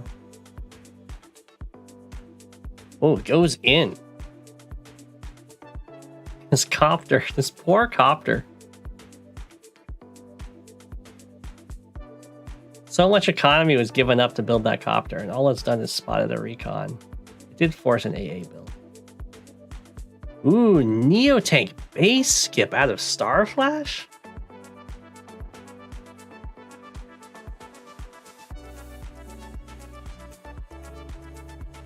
Yeah, this is what's really bad about kind of completely leaving after you start taking a city, or when you capture a city.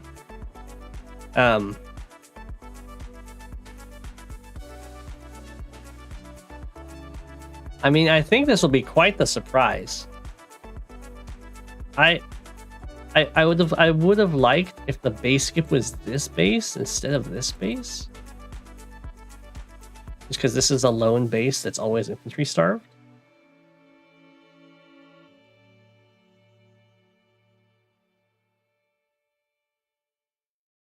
Ooh, 95 is being very patient.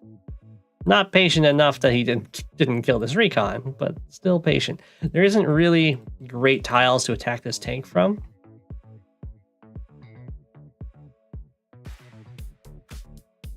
So we'll see. Starflash has pretty good vision, though, with this forward recon.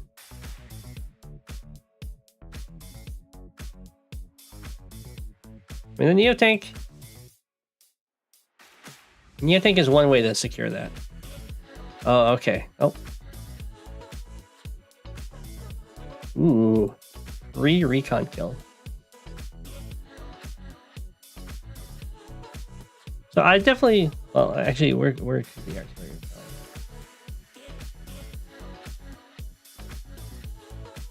go? Okay, never mind. If the artillery could have been a little bit closer, I would have definitely gone for the tank kill.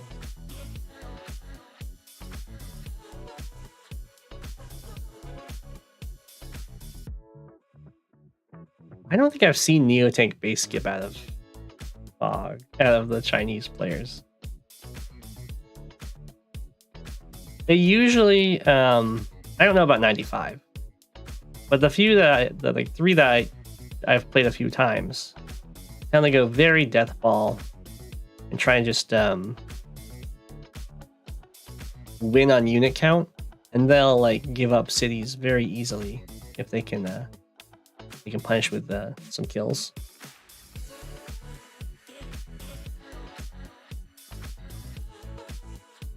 Ooh, Starflash is going in. The Neotank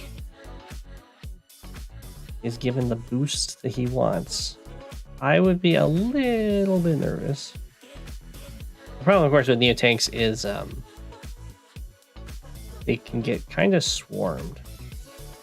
I'm not sure what's going on with this attack though down here.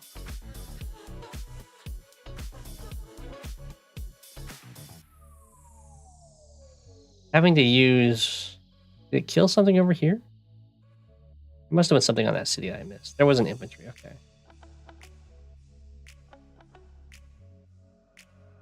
Having to use one of your tanks as vision, and then spot on a road, and then spotting an artillery staring at it, is like the worst feeling. And then this is, I would not recommend going for an attack like this, because you hit the artillery down to 5, it heals to 7, and then you have a very exposed tank moving into the lines.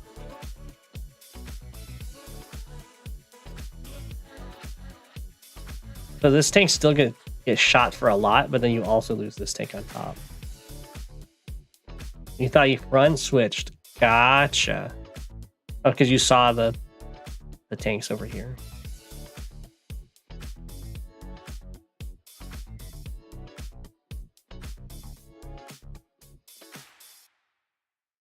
Yeah, I can imagine you get hurt pretty bad. Luckily, you have quite a bit of unit count. That seems like a mistake to me. Why on earth did he attack that?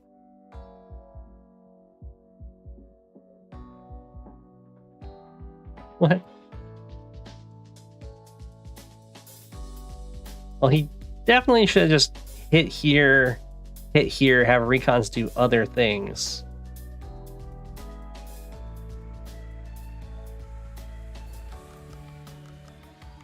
Well, that saves your tank, which is... and they can force march it. Okay, okay.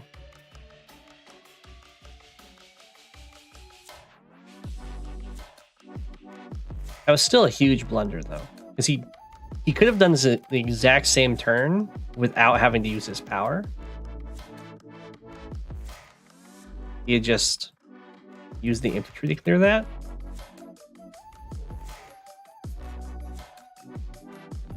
Or maybe he couldn't hit from above. Is that what's going on? 1, 2, 3, 4, 5. No, he could have. Okay, so always be careful with that. That's really good news for Starflash. That means that Starflash is now like way ahead in the power game. Anytime someone uses the power and they did not need to, they put themselves really far behind power-wise. It's almost as bad as just like moving all your units, hitting power, and then ending turn. It's not quite that bad, but it's almost that bad.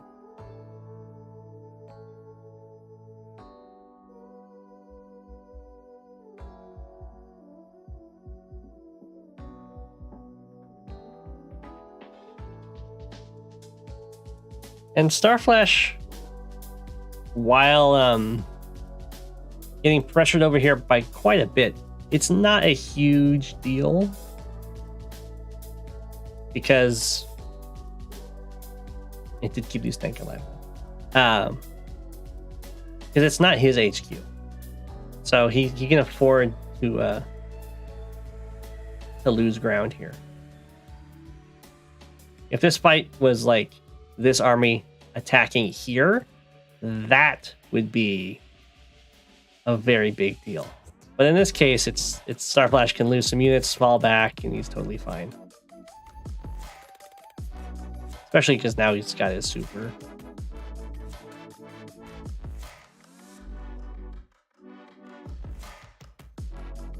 I like this attack.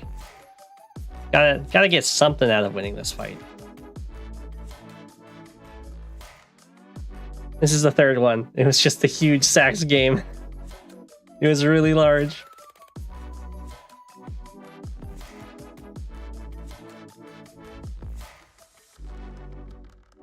Whoa, the bomber base skip. That's because of the Neo tank.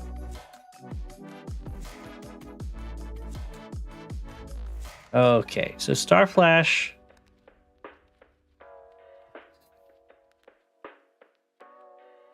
That is a horrible play.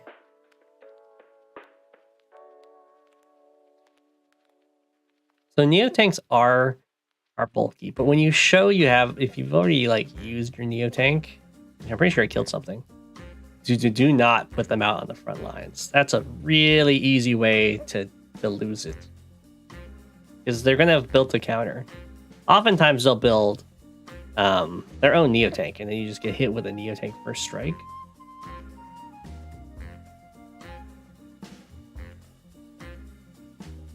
Which feels really bad. In this case, it does block this tank, so it did get something. The Starflash is being very patient with the super, and that's a good idea. Just let some more vehicles build up, and then you can get a massive, what Voice of Akasha calls an alpha strike. It's just like a ton of first strikes that kills everything.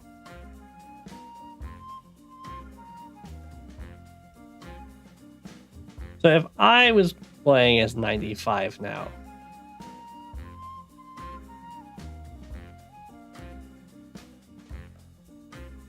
I would be trying to find Starflash's army so I could trade into it so that my bomber could get its power and one-shot this Neo tank.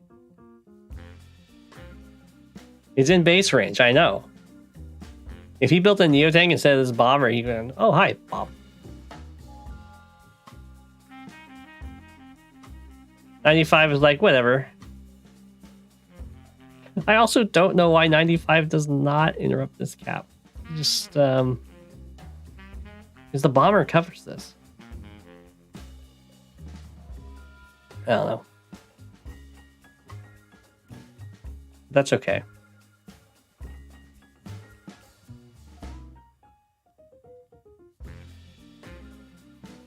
You know what? This was such an unexpected move that 95 was just unprepared. Starflash is like, I got the city, I'm out of here. Yeah, I would also be running.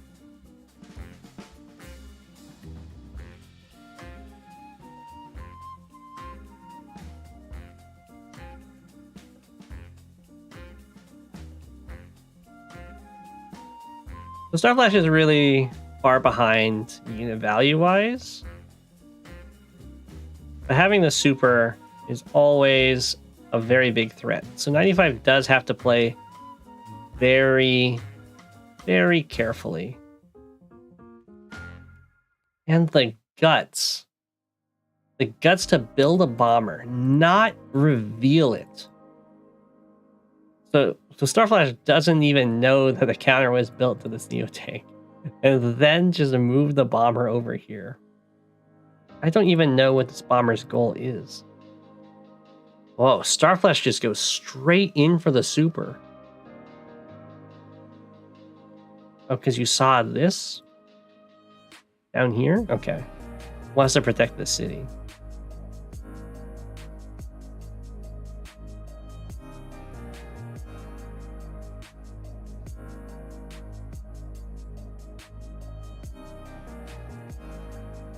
Seize the bomber now.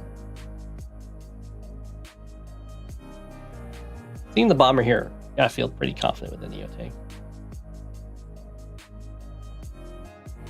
1, 2, 3, 4, 5, 6, 7. I mean, you could have killed that tank.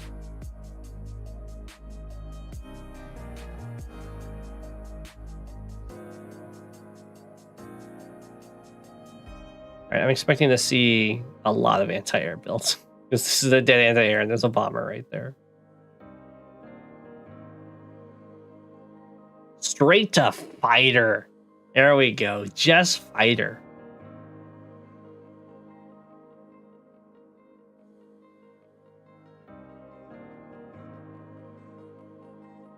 Yeah, I think this bomber's going to kill the medium tank. He doesn't quite have enough for his super. I think this was definitely the attack to take. I don't know why. So these attacks, he's trying to build charge. That's enough charge, almost. Like that attack and then one other attack.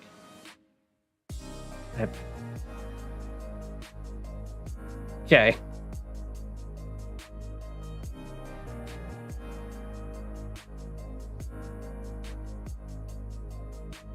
I'm not sure what was up with that.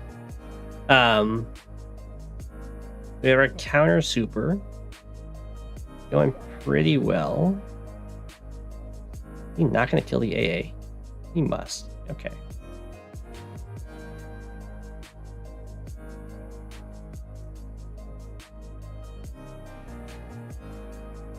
Oof. Oh, it feels so bad on this side, though.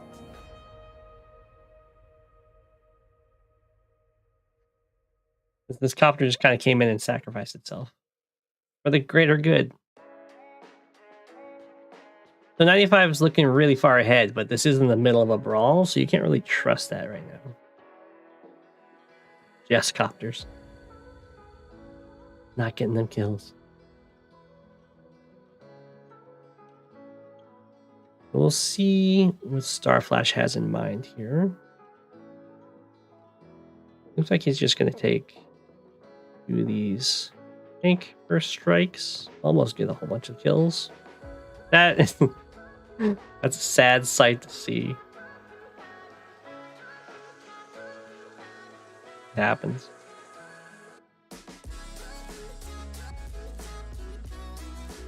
This is the bad part of using coal. Is you leave your units on roads. I am somewhat surprised that nothing went after this anti-air.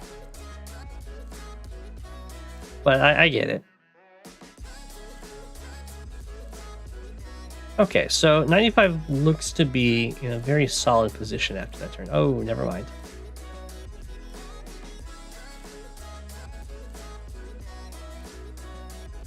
Well, we'll see. Well, now he sees the fighter. So he should just protect his bomber.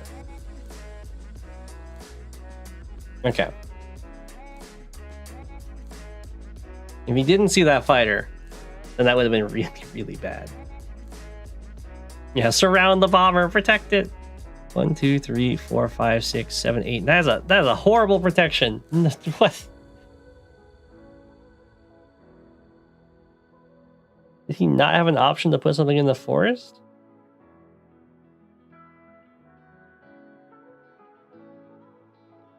He could have put something in the forest. He could have put this tank in the forest.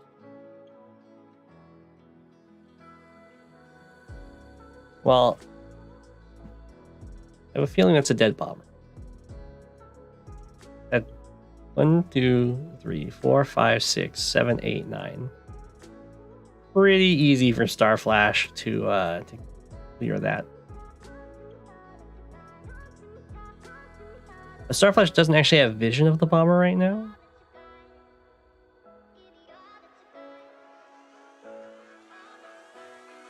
One, 2, 3. That's a struggle.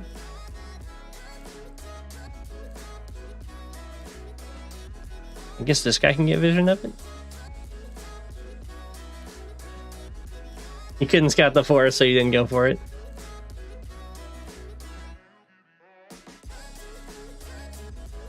That's fair.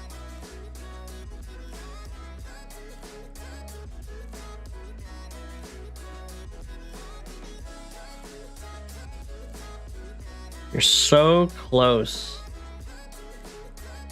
Oh, turbocharge.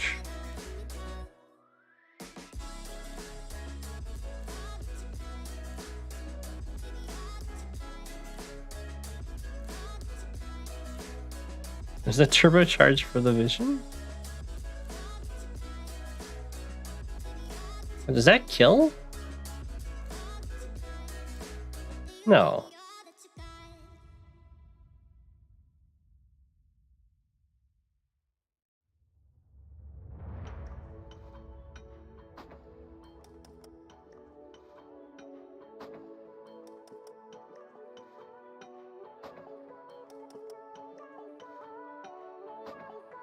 One, 2, 3, 4, 5, 6, 7.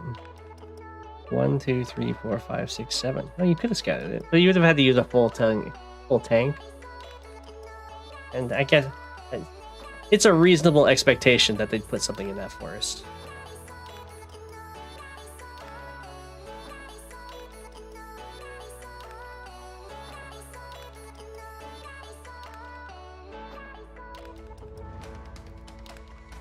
That's fair. I mean, the bomber can't do anything anyway, so it might as well be dead as long as the fighter's alive.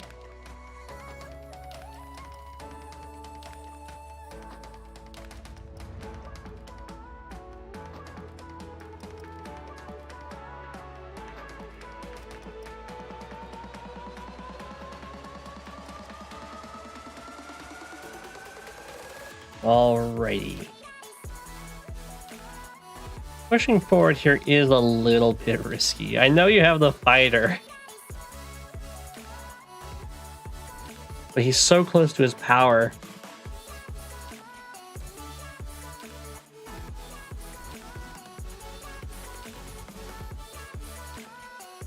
And he can, like... He should really have used his power here. Can this not reach with the power? Oh, we can't reach. We have double bomber. Double AA backup.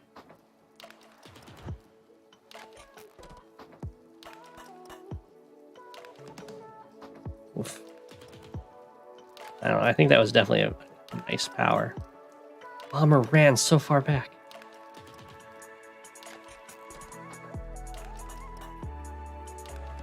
So this is why sometimes people don't like to tech up, because the teched up units are very valuable, and they can kind of spend the whole game just trying to be preserved.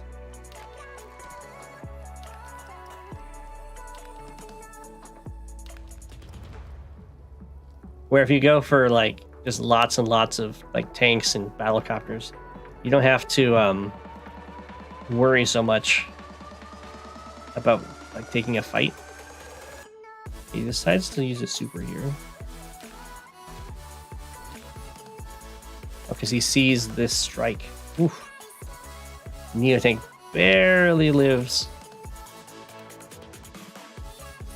I mean, I think this is definitely a good super.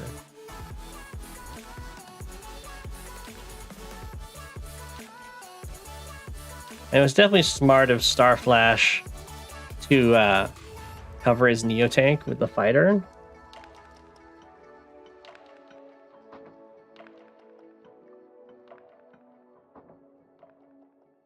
You missed. T-Copter's good. T-Copter's definitely good right here. You need the infantry down here. You need the infantry over here. You need infantry everywhere.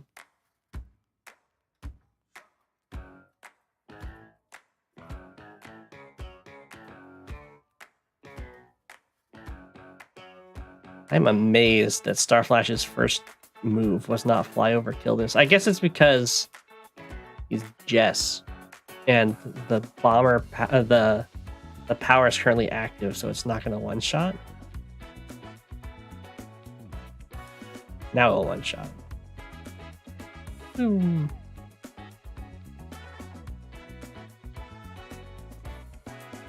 Yeah.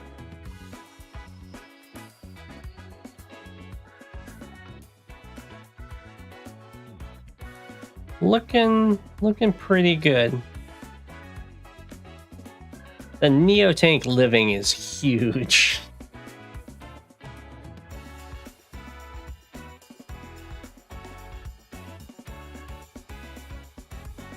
Yeah. The bomber kills a tank, but the next turn it's going to be back to having to hide from the fighter, because the fighter got that. It was a clean kill. Does not have to worry about an AA. So the Neotank gets to move forward. It's got fighter backup. It's even a 5 health Neotank at this point, so it's still pretty much immune to tanks, but unless they really dogpile it. But the bomber doesn't want to strike that. Ooh. Goodbye, bomber.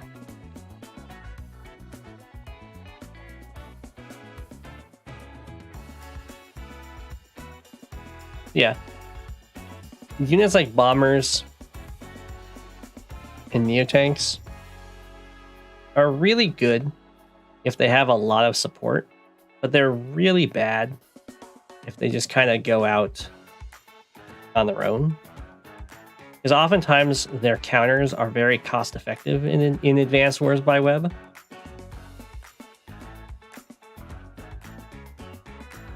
Now this bomber was about to run out of fuel anyway.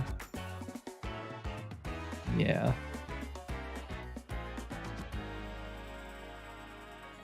So I think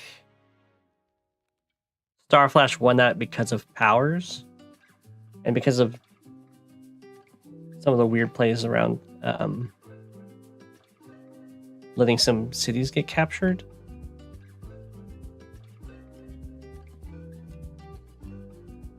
I don't know when it was, when 95 just kind of used his power.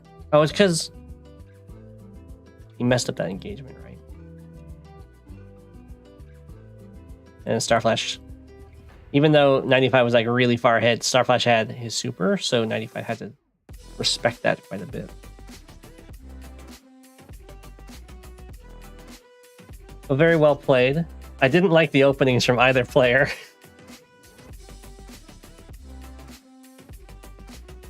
I was not at all convinced by this early recon.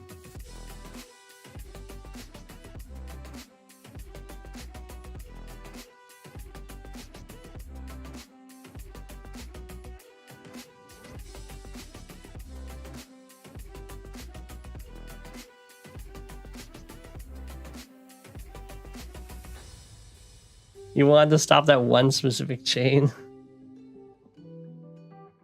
But you give up triple boost. They're gonna get that chain anyway. That's okay, the B-Copter didn't do anything. And he had to he gave up a lot to get that early B-Copter. It really should have gone just straight to the right. Although you think you would have spotted it? 1, 2, 3, 4, 5. Oh, no, you wouldn't have.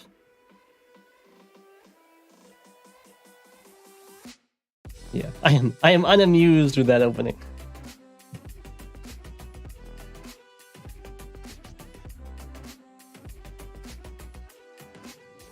Okay, we have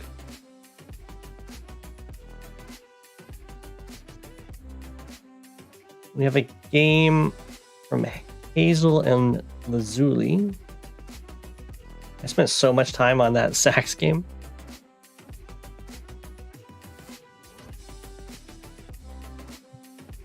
The fighter was really good. I think fighters are always good.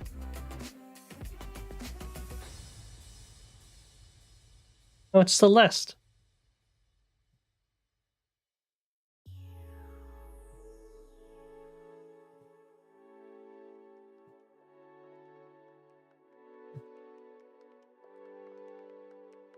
Joy of joys. Okay.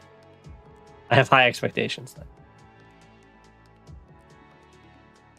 Alright, looking good so far. We're going for their bases. Neither player went straight for the contested properties, but that's okay.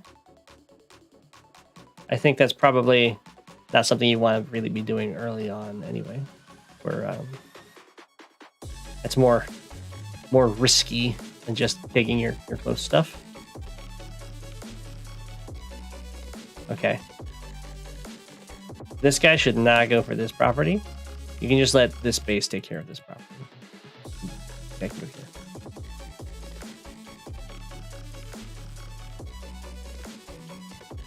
I do like the tank from this city, though.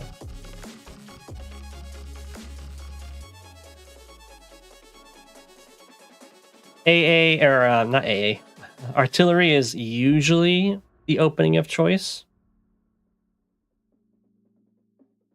Just because there's so many really good spots for them. But it's also very awkward to play with artillery.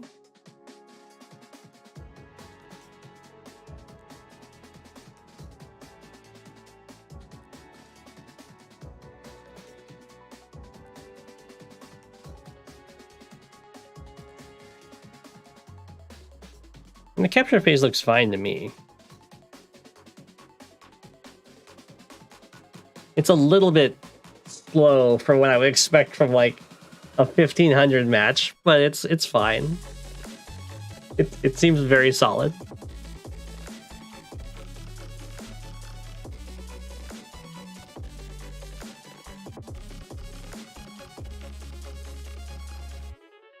All right, tank in response to tank. It makes sense. Ooh, I like this. It's not 100% necessary, but it does prevent the interrupt, which is good.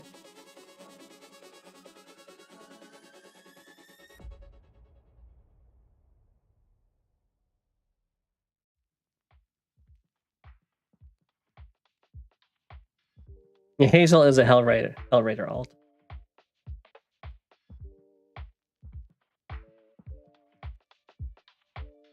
All right. Straight into the battle copter from Lazuli. I think that's a great call against this tank. The money is set up so it's not very awkward for Hazel to build an anti-air, which Starflash will be very disappointed in this copter buy for. Starflash is known for, or has said, I should say, that he likes copter buys when they make the purchases for your opponent very awkward, or in this case it lines up perfectly with anti-air, tank, and infantry, so I'm sure Starflash was very disapproving of this.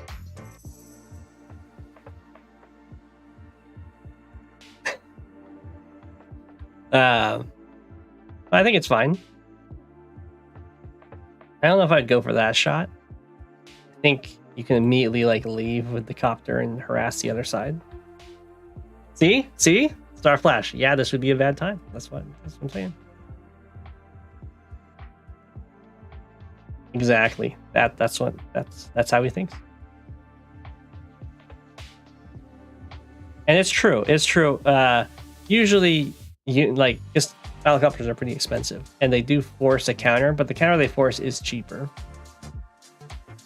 So if you spend to get a more expensive unit and then they can like easily spend to counter it, it can be a lot worse than when you force them to give up on double vehicle because they have to get an anti-air. Yeah.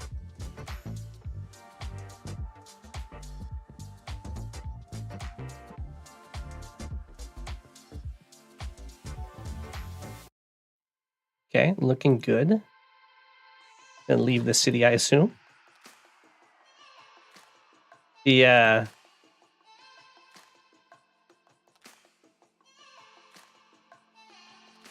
top engine move is to move the infantry here and then have the anti-air a little bit closer. That way, the copter has to stick around, or at least other stuff has to stick around, otherwise you can sit on the airport.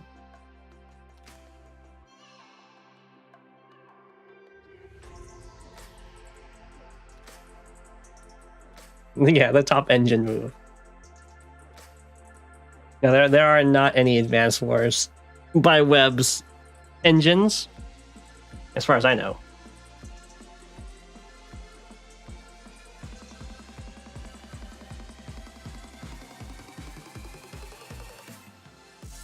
Ooh. This is a very formidable attack.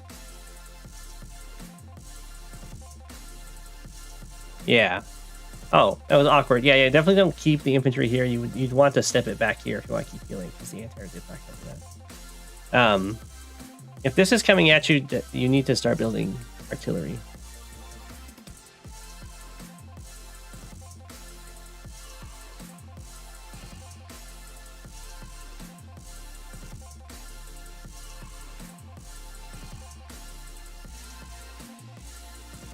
Oh, are people actually working on some engines? Advanced Wars by Web AI that I've seen have been absolute trash, but I think they were partly designed to be.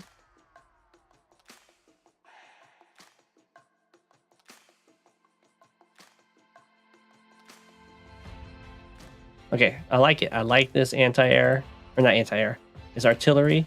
And I like this copter response over here. It's going to force an anti-air. I don't like this anti-air placement, though. It's very far off to the side. You can kind of cover everything from a safer spot, I think. You probably have to wall for it, though. That might be why.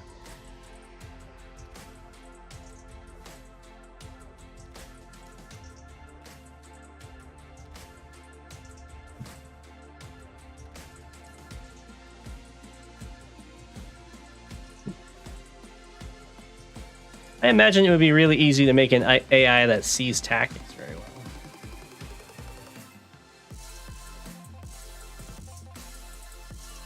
well. Okay. I do not like this attack.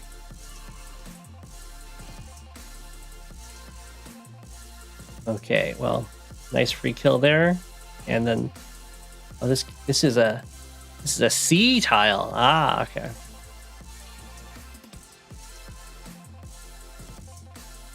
Right, breaking through. Let's see here. You'd really like to be able to sneak around and hit from this city. I'm not seeing an option. Now definitely attack from the forest. Is your lash? Do that first.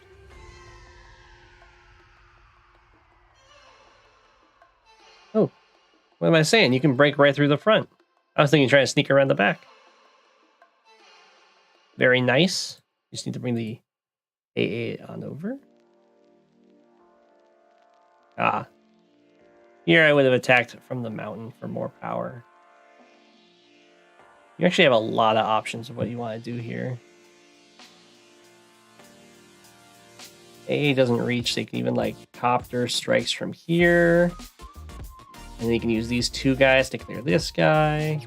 Bring the artillery down as an infantry steps here. You got lots of options.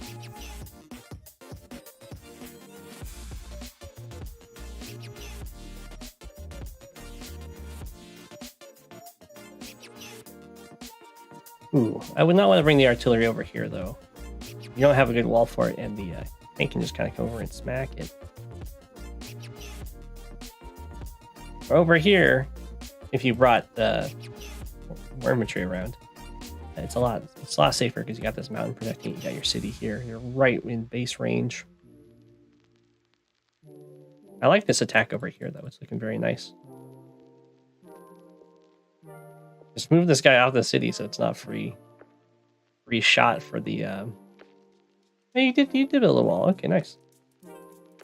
Probably want to build it a little further back so the artillery can't break it. But otherwise, it's good. No. Move this guy. That's not safe.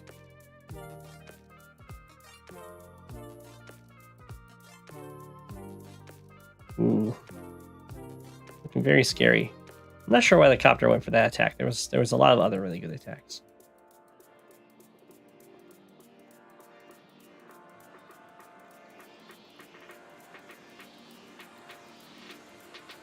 Ooh. Going for the normal power. Straight into bomber. I mean, normal power seems fine. You can see that the wall break here hurt a lot.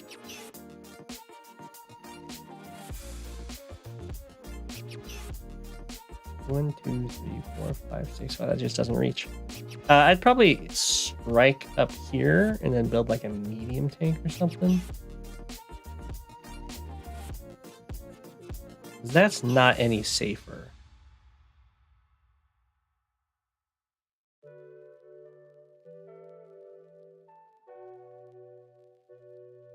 Okay, got him trapped in. I do like double anti-air in response to bomber. That's very good. I would prefer if you like move the anti-air maybe like onto the forest or something, so that you could sit on the city. Because comm towers don't repair.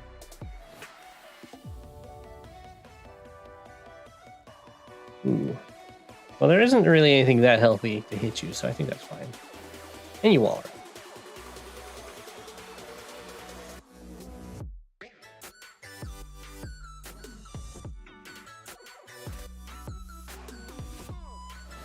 Okay, your airport is now being sat upon. Ooh. Big alarm bells at that point. There's a lot of stuff staring at your HQ. This poor infantry. It's just always left out high and dry. It's gotten picked on by 2 battlecopter strikes and now a bomber strike.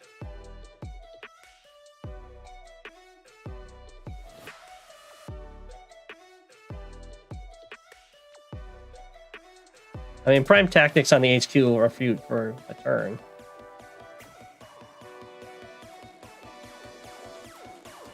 Yeah, huge alarm bells should be going off right now.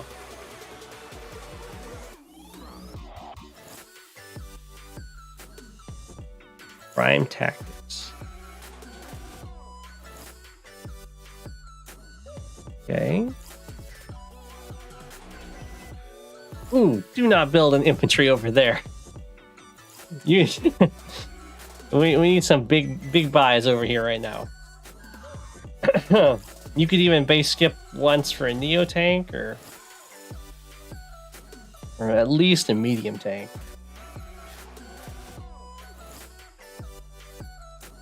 Like they're sitting on your airport, you gotta scare them off somehow.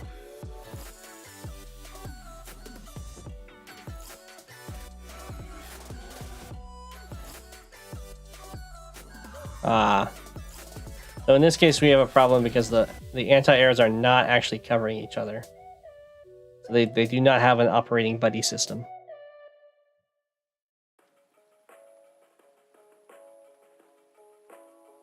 This is deep into the torture phase.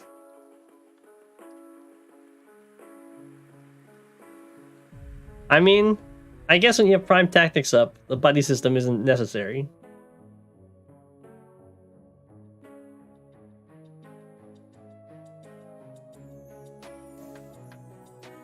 Getting Typhoon, though, can allow a lot of these kills. Oh no, he's taking your HQ. I do not know why Luz Lazuli just sacrificed all of those infantry. You're just going to heal up the 10 next turn.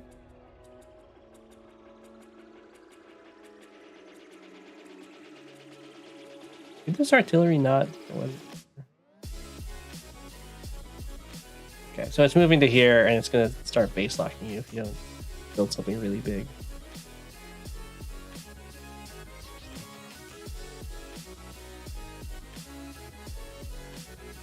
Okay, I mean, it's looking kind of rough, but it's not the end of the world right now. You can get some good attacks in. Don't you dare build another infantry out of there. Okay, there we go. There we go. That's a unit. That's a unit. Probably would have got a neo tank. But that is totally fine. Medium tanks are strong.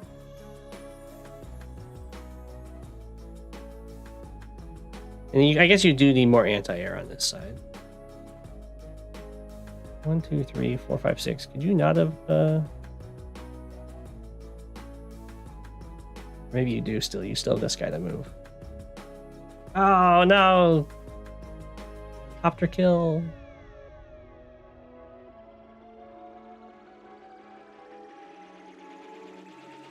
I think with the copter kill, you would be looking pretty good.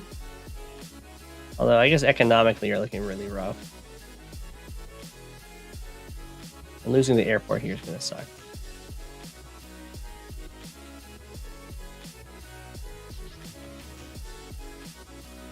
Yeah. You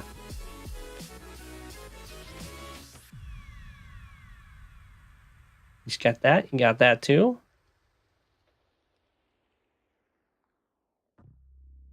I like the blocking of this city. It's not going to be super great because there is this 7 health infantry that can clear.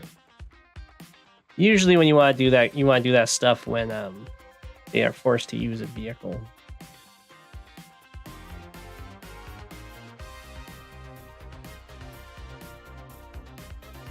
Another tsunami.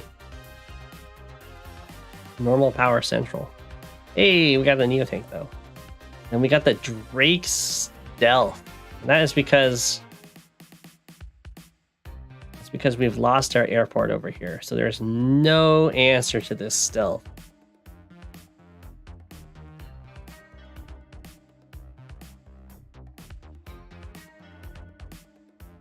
There are 2 neo tanks, right?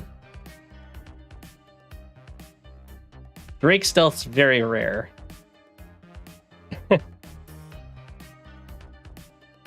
I respect that.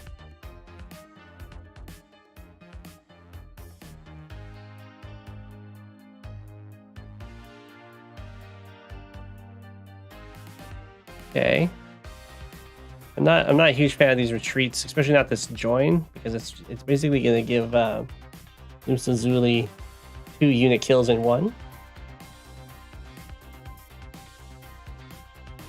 But at this point, there's pretty much nothing you can do, because it can be complete stealth spam, and there's no way for you to get this airport back because there's no infantry left to cap it.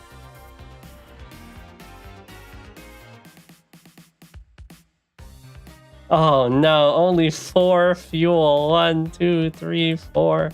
Oh, that's so sad.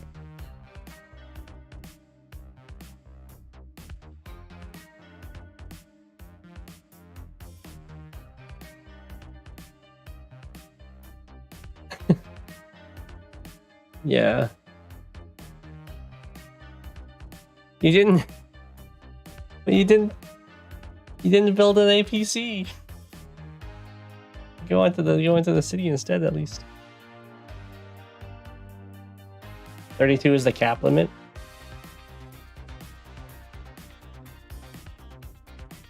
How long does this go? That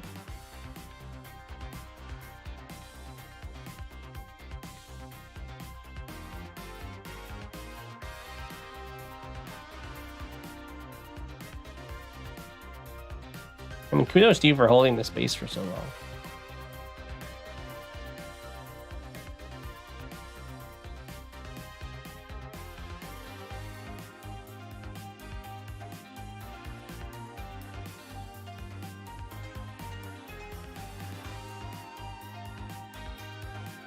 This is something that Lash struggles with, because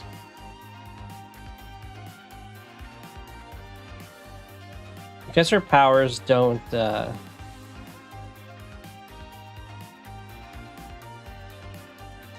have much of a bonus. You don't have a really formidable army. Comebacks can be tough. Although in this case, I don't think anyone's power is quite good enough to come back. It's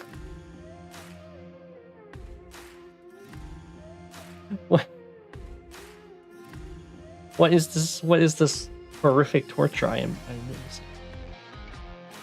Hey, you got the bomber.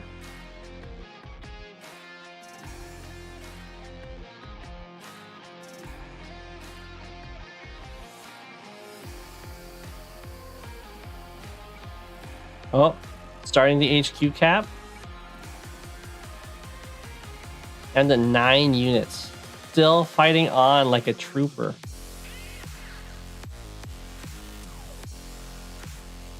Alright, 1 base is gone. The music is so excited for this.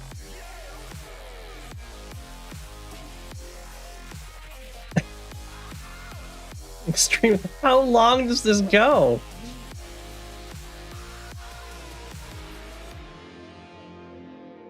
Well, I was really happy with your opening. I think there was just a few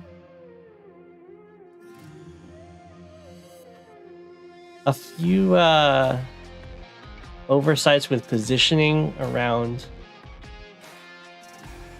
specifically around air. I think was the part I was seeing the most difficulties. Oh my gosh, this is shameless. Deleting her own units. Oh, auto end turn too. Not even killing the last unit. No respect.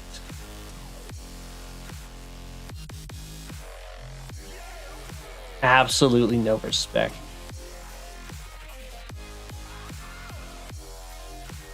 Would the mega tank survive?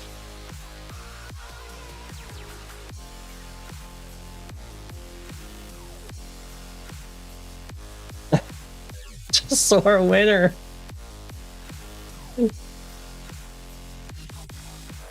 This it's so mean. I mean, you could leave at any time.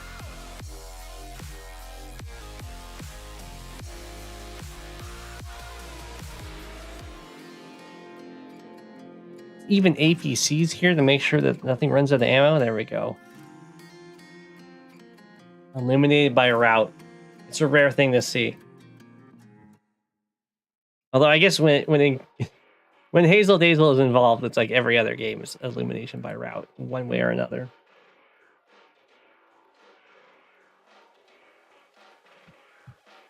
Dramatic. I liked your opening. I think it was very solid. Definitely towards the mid game is when things got a little sketchy.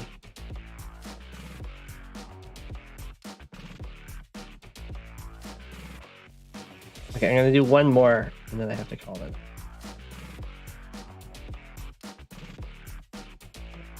Okay.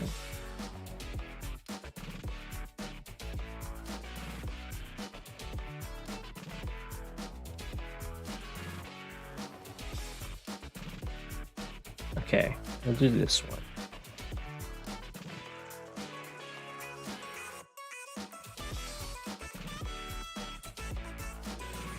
I need to. I think it's this one, but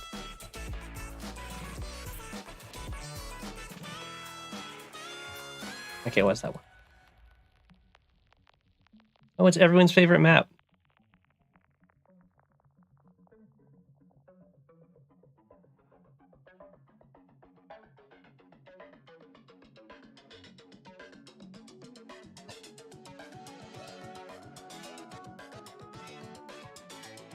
I can do Rishi's tomorrow.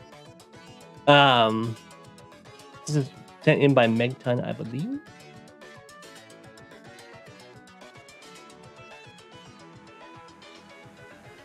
Okay. You won't be around tomorrow. Oh no. Maybe the day after then?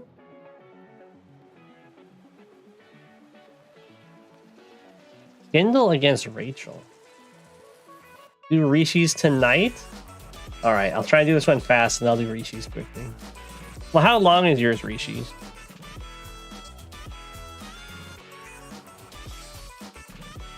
Things are looking very, very solid so far. I'm not seeing anything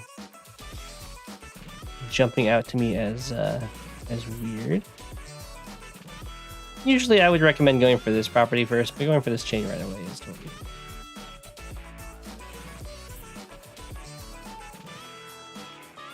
Just because the early presence over here is a big deal. Like 2 weeks? Okay.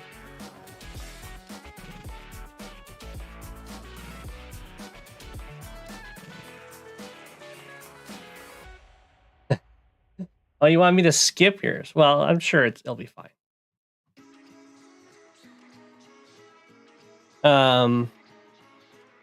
Okay, I like this recon from Strider. It's a good good side to recon from too. The roads help cover this, and it also goes down here really quickly. Very annoying to deal with. Early infantry fight right here is always fun. Megton does not go for a counter to the recon, instead just does a counter aggressive recon. And Megton is Kindle, so in a lot of these brawls, that was a really weird attack. That just kind of gave Megton unit count. In a lot of these brawls, Megton is going to have an advantage.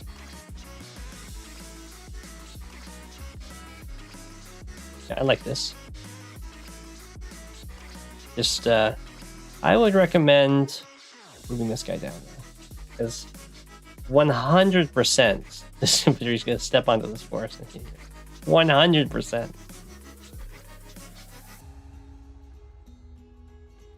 All right, we got a tank in response to these recons. Let's see, they can now split their focus. One tank cannot respond to both. Whoa, that is a horrible place to put the recon, though. I know I did say they can split their focus, but that is just in tank range.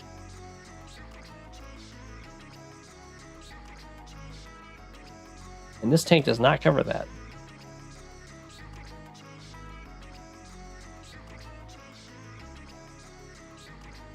Rachel is rabid here. Mad Dog indeed. I like this. I think I'd like stepping here and just killing this guy more. But this is fine.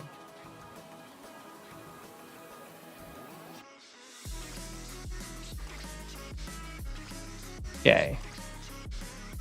Tank in response to the recon makes sense. This recon's also now in a lot of trouble. I don't think it has a spot it can go that the tanks don't cover. Wait a second.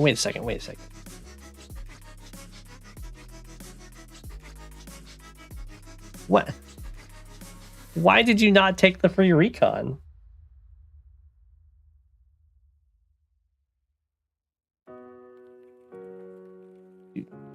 Rachel, has got a big brain over here.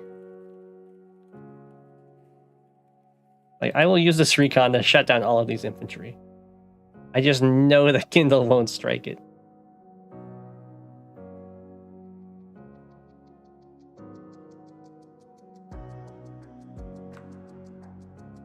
The mechs are incoming.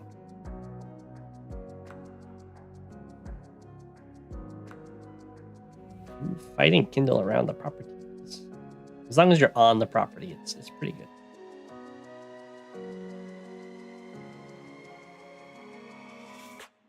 Okay.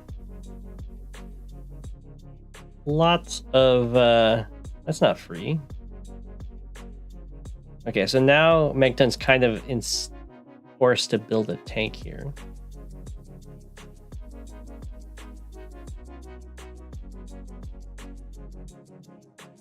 But this recon's getting mad value over here, which is great.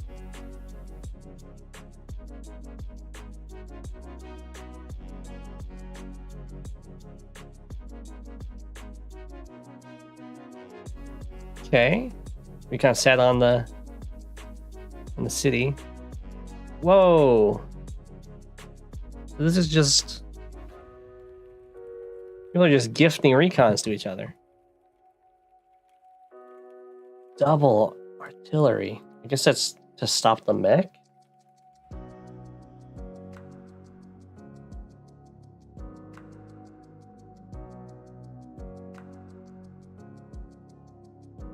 Well, it's possible that Rachel will be like, well, you left my recon alone.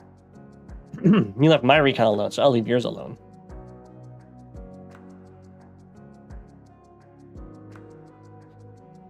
So many units have been lost trying to deny this city. Whoa! I like it. It's like, I'm gonna make you base skip.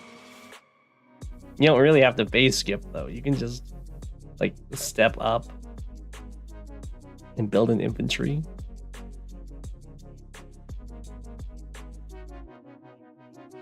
Actually, I guess you can step over here and bring an infantry back and build an infantry.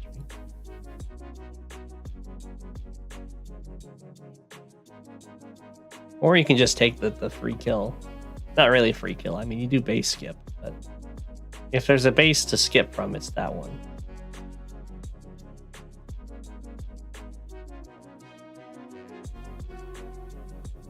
Okay. What? 1, 2, 3. Okay, it's fine. It's fine. It's fine. A little bit risky, but it's fine.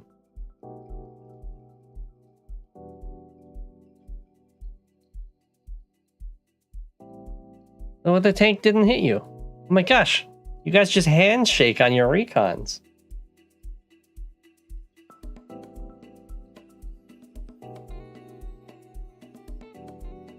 Yeah, Sammy mechs can kind of be scary in the center, but I don't think many others.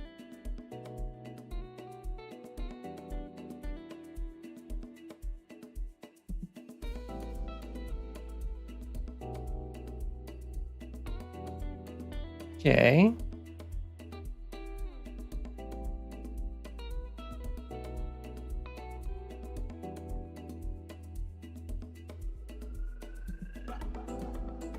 Exactly, you don't notice a tank, so there is no tank. And there's this tank. Doesn't reach, luckily. Oh. That is funny. I think it's still value for, I mean, it's still going to be totally fine for you. Because you'll hit back hard.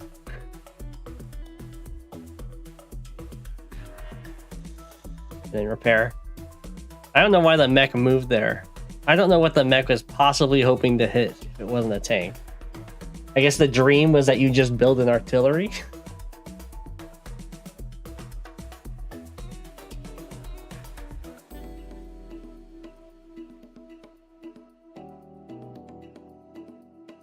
Urban Blight.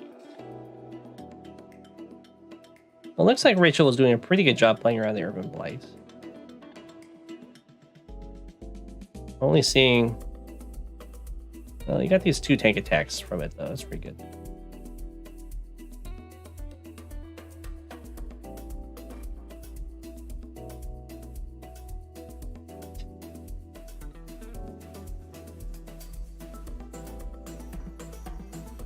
I guess I see. It's the mech. You wanted to move... I see. You wanted to move out of the copter range. Gotcha. That makes sense.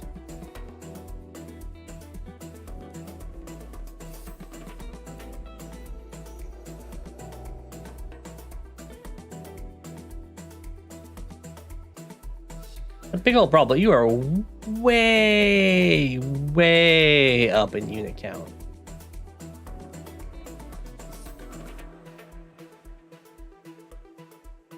I guess a lot of it is just infantry at the bottom, though. Although it's infantry at the bottom that are basically just fighting infantry, so it's perfect.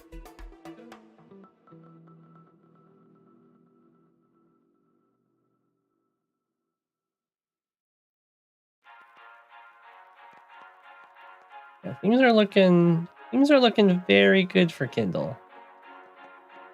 Yeah, AA is good. Now the copter's in a lot of trouble.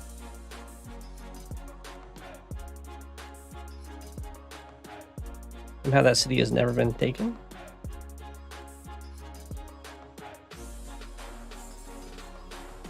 Okay. I don't know if you played around the missiles.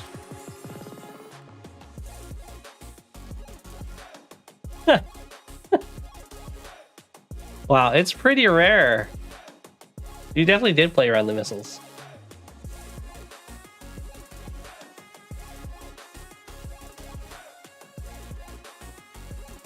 All 3 at the same spot. You do not see that very often.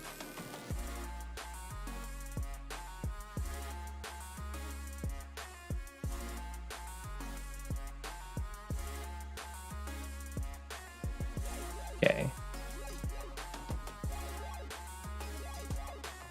It's looking very much like it's going to be mostly Kindle cleanup at this point.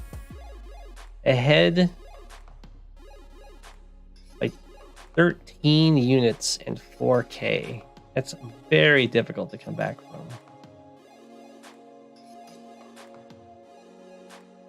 And the airport's locked now.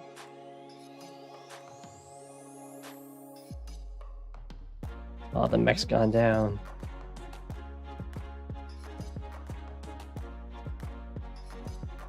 I mean, this copter has forced out a lot of anti-air. I've been very impressed.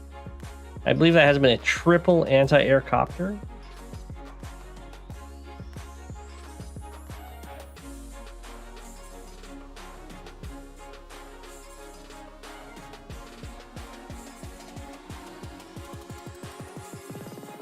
And there's the resign. Yeah, I mean, it's very difficult to come back from that.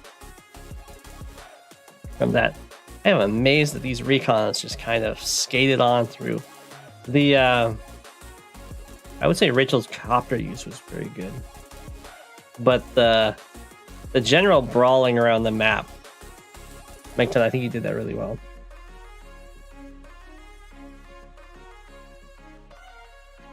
You could have, well, you can wait till the copter gets closer. Or you can just kind of pull back and then build anti-air. Or you can build your own copter and fly on over. Usually, you'd want to, you either have to get your anti-air probably from this base first instead of this base. It'll be closer. And then you want to have more units all clustered together if you can, so you can surround it. But it's tough because it's a very wide map with terrain in the middle, so copters are pretty safe. All right, Rishi. Because you're not here.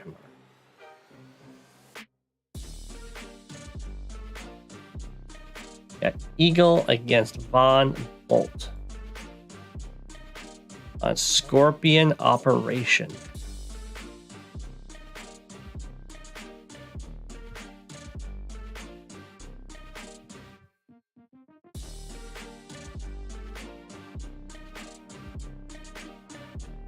Eagle!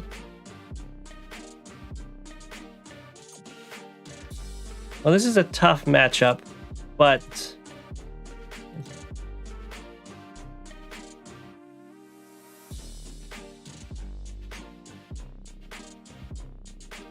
the fluffy 50C. This is a tough matchup, but if it stalls for a little bit and Rishi just manages to avoid too many infantry fights, then I could see Eagle getting work done. The airport's very strong on this map. And Eagle has slightly stronger copters than Von Bolt by 5% attack.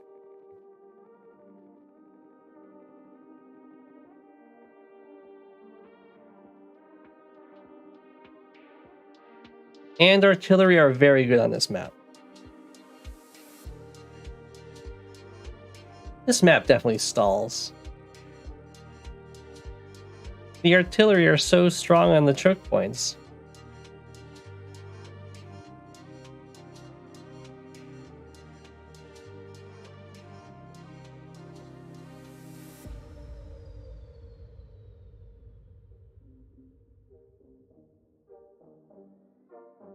We'll see though. Things are looking pretty good. I like the artillery copter focus.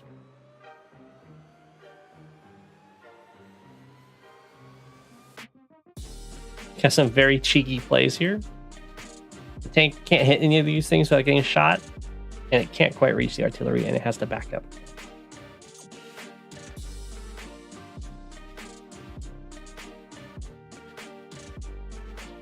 Recon. I like it. I think the recon over here is pretty strong. It will get shut down by a tank very easily, though.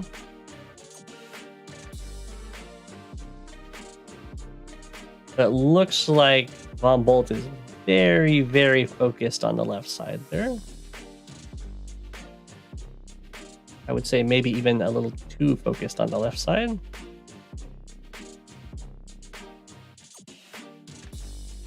Honestly, I don't think you need to even build a tank here. I think you just build more artillery to defend.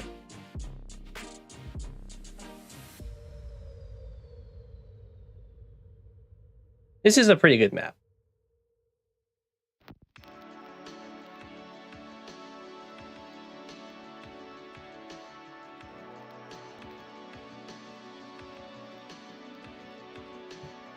It's incredibly choky.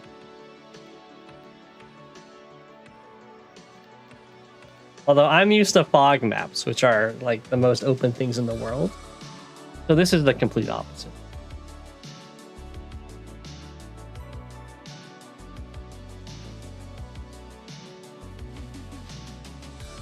I think more artillery and less tanks would be advisable for holding that side while you crush on the other one.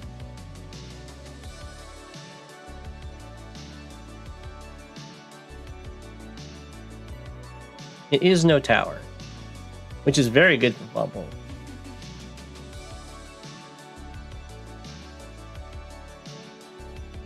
Even harder to deal with his defense.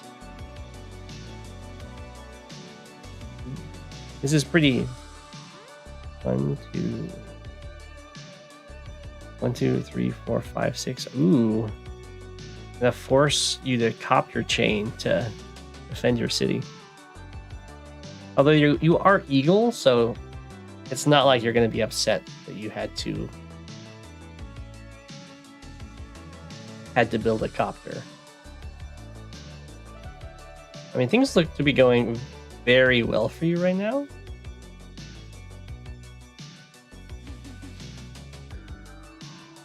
Over here is definitely looking a little spicy, but that's something you can definitely take back by building an artillery.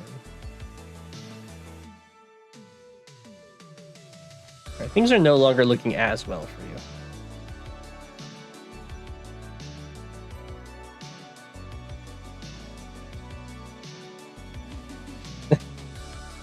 You were legally obligated to take it.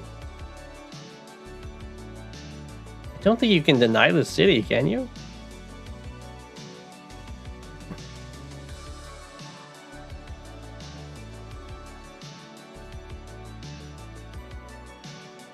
I think I would have preferred to kill the copter off.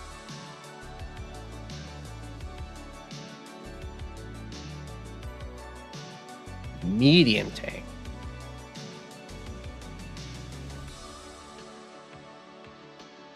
I'd be a little bit worried about the medium tank because there's already an artillery there.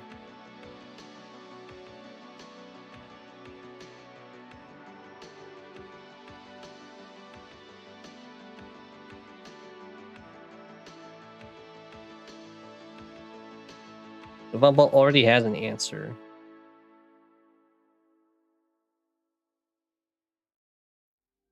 So things are going all right. You have your own pressure on the sides here. Oh, okay, you do deny the city. All right, I take it all back. I take it all back.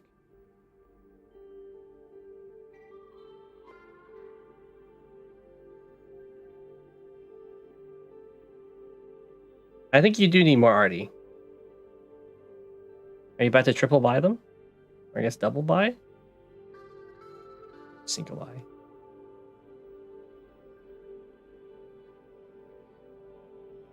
Rah! The arty will come. Okay, good.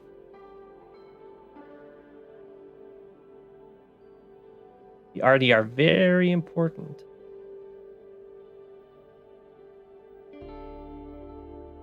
I would also like to see more copters.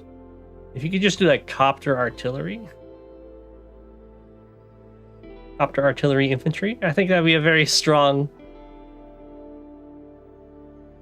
composition for you. Okay, there's another artillery. There's another copter. Perfect, perfect.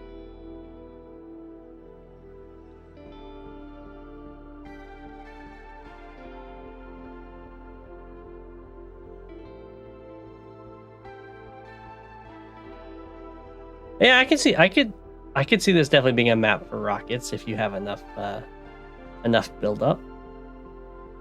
Wow, you are really far ahead.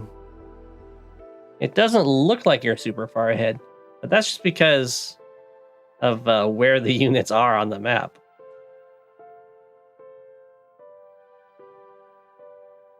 You're really far ahead, but there's just a ton of stuff right here.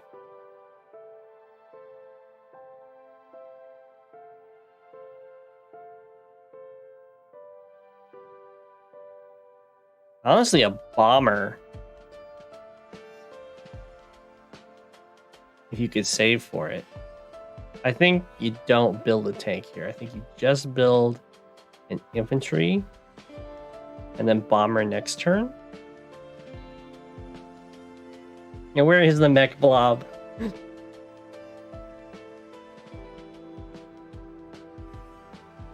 Because there's only one anti-air with that entire force over there.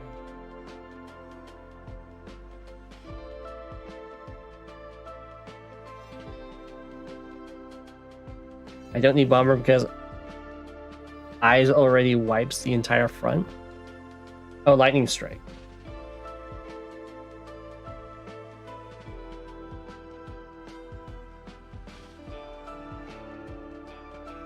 True. I think a bomber would break it immediately. There we go. We got artillery coming.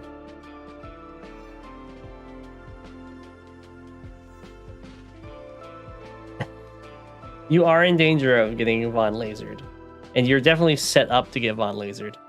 But the funny thing is, if you are lasered and you lightning strike, you get to act with your stunned units. So, Eagle slight counter. I have no idea why that copter just slammed into your artillery there. It doesn't just kill you. You just Eagle super. And then you get to act.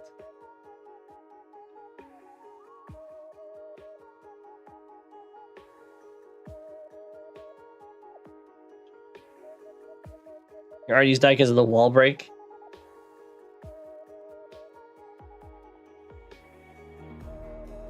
That's why you need bombers.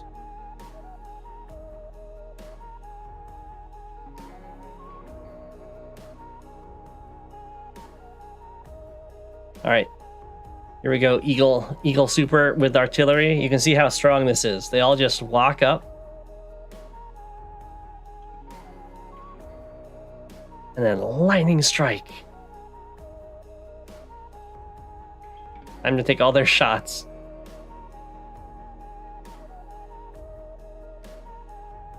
It's very fair and balanced.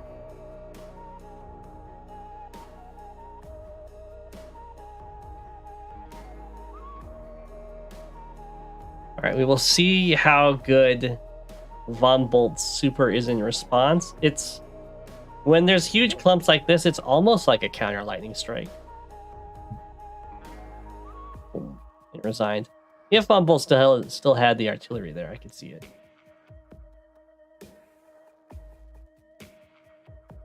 Let's go. You did have to fight into 110/110. That was very well played. Honestly, I think you might be right that Von Bolt could have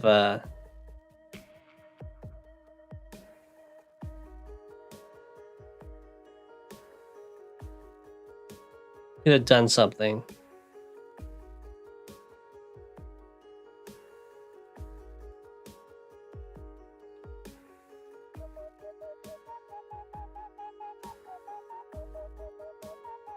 And it has to do with this turn. I think Von Bolt just needed some more copters to be able to sacrifice.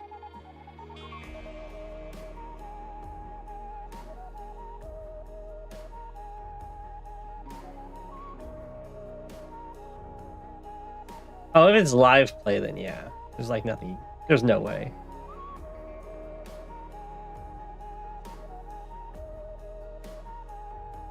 Yeah. It's true. It's true. Being ahead in the opening is a very strong strategy.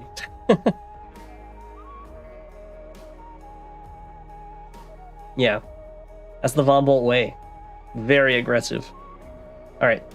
I'll see you guys all tomorrow. I hope you enjoyed. Hopefully I can find out a way to help with the internet. Have a good one.